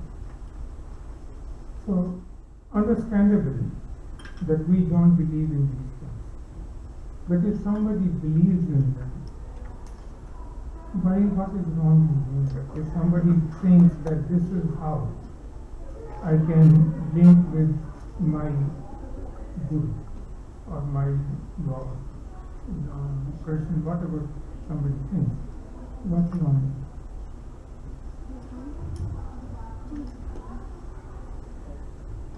So this is actually similar to the criticizing question that we had been on. And so again, it depends on their intentions and how Guru Sahib did it through their Udasiyan. They went and they were throwing pani to the Suraj ke Suraj de Rani pani pyas that they were feeding the grandfathers and whatnot. And Guru Sahib, what they did was in the complete opposite direction. They started sending pani to their kid. Right, so that way of showing, they didn't say, okay, hey, what you're doing is nonsense. What they said is instead, they were like, when they asked them, okay, hey, what are you doing? It's the wrong direction. They were like, okay, I'm just sending my pani to my feet that are drying up. And so it's this kind of way that Guru Sahib showed through Bani, through the teachings. And so in Asa Diwat, they say, they're listing out things that people are doing, but at the same time, they also then further explain, okay, it's not that hard. You stay with your family, you don't go out, you don't have to do all the struggle. Instead, you stay with your family, you listen to the but at the same time, you're always remembering that Almighty, all residing in all of us, and remember that God is in all of us. Okay. So let me extend this question. So I understand that it may not be of much value. There is no harm in doing it. So ਸਾਡੇ ਸਿੱਖਾਂ ਦੇ ਵਿੱਚ ਕਾਫੀ high percentage ਜਿਹੜੀਆਂ families ਨੇ ਉਹਨਾਂ 'ਚ ਕਰਵਾ ਚੌਥ ਦਾ ਵਰਤ ਰੱਖਿਆ ਜਾਂਦਾ। ਜਦੋਂ ਅਸੀਂ ਉਹਨਾਂ ਨੂੰ ਕਹਿੰਦੇ ਹਾਂ ਵੀ ਇਹ ਠੀਕ ਨਹੀਂ ਹੈ, ਉਹ ਕਹਿੰਦੇ ਇਹਦਾ ਨੁਕਸਾਨ ਕੀ ਹੈ ਸਾਨੂੰ, ਜੋ ਕਿ ਵੈਸੇ ਵੀ ਵਰਤ ਰੱਖਦੇ for your health reasons, it's very important. ਤੇ ਜੇ ਅਸੀਂ ਕਰਵਾ ਚੌਥ ਦਾ ਵਰਤ ਰੱਖ ਲਿਆ, ਬਾਕੀ ਮੈਂ ਰੋਜ਼ਨੀਤ ਨਹੀਂ ਕਰਨੀ ਹੈ, ਸਾਰਾ ਕੁਝ ਕਰਨੀ ਹੈ ਬਸ। Well, I mean, so using on social media like so intermittent fasting thing, so like the health thing, sure. But again, like if they're saying like by me fasting, my significant other is going to have a benefit or will be more connected to God, that's not like your physical giving yourself physically dukh isn't really going to help you in that sense, right? Like again, it's the same thing. Okay, Gulleen has her hand up. So yeah, I agree with you said. If you're fasting, say for your own health reasons, then that's different. If you're fasting for this to happen, if I don't eat, this happens, then that's where you're going wrong, because fasting isn't going to bring you those results. I think just in general, these ritualistic practices, they have no value behind them. By doing them, you don't have anything to gain. I think by reciting God's name, by doing Bach daily, by understanding, that's where good comes in, and there's just no value by having a thread that's easily breakable on your wrist. So let me ask Navneet and then I'll come to Simon Singh. I just want, and then maybe let's first see this one. And I just want to go one step further. As Gulleen said, it doesn't have any value on the other side. But what is wrong in that? I mean, if I keep on doing that thing, either that or other ritual, at the same time I follow my Sikhi properly, what's wrong? I think there's a couple things that you could point to, and one is just that there's no practical use for it. So it's like me standing every day and knocking on a wall is not necessarily doing me harm, but I'm also taking that time to do that action without necessarily having any use for it. And another thing is that Garba Chauth is treasured as while we believe it is a ritual, it is important in another religion. And so doing it ourselves without completely understanding where it comes from or what the significance is for someone else's religion is harmful to us, because we're not necessarily taking in all that ritual for someone else encompasses. It's just taking another person's practice and applying it without it having any meaning to us. Okay, Simon Singh, quickly, and then you can go. So the intention of Garba Chauth is that if I stay hungry, my husband is gonna like something great is gonna happen to him. That's wrong. remember karmi apo apni ke nede ke dur, that you doing anything will not help any other person. And second thing is pukhya pokhna trije banna puriya par, that no matter how much you try to stay hungry, you're always going to be hungry. You're always going to have that feeling. And that's why Guru Sahib says in Asadiwad, for people that are connected to Vaheguru, uni duniya tode bandana an pani thoda khaya. Thoda khao, sanjam che khao, par khao jarur, because it's a need of the shareer. Because again, anna khaya sadhuvai, bahut ukpai. You're hurting yourself. You keep having that hunger. Sanjam che khao jarur, but your vikas aren't going to go away because that thought of hunger is still staying within you. Okay, and then I will rewind. Sorry. I agree with Thiruman Paji about the actual meaning of Karwa Chauth is for your husband to live longer. But Guru Sahib ne kya ki hamara param gaya pau paga jab Ram naam chitula ka. Ek param lekhe o jande ne jo Ram uchit chonda. Guru Sahib ne kya example from Asadiwar, Nanak Guru na chetni man apna sachet chute til gwaro sungiya ne rakhe.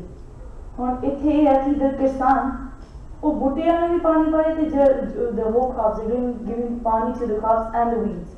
But whenever he's going to pick them out, he picks the plants, he doesn't pick up the weeds.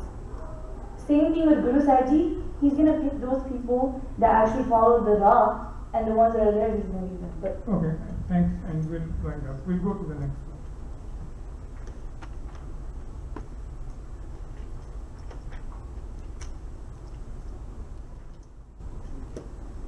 वैसे गुरुद्वारे थे सेवादार बड़े सियाने सन, उन्होंने बड़िया बड़िया कड़ियाँ सामने लाती हैं. Number 2 Randeep Singh. I have a very simple question. Actually, I have a pre-question. Then I'll follow up that question with, and that pre-question is the actual question. Are you proud to be a Sikh? My current situation, no. Follow-up question, why? ਅਸੀਂ ਸਾਰੇ ਗੱਲ ਕਰ ਰਹੇ ਹਾਂ ਗੁਣ ਹੋਣੇ ਚਾਹੀਦੇ ਨੇ, ਇਹ ਹੋਣਾ ਚਾਹੀਦਾ, ਹਿਊਮਿਲਿਟੀ हमें नहीं होनी चाहिए, मेरे में है, बहुत है.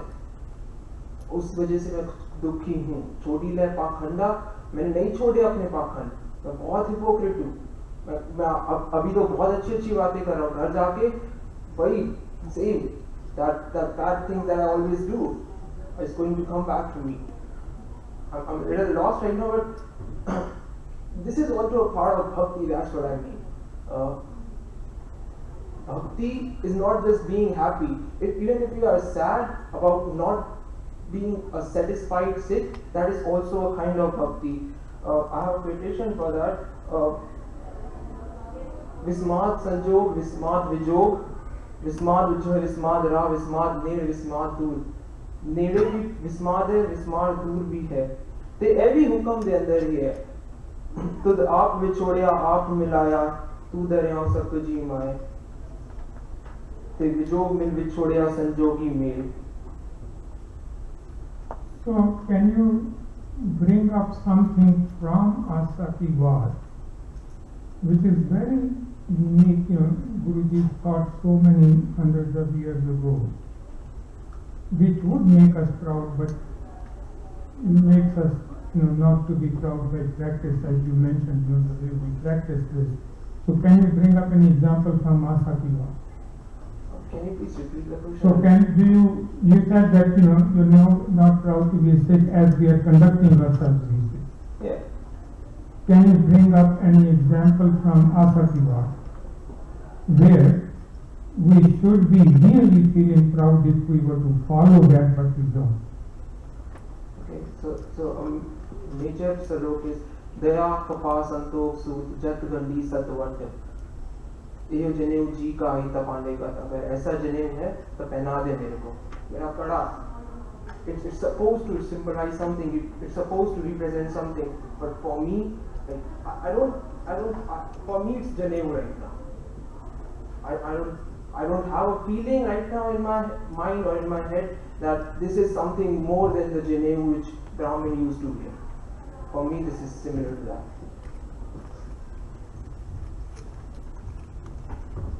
Okay, Jaspal Singh and people who have spoken less.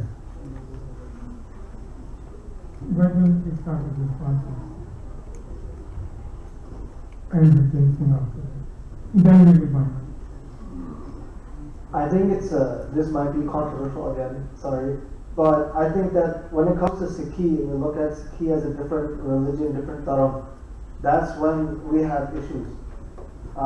Yes, Sikhi, we look unique. We purposely look unique, and our minds are also supposed to be unique in the same way. We're supposed to be pure, supposed to have a different mindset than the rest of the world, or than those who are impure. But Guruji says that the best karam, har ko naam jap nirmal karam, that the best thing you can do, the best karam, is by reciting Vaheguruji's name, meaning living by what Vaheguruji would want. So that being said, am I proud to be a Sikh? Yes. But do I try to separate myself from the rest of the world because I'm so proud? Do I have the ego? Sadly.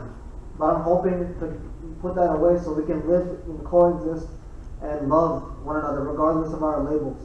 Okay, so before I go to Hiten Singh, and because Randeep Singh started in this part, so I go to that, but before I go to them, I have a question, follow up from you. You talked about being proud of being a Sikh. You also brought in Sikhi in between. So if somebody, as Randeep Singh said, not proud of being Sikh, do you differentiate between being proud of Sikh versus being proud of Sikhi? Are these two different things or are they the same? Being proud of Sikh versus being proud of Sikhi.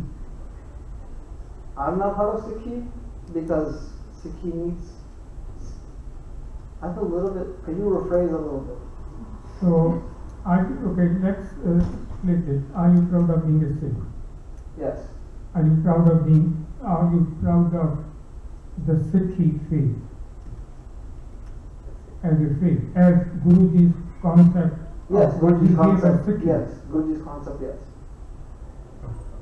Hiten Singh and then. Sorry. I wanted to add something. Okay. First, let's hear from Hiten Singh. Actually, the point I was going to make is the exact same question you asked. Am I proud to be a Sikh? Yes. Because jo Guru ne mainu ditta, I am proud of it. You know, if you're a fan of Kobe Bryant, you wear his uniform because you are proud to represent him. Right? You are a fan of Kobe Bryant, so you wear his uniform. I'm a fan of my Guru. I'm a fan of Vaheguru, so I wear his uniform. I wear my pug, I wear the kada, I wear the kanga ke chehra ke pan. Am I proud of Sikhi, where we are right now? No.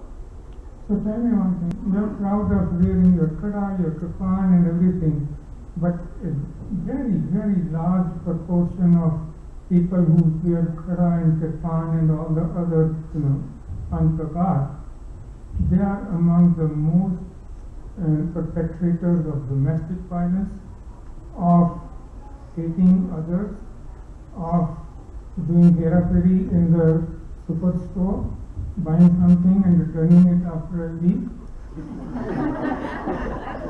This probably rings a bell. And why are you proud of being a Sikh with all this just because you're wearing a kada, etc.? देखो गल है कि as a person, am I proud of the community I was born in? The knowledge, the gyan that I was given from my parents, from my guru. Am I proud of the teachings that he has given me? Yes. But as a Qawm, like you said, there are many Amritari people who are doing things that are not so Sikhi based. And that's the thing, when we take Amrit, we make a promise to our Guru. I will follow in your footsteps. I will be a true Sikh. But when people do that, they're breaking their promise. Can you call yourself a Gursikh if you are breaking that promise? No. Amrit chake tusi Gursikh nahi bande. Amrit chake Sikhi nu follow karna. That is becoming a true Gursikh. Okay. So last point is Randeep Singh and then we will. Kabir ji ने क्या है, जय कुल पूत न ज्ञान विचारी विधवा कस न भई मैं तारी.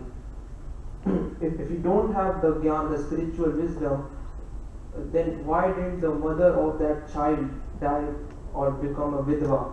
जय नर राम भगत नह साधी जन्मत कम ना मौ अपराधी। उसका पूरा का पूरा कुल अपराधी हो जाता है जिसने नाम राम की भक्ति नहीं की। तो सिक्खी जब गुरु नानक देव जी ने किया, ना कोई हिंदू ना कोई मुसलमान, he didn't mean that he wants to start a new sect called Sikhism. He wanted a universal religion, a religion which can be followed by everyone, the religion of mankind, of brotherhood, and thinking God as the fatherhood. So, am I proud of being a Sikh? Then Sikh for me is that universal religion which Guru Nanak wanted to spread around, which was his mission, I believe. So in that respect, I'm not, because I have not done any of these Gyan Vichari or Bhakti. And how many people, how many Sikhs do you think have obtained God with following Sikhi right now in current situation, or even before in the past century or so? Very few, none. Let's find out here. Go to the next one.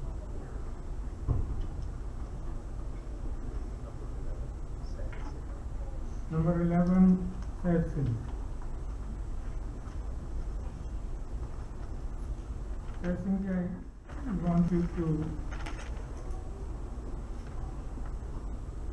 put a few wings to your thought process and speculate on something.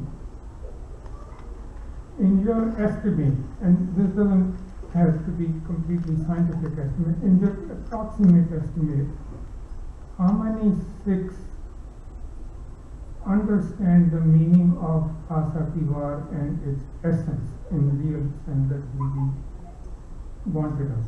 Approximately what percentage of Sikhs? Less than 1%. Less than 1%.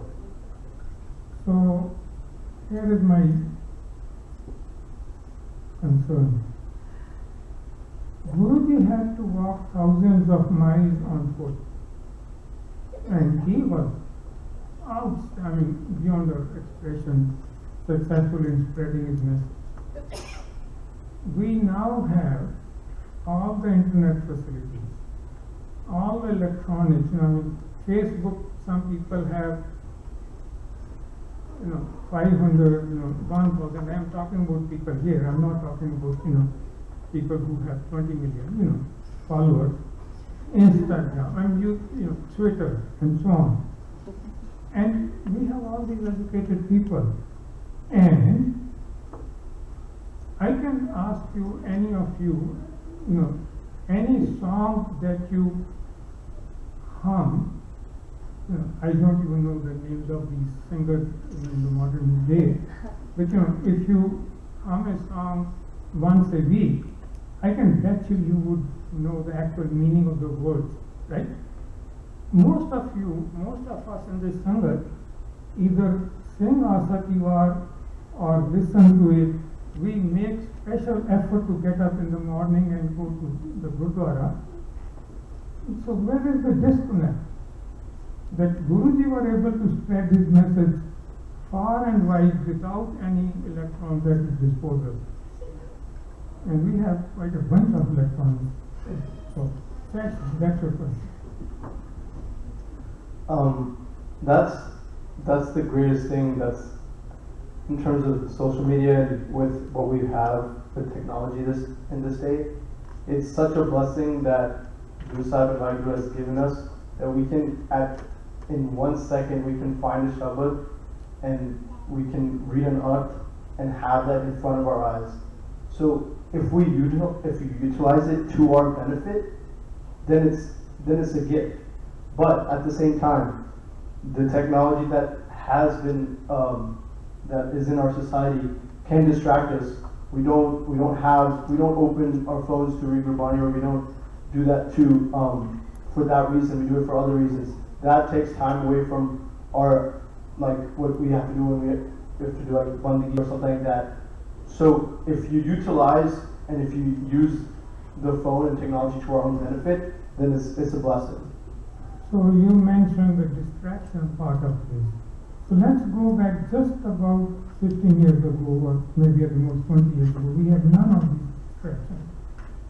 In your estimate, do you think more people understood Asati Baba meaning at that time without these distractions? No, because once again, it's a very few number that really understand to that depth all of us, if maybe not even any. So that is something that will always, there's not everybody can obtain the full understanding of Asati. It's a very, very deep concept that no matter what age you are in, no matter what century, no matter what decade, that number will always stay small. Do you think you have any possibility, I'm talking with you as an individual, have any remedy so that more people can understand Asati? I hope with the technology that's around us, that if we can even somehow like advance our kind of what we have, or like resources, that if we can teach more Gurbani to more people, have it easier access, then it's always good. But that just comes with like this good stuff. Okay, and let's go to people who have not spoken much. Let's start with Gurleen Kaur, and then maybe this Karan Singh and Amandeep. Just going back to your original question about having, about expanding, our social circle with Instagram, Twitter, Facebook, all of that. That is growing quickly, but because of our lack of understanding of Asati Var, and I mean we, like was mentioned before, less than 1% truly understand what's being spoken.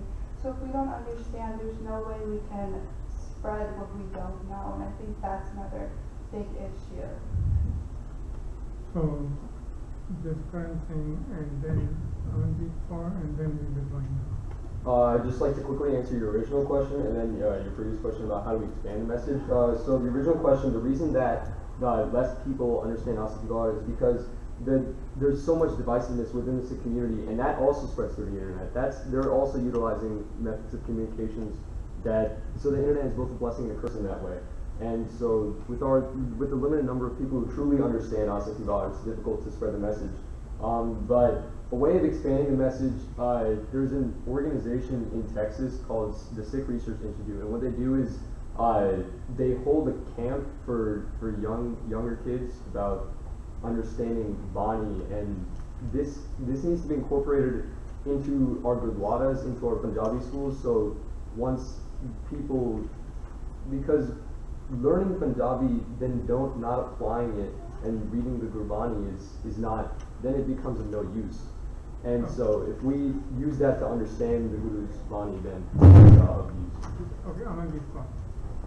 I think what our problem really lies in is that, so I'm going to use an analogy to explain this a little bit. There's an animal that, so when it has a predator chasing it, what it does is it'll run and then it'll go dig a hole and then it'll stick its head in there, thinking that if they can't see its problem, the predator, then it won't get eaten. And I think that's sort of what we're doing as Sikhs. We're seeing a problem, we're seeing the problem of ritualism, we're seeing problems in our gurdwaras, but none of us are willing to take the opportunity to step up and have ourselves be the solution. We're always looking for the next person, or the next generation is going to come fix this.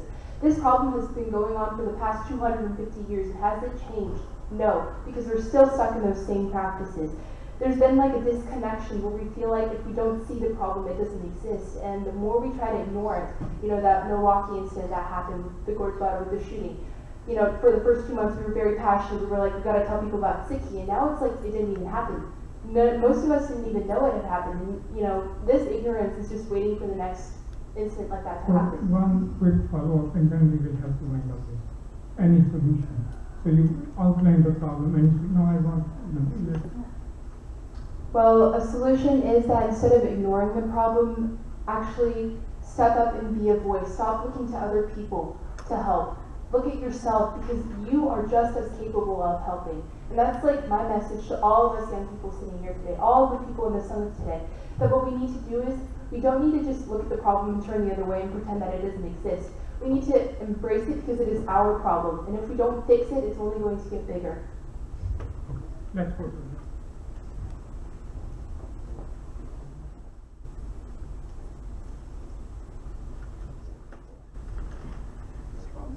Number 8, just passing. So, आशा की बात ਦੇ ਵਿੱਚ ਇੱਕ ਸ਼ਲੋਕ ਆਂਦਾ ਵਿੱਚ ਕਹਿੰਦੇ ਚੰਗੇ ਚੰਗਾ ਕਰ ਮੰਨੇ ਮੰਦਾ ਮੰਦਾ ਹੋਏ ਆਸ਼ਕ ਇਹ ਨਾ ਕਿ ਜੁਲੇ ਕਰੋ ਸੋ one of the other things that were common knowledge. So basically what Guruji is trying to say is that जो तो गुरु ने कहा मनु ये नहीं कि सोन ए मैं मान नहीं है क्योंकि मेरी मनु चंगी लगती है ए नहीं Manu right but in all our system whether we are at home with our parents or in a school or in colleges and so on we are also taught another thing which if your boss जिदा इतने गुरु जी कहते चाकर लग गया चाकरी नाले गारो boss भी अपने बॉस के नाल कभी बहस ना करो ये नहीं करो कि तू ऐसे गलत है but that's what we are taught that if something is wrong speak up when in the beginning I said if I say something wrong the walls are green speak up so should we or should we not should we speak up if we see something wrong? Yeah, I mean, if we don't think that Guruji said something and all these shloks से भी जो कह देता वो भी गल money है नहीं भी है अगर मैं मनी है तो नहीं मनी बीस बीस पे गुरता जेडी गल गुरु ने कह दिया वो money should we not question Guru? Should we not analyze him? Should we not question our Guru? There's two different ways of questioning. One way of questioning is questioning their authority. If we say that Guru Granth Sahib Ji, I'm going to question if you're my true Guru, then we have a problem. But if we say, okay Guruji, what do you mean? Like, and look for more vichar and also look for other shabads to help clarify, then that's a different situation. Another way of putting that is, we should always look for the truth, no matter what. That's what the Gurujis have always taught us, and that's what how we should live our lives today. And by looking for the truth, we're looking for Vaheguru at the same time, because Vaheguruji in itself, in themselves, is the truth. So, should we question our Guru? Yes, but for clarification, not their authority. So should I question my head of department if she says something? If you're confused if you're confused about something, and they tell you a task, just like Guruji tells us to do good things in life and whatnot, but we're like, okay, what does that mean, Guruji? If you're told a task by your boss, it's like, hey, can you complete this program? And then you say, well, I don't understand, could you clarify? It's just a clarification when it comes to questioning and analysis of Guruji. It's not you are not my Guru. Because if you look through all the pages of Guru Granth Sahib Ji, you will not see one reason as to why they shouldn't be our Guru. So if the president of the country says do this, and I think it's wrong, should I just say why, or should I say I'm not going to do something illegal? They are not at the same authority as our Guru. Okay. So they are not held in the same light of everything they say is correct and we are wrong. So Pulan under sabko apur Guru karta. Only the Guru and Vaheguruji are without faults, but everyone else is, and we should keep that in mind. And somebody has not spoken in the last 3 rounds also. Did he say? And it's getting close to 2, so let's... Sorry? Yeah, go ahead. Yeah, sure. Do you want to come and take my place? You get to I'll consider it. So, I think when we're talking about questioning someone, I think first thing is when anyone, doesn't matter how high they are, whenever anyone says something you disagree with, I think the first thing you should do is try to process what they're saying, try to understand what they're saying, and see whether it matches up with your experience. And then when you put someone at an authority, you have to remember that that person, the reason they're an authority is because they have some credibility. The reason why we put Guruji at a high authority is because many of the things Guruji told us are happening, and they've saved us. Like there are some things that people do that I've done in the Guru Granth Sahib that I believe has saved me. And so the president hasn't done anything like that as far as we know. And so that's why he doesn't have the same credibility. And so I think questioning Guruji, as your initial question was, I don't think questioning him, like what he's saying, is necessarily bad, as long as at the end of the day you keep your homemade down and remember truth is the most important, right? So I would say sacha aap, sacha darbar. Okay, let's wind up here. We just have, we still have 2 more people, and then we have closing statements and then on recording. On recording, actually we have, this and 2 more. One more.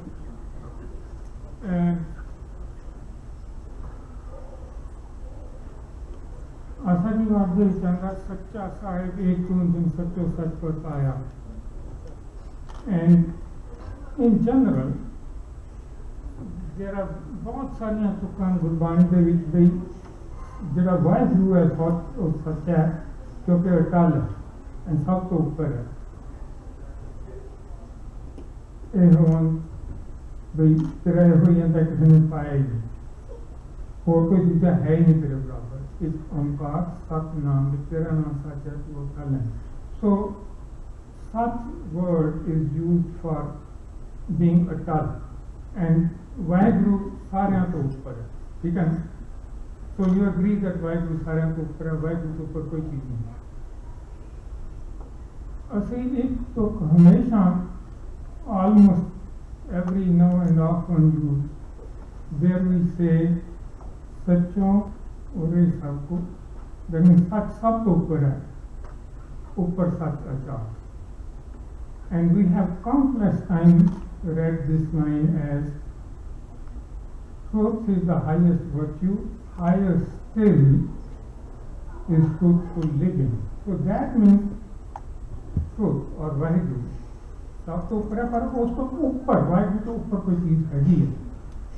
What are your thoughts on it? I think truthful living, that whole concept is that if we don't embody truth, we can't have peace at heart.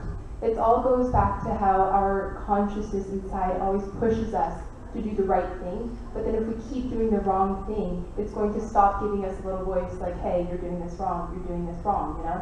And so I feel like without the truth is supposed to be our sort of like a guiding light for us, where we're always supposed to choose that over the bad thing. And so, yeah, just truth. So that means that a truthful living is higher than life? That's a complicated question. Truthful living, I think essentially is what Guru Sahib Ji wants us to do. And so since our gurus were philosophers, they were great thinkers, and they realized real quick that a truthful living was the best way for a person to live, the best thing for a person to embody. So since you mentioned it's a complicated question, and I'm going to give a possibility of answers to people who raise hands. Sachin Singh, Ekankar Kaur, Jaskaran Singh, Manjot Singh, and Sachin. Very quick, all of you, very quick, but I want to give you all because she said it's a complicated question. So सब तो पहला सानू मानना है कि वाहिगुरू सब तो उच्च है, उन्हां तो ऊपर कोई नहीं. Nothing we do, me, her, कोई नहीं. Nobody is above Vaheguru. The way it's, and to think any other way is a pulekha, and that's sati galti, that's manmukh soch, not gurmukh soch. The way that was written is कि तुसी सच मान सकते हो, तुहानू पता है कि सच की है, लेकिन if you're not living by that सच्चाई, then what is the purpose of that सच्चाई? So but sacha achar still you consider above Vaheguru. That's my question. Yes? Yeah. Vaheguru to upar koi. So but then why do we keep on listening Satya or Sapho for Satya? Higher still is the virtue, Ekankar. Sachi living is the Guru's mat. So it's the same thing. Guru Sahib ne kya ki do truthful living. That's Guru's mat. Guru ki mat to le aana. That's fine, I understand that. But does it become higher than Vaheguru? Nothing's higher than Vaheguru. That's what Guru Sahib ne sanu kya. So if it's something that we have to do, it's basically the same thing. So why do we translate it as higher still is the truthful living? Because Guru Sahib wrote it that way. Well, I think when Guruji says like that truth is high, that truthful living is higher, I don't think he's necessarily referring to such as in Vaheguru, because truth is everything. Everything that exists is true. And I think what he's saying is the message, the Bani is important, but living from that Bani is more important. So when it is not referring it to Vaheguru, then why does it say Satyam Ore Sab? Because I think... No, go on. Okay, so, sorry, could you repeat again? Why do we say Satyam Ore Sab? So is there somebody else rather than Vaheguru that everything else is lower than that? No, because when you're living according to such, when you're living according to truth, you're one with Vaheguru. Okay, So how could it be just different? anything and then... So there's a simple phrase that answers this, basically, actions speak louder than words. And it's the words that, it's the truth that is written in the Bani, right? And from there, we have to apply it to our lives. As Guru spoken that we do so. And so, therefore, our actions, once we implement it, then that is the true realization of the Bani, the true potential. Who was next? Anybody here? Raman. So, we have to know the perspective of what Guru Sahib is actually saying. Sacho ore sabko sabto utte satya. Firki, that's why truthful living is the highest. Sacho ore sabko upar satya. Because sach sabto utte ya, because Vaheguru sabto utte ya, that's why honest living. It's not kyo higher ya. Upar satya. Taiyo upar satya. Sacho ore sabko, that's why it's upar satya. Because when you live by the truth, it's not saying that truth is the highest living. What it's saying is, because truth is the highest, because Vaheguru is the highest, because Vaheguru is the child, because Vaheguru is the truth, you should also live by the truth. That's fine, but is it, so when it says Uppar Satyachar and we say higher still is the virtue, that means it is higher than Vaheguru. When we say higher still is the truthful living. Sacho ore sabko, when it says Sacho ore sabko, it's talking about everything. Why he's saying Upar Satyachar is because it's still a part of the truth, right? You're still, it's not saying it's on top of the Sach. It's saying Tainyo Utteviya. Tainyo Uppare. Okay, Sach Singh and then Manjot Singh and then we'll wind up. I'll say a couple of words. I think when you talk about such, it is everything, and the goal is to reach that, right? So Hadin Aisa Chaya, Jaisa Hari Hoy. The goal is to be like such. If we can reach for that goal, and maybe in your life you can be like Har, that's why putting that much kamai in your work can maybe get you to that level, maybe higher. Okay, Manjot Singh and then we'll wind up. Quick thought. Yep, so I'm gonna agree with that and say that because as Sikhs we are to take Guru Ki Mat, we are also then going to have a truthful living. And so because Guru Sahib is a God for Guru Sarup themselves, that mat that we took from Guru Sahib is then going to be truthful living. And so it would be at the same plane. Okay, thank you. I make the exception of making a comment here, not only to the participants here but also the entire Sangha, simply because this is a translation we have heard a million times.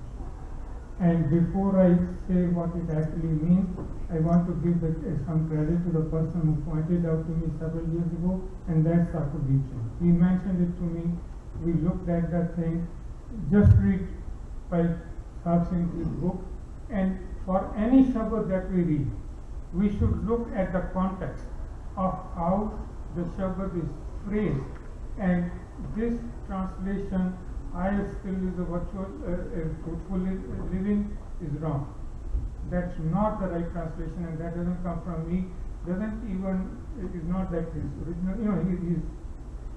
it's like we're getting gyan from him. And by Sahib Singh the book, I'm just going to read those 10 liner from there. From that shabad, from that line, it says, Man hat buddhi ketiyan, kete ver vichar, केते बंधन जी के गुरमुख मोख द्वार सच्चों उरे सब को ऊपर सच्चा दैट मीन्स जिन्हें असी रिचुअल्स करने हैं जिन्हें असी वेद पाठ करने हैं सारा कुछ करने हैं ए करने हैं ओ करने हैं ओ करने हैं जो सारा कुछ करने हैं ਉਸ ਤੋਂ ਉੱਪਰ truthful living है, not like it's higher than the such, not that it is higher than the Vaheguru, not that we become Vaheguru and therefore we achieve higher status. It's above all those things that we do daily. So the point I'm trying to make is we should all look at the context. The idea is not to disparage anything what you're saying. This is a very, very common misperception, and we should be aware of how we interpret the Shabbat. And last question, Gurleen Kaur.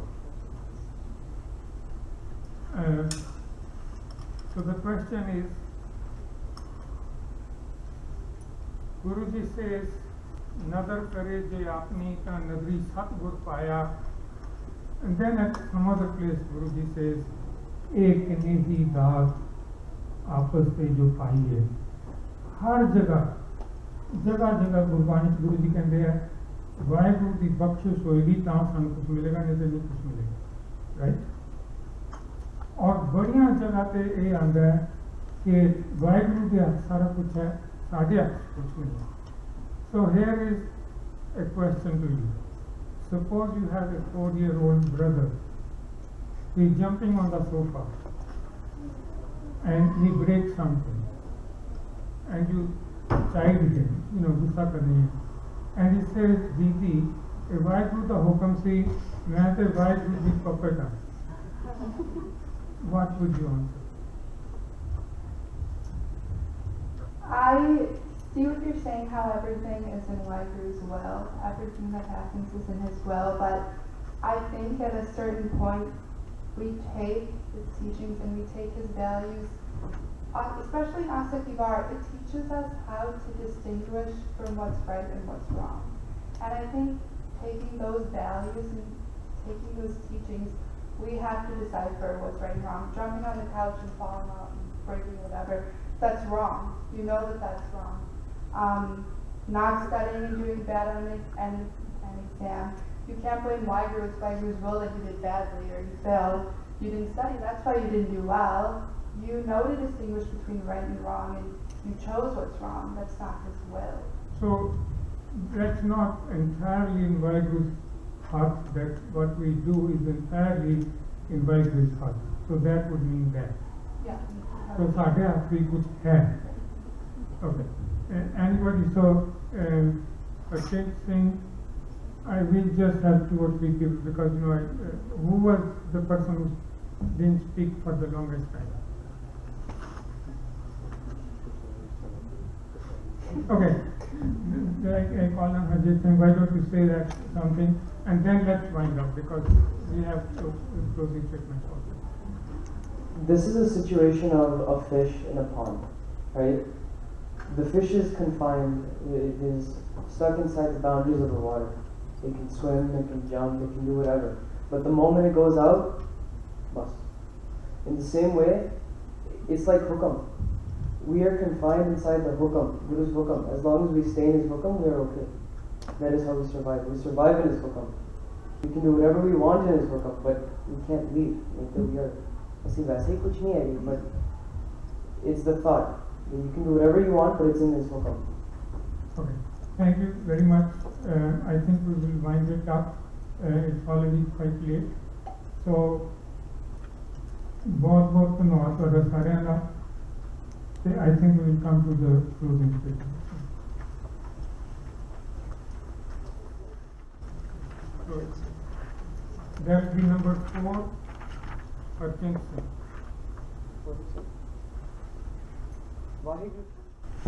Waheguru ji का खालसा, वाहिगुरु जी की फतेह. There's a phrase, बांदर क्या जाने अदरक का स्वाद. When you don't know the situation, how can you comment on it? लोग सिक्खी के बारे जो कहना चाहते हैं कह सकते हैं, लेकिन सिख अगर तुसी नहीं है तुसी नहीं जानते इसकी महानता. साडे गुरुआं ने सानू इतना दिता है. अज सिख पंथ रस्मां रिवाजां झूठ ते चालबाजी हौमै ते लालच विच गुम गया है. साडे गुरुआं दे वक्त कोई साधन नहीं सी, लेकिन सिख पक्के सी. आज साडे कोल इतने ज़्यादा साधन हो गए हैं, लेकिन असी कच्चे हो गए हैं. इस सिंपोजियम दे राही गुरबाणी विचार के असी एक कदम गुरु वाल वध गए हैं. ਗੁਰਬਾਣੀ ਤੋਂ ਅਸੀਂ ਇਸ ਸ੍ਰਿਸ਼ਟੀ ਦੀ ਇੱਜ਼ਤ ਕਰਨਾ ਸਿੱਖਦੇ ਹਾਂ। ਗੁਰਬਾਣੀ ਸਾਨੂੰ ਹੰਕਾਰ ਤੇ ਅਗਿਆਨਤਾ ਦੇ ਅੰਧੇਰੇ ਤੋਂ ਕੱਢ ਕੇ ਰੱਬ ਦੀ ਜੋਤ ਨਾਲ ਮਿਲਾ ਦਿੰਦੀ ਹੈ। ਵਾਹਿਗੁਰੂ ਨੇ ਹੀ ਸਾਨੂੰ ਮਾਇਆ ਦਿੱਤੀ, so that we may learn how to use Maya in the right way and not let Maya use us. We pray for Vaheguru to let us obtain strength, for it is through our strength that we can obtain Vaheguru. आओ अरदास करिए, जगत जलंदा रख लै अपनी कृपा तार। साथ संगत जी दोबारा उस शीशे विच देखो कि असीं कित्थे खड़े हां। अज असीं नौकरी विच अगे वधन लई अपने सिੱਖੀ ਨੂੰ ਪਿੱਛੇ ਸੁੱਟ ਦਿੰਦੇ ਹਾਂ। गुरु दी मेहर ते गुरबाणी दे बिना एक गुरसिंह का कोई था नहीं है। बिन तेल दीवा क्यों जलाए? Without the oil, how can the lamp be lit? The lamp is useless without the oil. The lamp is our oil, and the lamp is our soul, and the oil is our Shabad Guru. Bol chuk di maafi, Vaheguru ji ka Khalsa, Vaheguru ji ki Fateh.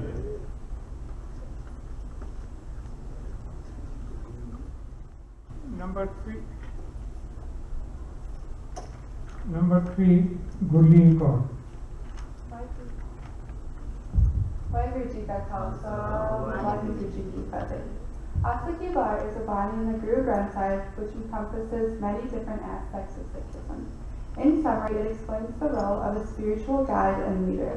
Guru Nanak Dev Ji also went on to explain the divine wisdom that's acquired through intellect. Guruji explains that the world isn't a dream, but rather an impermanent reality. By reading Asa Ki War, you should be able to distinguish right from wrong. Individual ego prevents us from doing this. By self-surrender and submission to Guruji's teachings, we can win in favor of the Guruji. Discriminating anyone by the stereotypes gender, class, race is looked down upon. Sikhism promotes love and acceptance of all people and emphasizes equality for all. The three aspects which are emphasized all throughout Sikhism, and especially in this bani, are ethics, social, and metaphysical. Ethically, there's an emphasis placed on humility, truth, virtue, and holy living. Ritualistic beliefs like fasting or bathing in holy water have no spiritual merit. Social aspects include the unfair caste system, which encompassed pride, prejudice, bribery, and tyranny of kings and rulers at the time. The last aspect is metaphysical, and it includes the divine ordinance, God's grace, the wonders of nature, and the Spirit of God in all its creation. Vaheguru Ji Ka Khalsa. Number 6, Jagjit Singh.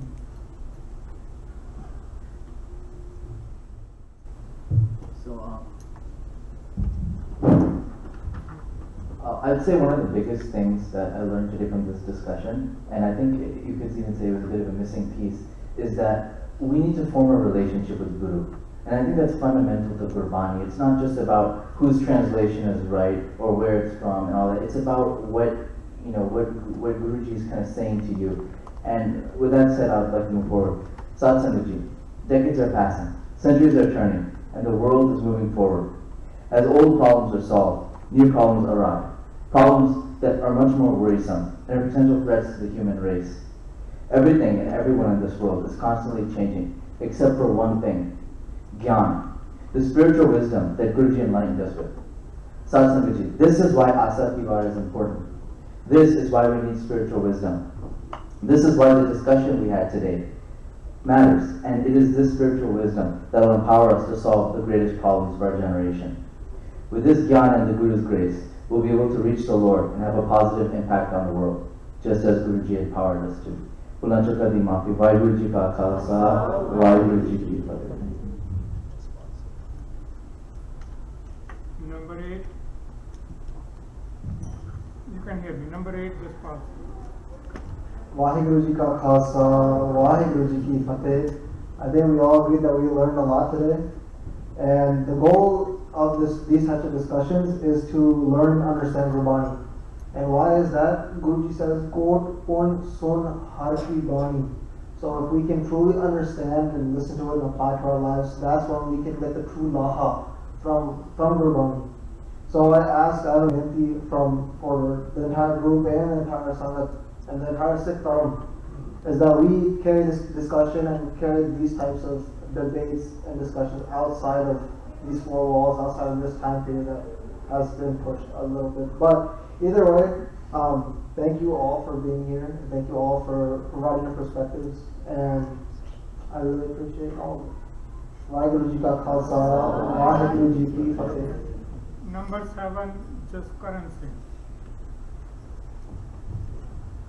Vaheguru Ji Ka Khalsa, Vaheguru Ji Ki Fateh. Throughout all of the discussion that we've had today, there was one common thread among all of our ideas.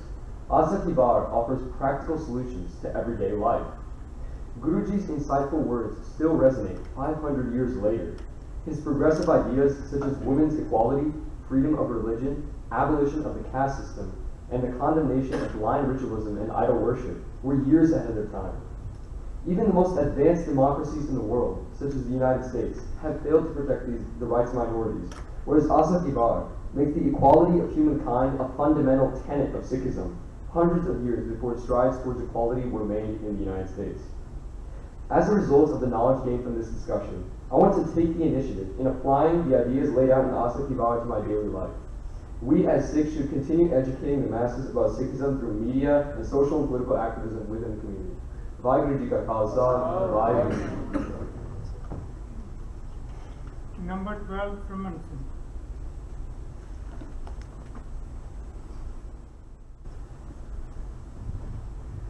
ਜਦੋਂ ਪਾਖੰਡ ਰਾਹੀਂ ਰੂਹਾਨੀ ਅਨੁਭਵ ਦੇ ਪ੍ਰਗਟਾਵਾ ਦਬਾ ਦਿੱਤਾ ਜਾਂਦਾ ਹੈ ਤਾਂ ਨਿਗਾਰ ਆਉਣਾ ਯਕੀਨੀ ਹੈ। ਆਸਾ ਦੀ ਵਾਰ ਵਿੱਚ ਗੁਰੂ ਸਾਹਿਬ ਜੀ ਜਿੱਥੇ ਇਸ ਗਿਰਾਵਟ ਪ੍ਰਤੀ ਜਾਗਰੂਕਤਾ ਪੈਦਾ ਕਰਦੇ ਹਨ ਉੱਥੇ ਇਸ ਦਾ ਹੱਲ ਵੀ ਦੱਸਦੇ ਹਨ। ਆਸਾ ਦੀ ਵਾਰ ਦੇ ਗਿਆਨ ਦੀ ਰੌਸ਼ਨੀ ਵਿੱਚੋਂ ਅਗਿਆਨਤਾ, ਦੁਬਦਾ ਤੇ ਦਵੈਸ਼ ਖਤਮ ਹੁੰਦੀ ਹੈ। ਆਪੀ ਨੇ ਆਪ ਸਾਜੇ ਤੋਂ ਲੈ ਕੇ ਵੱਡੇ ਕੀਆਂ ਵਡਿਆਈਆਂ ਵਾਲੀ ਇਹ ਆਸਾ ਦੀ ਵਾਰ ਰੱਬੀ ਗਿਆਨ ਦਾ ਸੋਮਾ ਹੈ ਜੋ ਦ੍ਰਿਸ਼ਟ ਜਗਤ ਤੋਂ ਅਦ੍ਰਿਸ਼ਟ ਜਗਤ ਵੱਲ ਯਾਤਰਾ ਕਰਦੀ ਹੋਈ ਤਤਕਾਲੀਨ ਸਮਾਜ ਦਾ ਸਮੁੱਚਾ ਰੂਪ ਭਾਰਦੀ ਹੋਈ ਅਧਿਆਤਮੀ ਨੂੰ ਗੁਰੂ ਦੇ ਗਿਆਨ ਅਤੇ ਅਮਲ ਰਾਹੀਂ ਸ਼ਰੀਰ ਤੋਂ ਰੂਹ ਤੱਕ ਆਜ਼ਾਦ ਅਤੇ ਵਾਹਿਗੁਰੂ ਨਾਲ ਇੱਕ ਮਿੱਤਰਤਾ ਪ੍ਰਦਾਨ ਕਰਦੀ ਹੈ। I believe these 5 things are important for us to bring about a positive change in our lives, which I took from Asa Di War. First, Pinni Ran Jinaman Chao. We need to have a desire and love to meet Vaheguru. Second, Satvar Pekte So Sukhpai. We need to submit to the true Guru to obtain enlightenment and bliss. Third, Sikhi Sikhya Gurvichar. We need to learn and follow the Guru's wisdom through Bani and Sangat. Fourth, Karni and Kirat. We need to live a life filled with Simran and Seva. Your actions must match your words. When we transform from Manmukh to Gurmukh, we learn to cut through the duality of thought and action, which promotes meaningless divisions among humans. Sada Anand Rahe Din Rati. When we become Gurmukh, we will not get caught up in our vices and hypocrisies. Our ego will end and we will be liberated. We will get oneness with Vaheguru. I don't think this discussion can end here. This is just the spark of an idea which needs to be put into action. Guru Sahib ਕਿਰਪਾ ਕਰ ਕਿ ਅਸੀਂ ਗੁਰੂ ਦੇ ਚਾਲ ਤੇ ਚੱਲ ਸਕੀਏ ਅਤੇ ਗੁਰੂ ਦੇ ਰਾਹ ਤੇ ਚੱਲਣ ਵਾਲੇ ਵੇਲਿਆਂ ਦੀ ਸੰਗਤ ਸਾਨੂੰ ਮਿਲਦੀ ਰਹੇ। ਗੁਰੂ ਦੇ ਦਿੱਤੇ ਹੋਏ ਨੇਮ ਨੂੰ ਅਸੀਂ ਕਦੇ ਨਾ ਛੱਡੀਏ ਕਿਉਂਕਿ ਨੇਮ ਨਾਲ ਹੀ ਪ੍ਰੇਮ ਨਿਭਦਾ ਹੈ। ਕਰ ਪੁੰਨੋ ਨੀਤ ਸਦਾਈਏ ਅਤੇ ਆਪਾ ਗਵਾ ਕੇ ਸਿਮਰਨ ਅਤੇ ਸੇਵਾ ਕਰ ਸਕੀਏ ਕਿਉਂਕਿ ਆਪ ਗਵਾਈ ਸੇਵਾ ਕਰੇ ਤਾਂ ਕਿਛ ਪਾਏ ਮਾਨ। आज भाई जोर तो आसा की वार की एक पौड़ी सुन के भाई लैना गुरु ਨੂੰ ਸਮਰਪਿਤ ਹੋ ਗਿਆ ਅਤੇ ਗੁਰੂ ਨਾਨਕ ਦਾ ਅੰਗ ਬਣ ਕੇ ਗੁਰੂ ਅੰਗਦ ਹੋ ਗਿਆ। ਗੁਰੂ ਮਿਹਰ ਕਰੇ ਅਸੀਂ ਆਸਾ ਕੀ ਵਾਰ ਦੇ ਇਸ ਉਪਦੇਸ਼ ਨੂੰ ਕਮਾ ਕੇ ਮਨੁੱਖਾ ਜੀਵਨ ਦਾ ਲਾਹਾ ਖੜ ਸਕੀਏ। ਜਿਤ ਸੇਵਿਆ ਸੁਖ ਪਾਈਐ ਸੋ ਸਾਹਿਬ ਸਦਾ ਸੰਭਾਲੀਐ। ਜਿਤ ਕੀਤਾ ਪਾਈਐ ਆਪਣਾ ਸਾਕਾਲ ਗੁਰੀ ਕਿਉਂ ਘਾਲੀਐ। ਮੰਦਾ ਮੂਲ ਨਾ ਕੀਚਈ ਦੇ ਲੰਮੀ ਨਗਰ ਨਿਹਾਲੀਐ। ਜਿਉ ਸਾਹਿਬ ਨਾਲ ਨਾ ਹਾਰੀਐ ਤੇ ਵਿਹਾ ਪਾਸਾ ਢਾਲੀਐ। ਕਿਛ ਲਾਹੇ ਉੱਪਰ ਘਾਲੀਐ। ਵਾਹਿਗੁਰੂ ਜੀ ਕਾ ਖਾਲਸਾ ਵਾਹਿਗੁਰੂ ਜੀ ਕੀ ਫਤਿਹ। Number 11, Sahib Singh.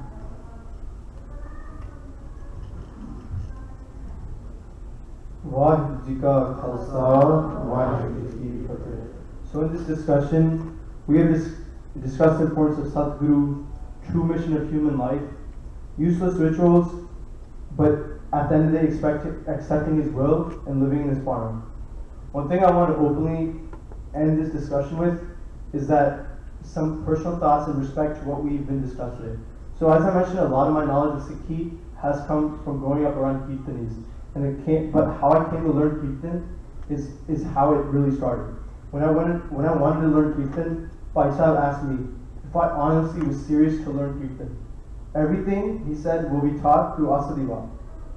For 5 years, all of us would get together on Saturday mornings and spend hours doing Asadivar to our heart's content. Those Saturdays revolve around learning Asadivar, how to sing, how to understand what we sing, and implementing it, what we sing in our lives. At the end of those 5 years, Faisal's brother passed away. The last kirtan we did was an Asadivar. Me, Faisal, his brother, and I. People spend their entire life singing this beautiful Barney, and still at the end of their life, they can't understand what they're singing. But then, do you really think, Uttam ek vichar hai, jin sachi soch tunai. Vaheguru ji ka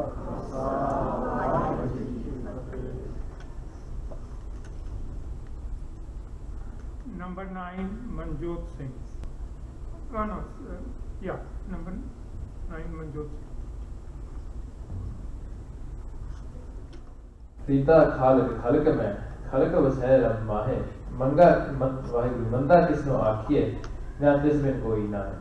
Today, the world is burning away in jealousy, regards, and more. As we have seen in today's discussion, we can take the concepts presented to us in Sri Asa Ji Diwar and live them in our everyday lives. Through Bani, we are continuously inspired to become better Sikhs of the Guru, of the Pacha Maharaj.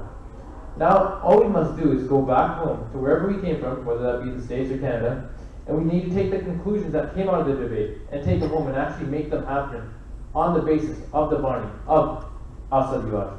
Today we spoke about Maya, about Homme, how this gentleman is a gift. It's a beautiful gift. However, we shouldn't be wasting it on rituals and nonsense that we know doesn't make sense. It doesn't align to Sikhi. We as the upcoming youth have been blessed to just having this Sangha, to have this experience right now. We need to connect back to our roots. We need to start doing our nityanems and expanding even more, not just the minimums. We need to start looking at Bani, more than just words, but the words of the Guru, straight from a Galpur, and through context and in musical form. By being able to understand this, we attain the connection that we long with the Guru, which many of our youth lack today. And lastly, it's never too hard to do any of this. If there's ever a question, take a hukamnama, do an ardas, take a hukamnama and see what Madhav says, and the response in the form of the hukamnama will most definitely have you taken. Satguru nu sabin ko vekhda jitta jagat sansar, dithe mukt na hove, jitte shabad kare na kare vichar. हम में मैल न चुटी नाम न लगे प्यार एक आपे बख्श मिलायन दुबदा तज विकार नानक एक दर्शन देख मर मिले सतगुर हेत प्यार वाहिगुरु जी का खालसा वाहिगुरु जी की फतेह. Number 10, now please call.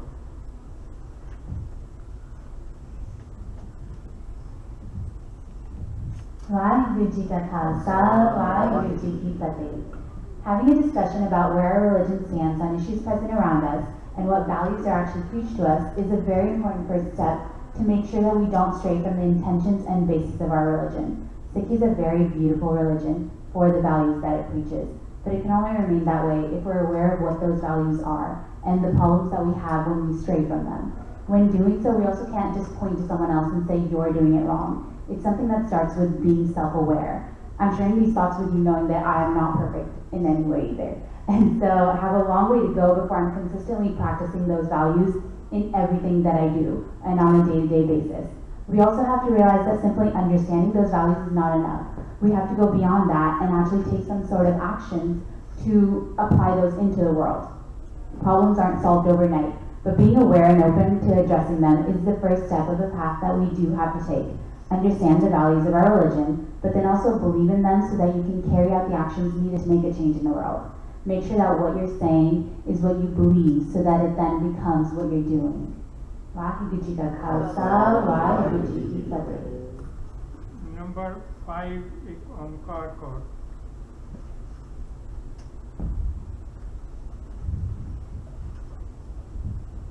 वरदे किया वड्याइयां किश कहना कह न जाए सो करता कादर करीम दे जिया रिजिक संभाले सारी कार कमाई तो शोदी तिन्ना पाए नानक एकी बाहर ही और दूजी ना ही जाए सो करे जित से न जाए.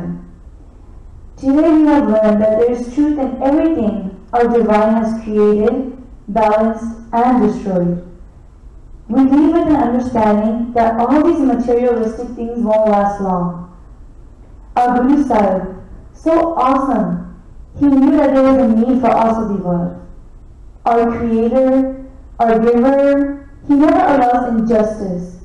So knowledgeable are Antarjami fathers. A lesson we can all practice is our karam. Maran te jamma to asi patantara te karam to sutantar. We don't have control to death or to our birth, but we have control of what kind of karam we do. In order to achieve this, we need to commit the good deeds and actions, have good thoughts, and most importantly, have complete faith in Guru Sahib Ji. Let's read Bani and understand it. However, let's not leave it right there. Let's practically live the way Guru Sahib Ji told us to live.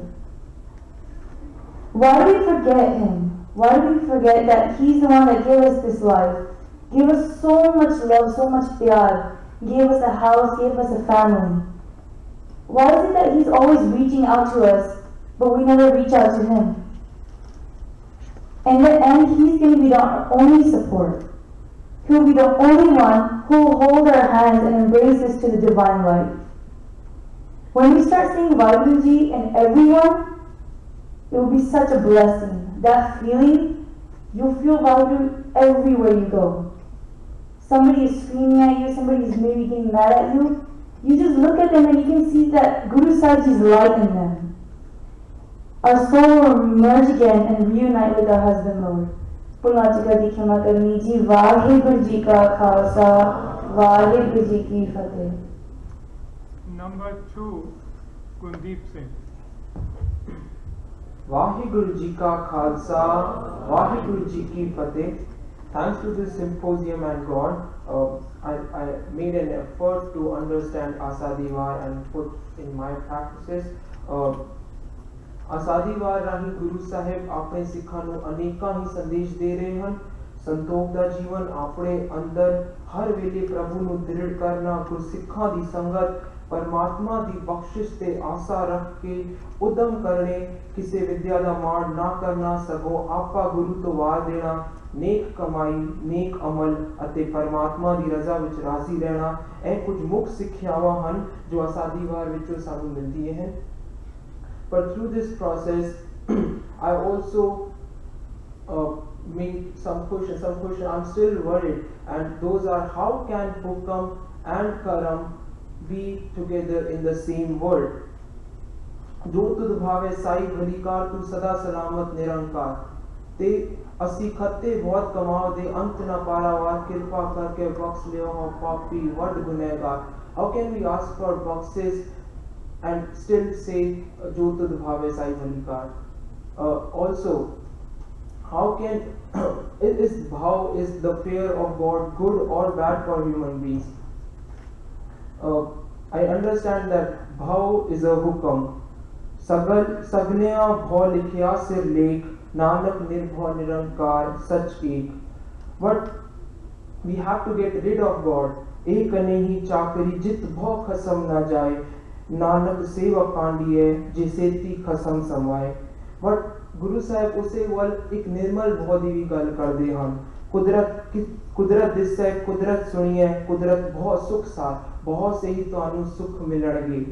भय विच खुंब चढ़ाइए शरम पाओ तन खोए, नानक जिन मन भाव तिना मन भाओ. जिन्हां दे मन विच प्रभु दा प्यार है भाव है, उन्हां दे मनां विच ही प्रेम आ सकदा है.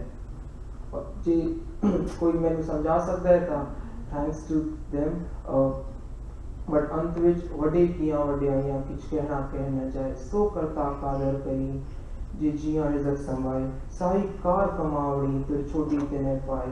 नानक की पहाड़ी हो दूजी ना ही जाए, सो करे जे तिसे न जाए, सो करे जे तिसे न जाए. वाहिगुरु जी का खालसा, वाहिगुरु जी की फतेह. Number 1, Ananddeep Kaur.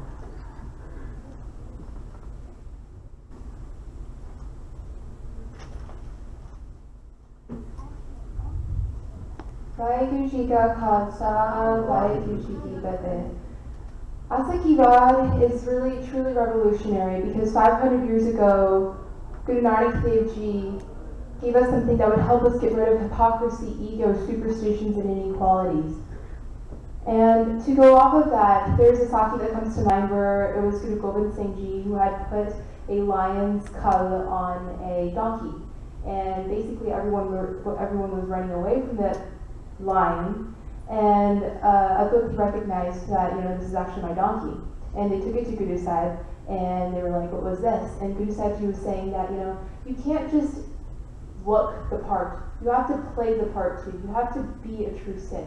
Just putting bankars on and, maybe going to the server or looking like I'm doing the things that a good Sikh should do isn't what's going to help make us Sikh. That's not the purpose of Sikhism. Overall, the importance of Gurbani and the basic philosophy of Sikhism is not to just lead us to be good Sikhs, but it is first to be good people. And that is the true essence of religion. It's not to create Christians, Muslims, Hindus, Jews, etc. It's Nek Atichange Insan Banana. But we as humans, we corrupted this vessel that is supposed to help us, reach that path, and we created it as an exploitation for greed and power. And so, there is a problem that we see here right now, and it is up to us to fix it, because 500 years ago these things existed and they still exist. And you kind of ask why. And so it's mostly because we see the problem and we wish it away and we don't try to take initiative against it. So what we need to do now is, if we see a problem, we have to learn how to deal with it. We have to face it, so that the Sikhi doctrines and principles don't get lost any more than they are. Vaheguru Ji Ka Khalsa, Vaheguru Ji Ki Fateh. Vaheguru Ji Ka Khalsa, Vaheguru Ji Ki Fateh. Sangat Ji, this concludes the last phase of this program. I want to mention one very small thing to all the participants. Most of you already realize it, and then we will wind it up in another just less than a minute. And what I want to mention is that, as I said earlier, some of you already realize, whenever you read a book or there is a question, Guruji answers that question most of the time in that very book itself. And just like we discussed with Sachore Sakko, similarly, I want to take one example from Asa Tiwar. If you look at those examples, there is just one. The answer is within that book itself. And right next to it, or just before it, for example, we discussed Haume Dirag Rog Hai Daru Bees Mahe. There's a lot of confusion. A lot of people have asked me and others, how can there be Daru within Haume itself? And we could see that there was a lot of confusion here. Right next, Guruji says, Kripa kare je apni ka gur ka sabat kamaya. Somebody pointed out, Nanak, something, Nanak has no, it's something. So it gives the answer in most of the books. And if in general, I couldn't obviously mention this before the end of the conclusion of this competition. In general, Guruji gives answers very crisply, very, very clearly and crisply. And with that, I want to really, really thank Vaheguru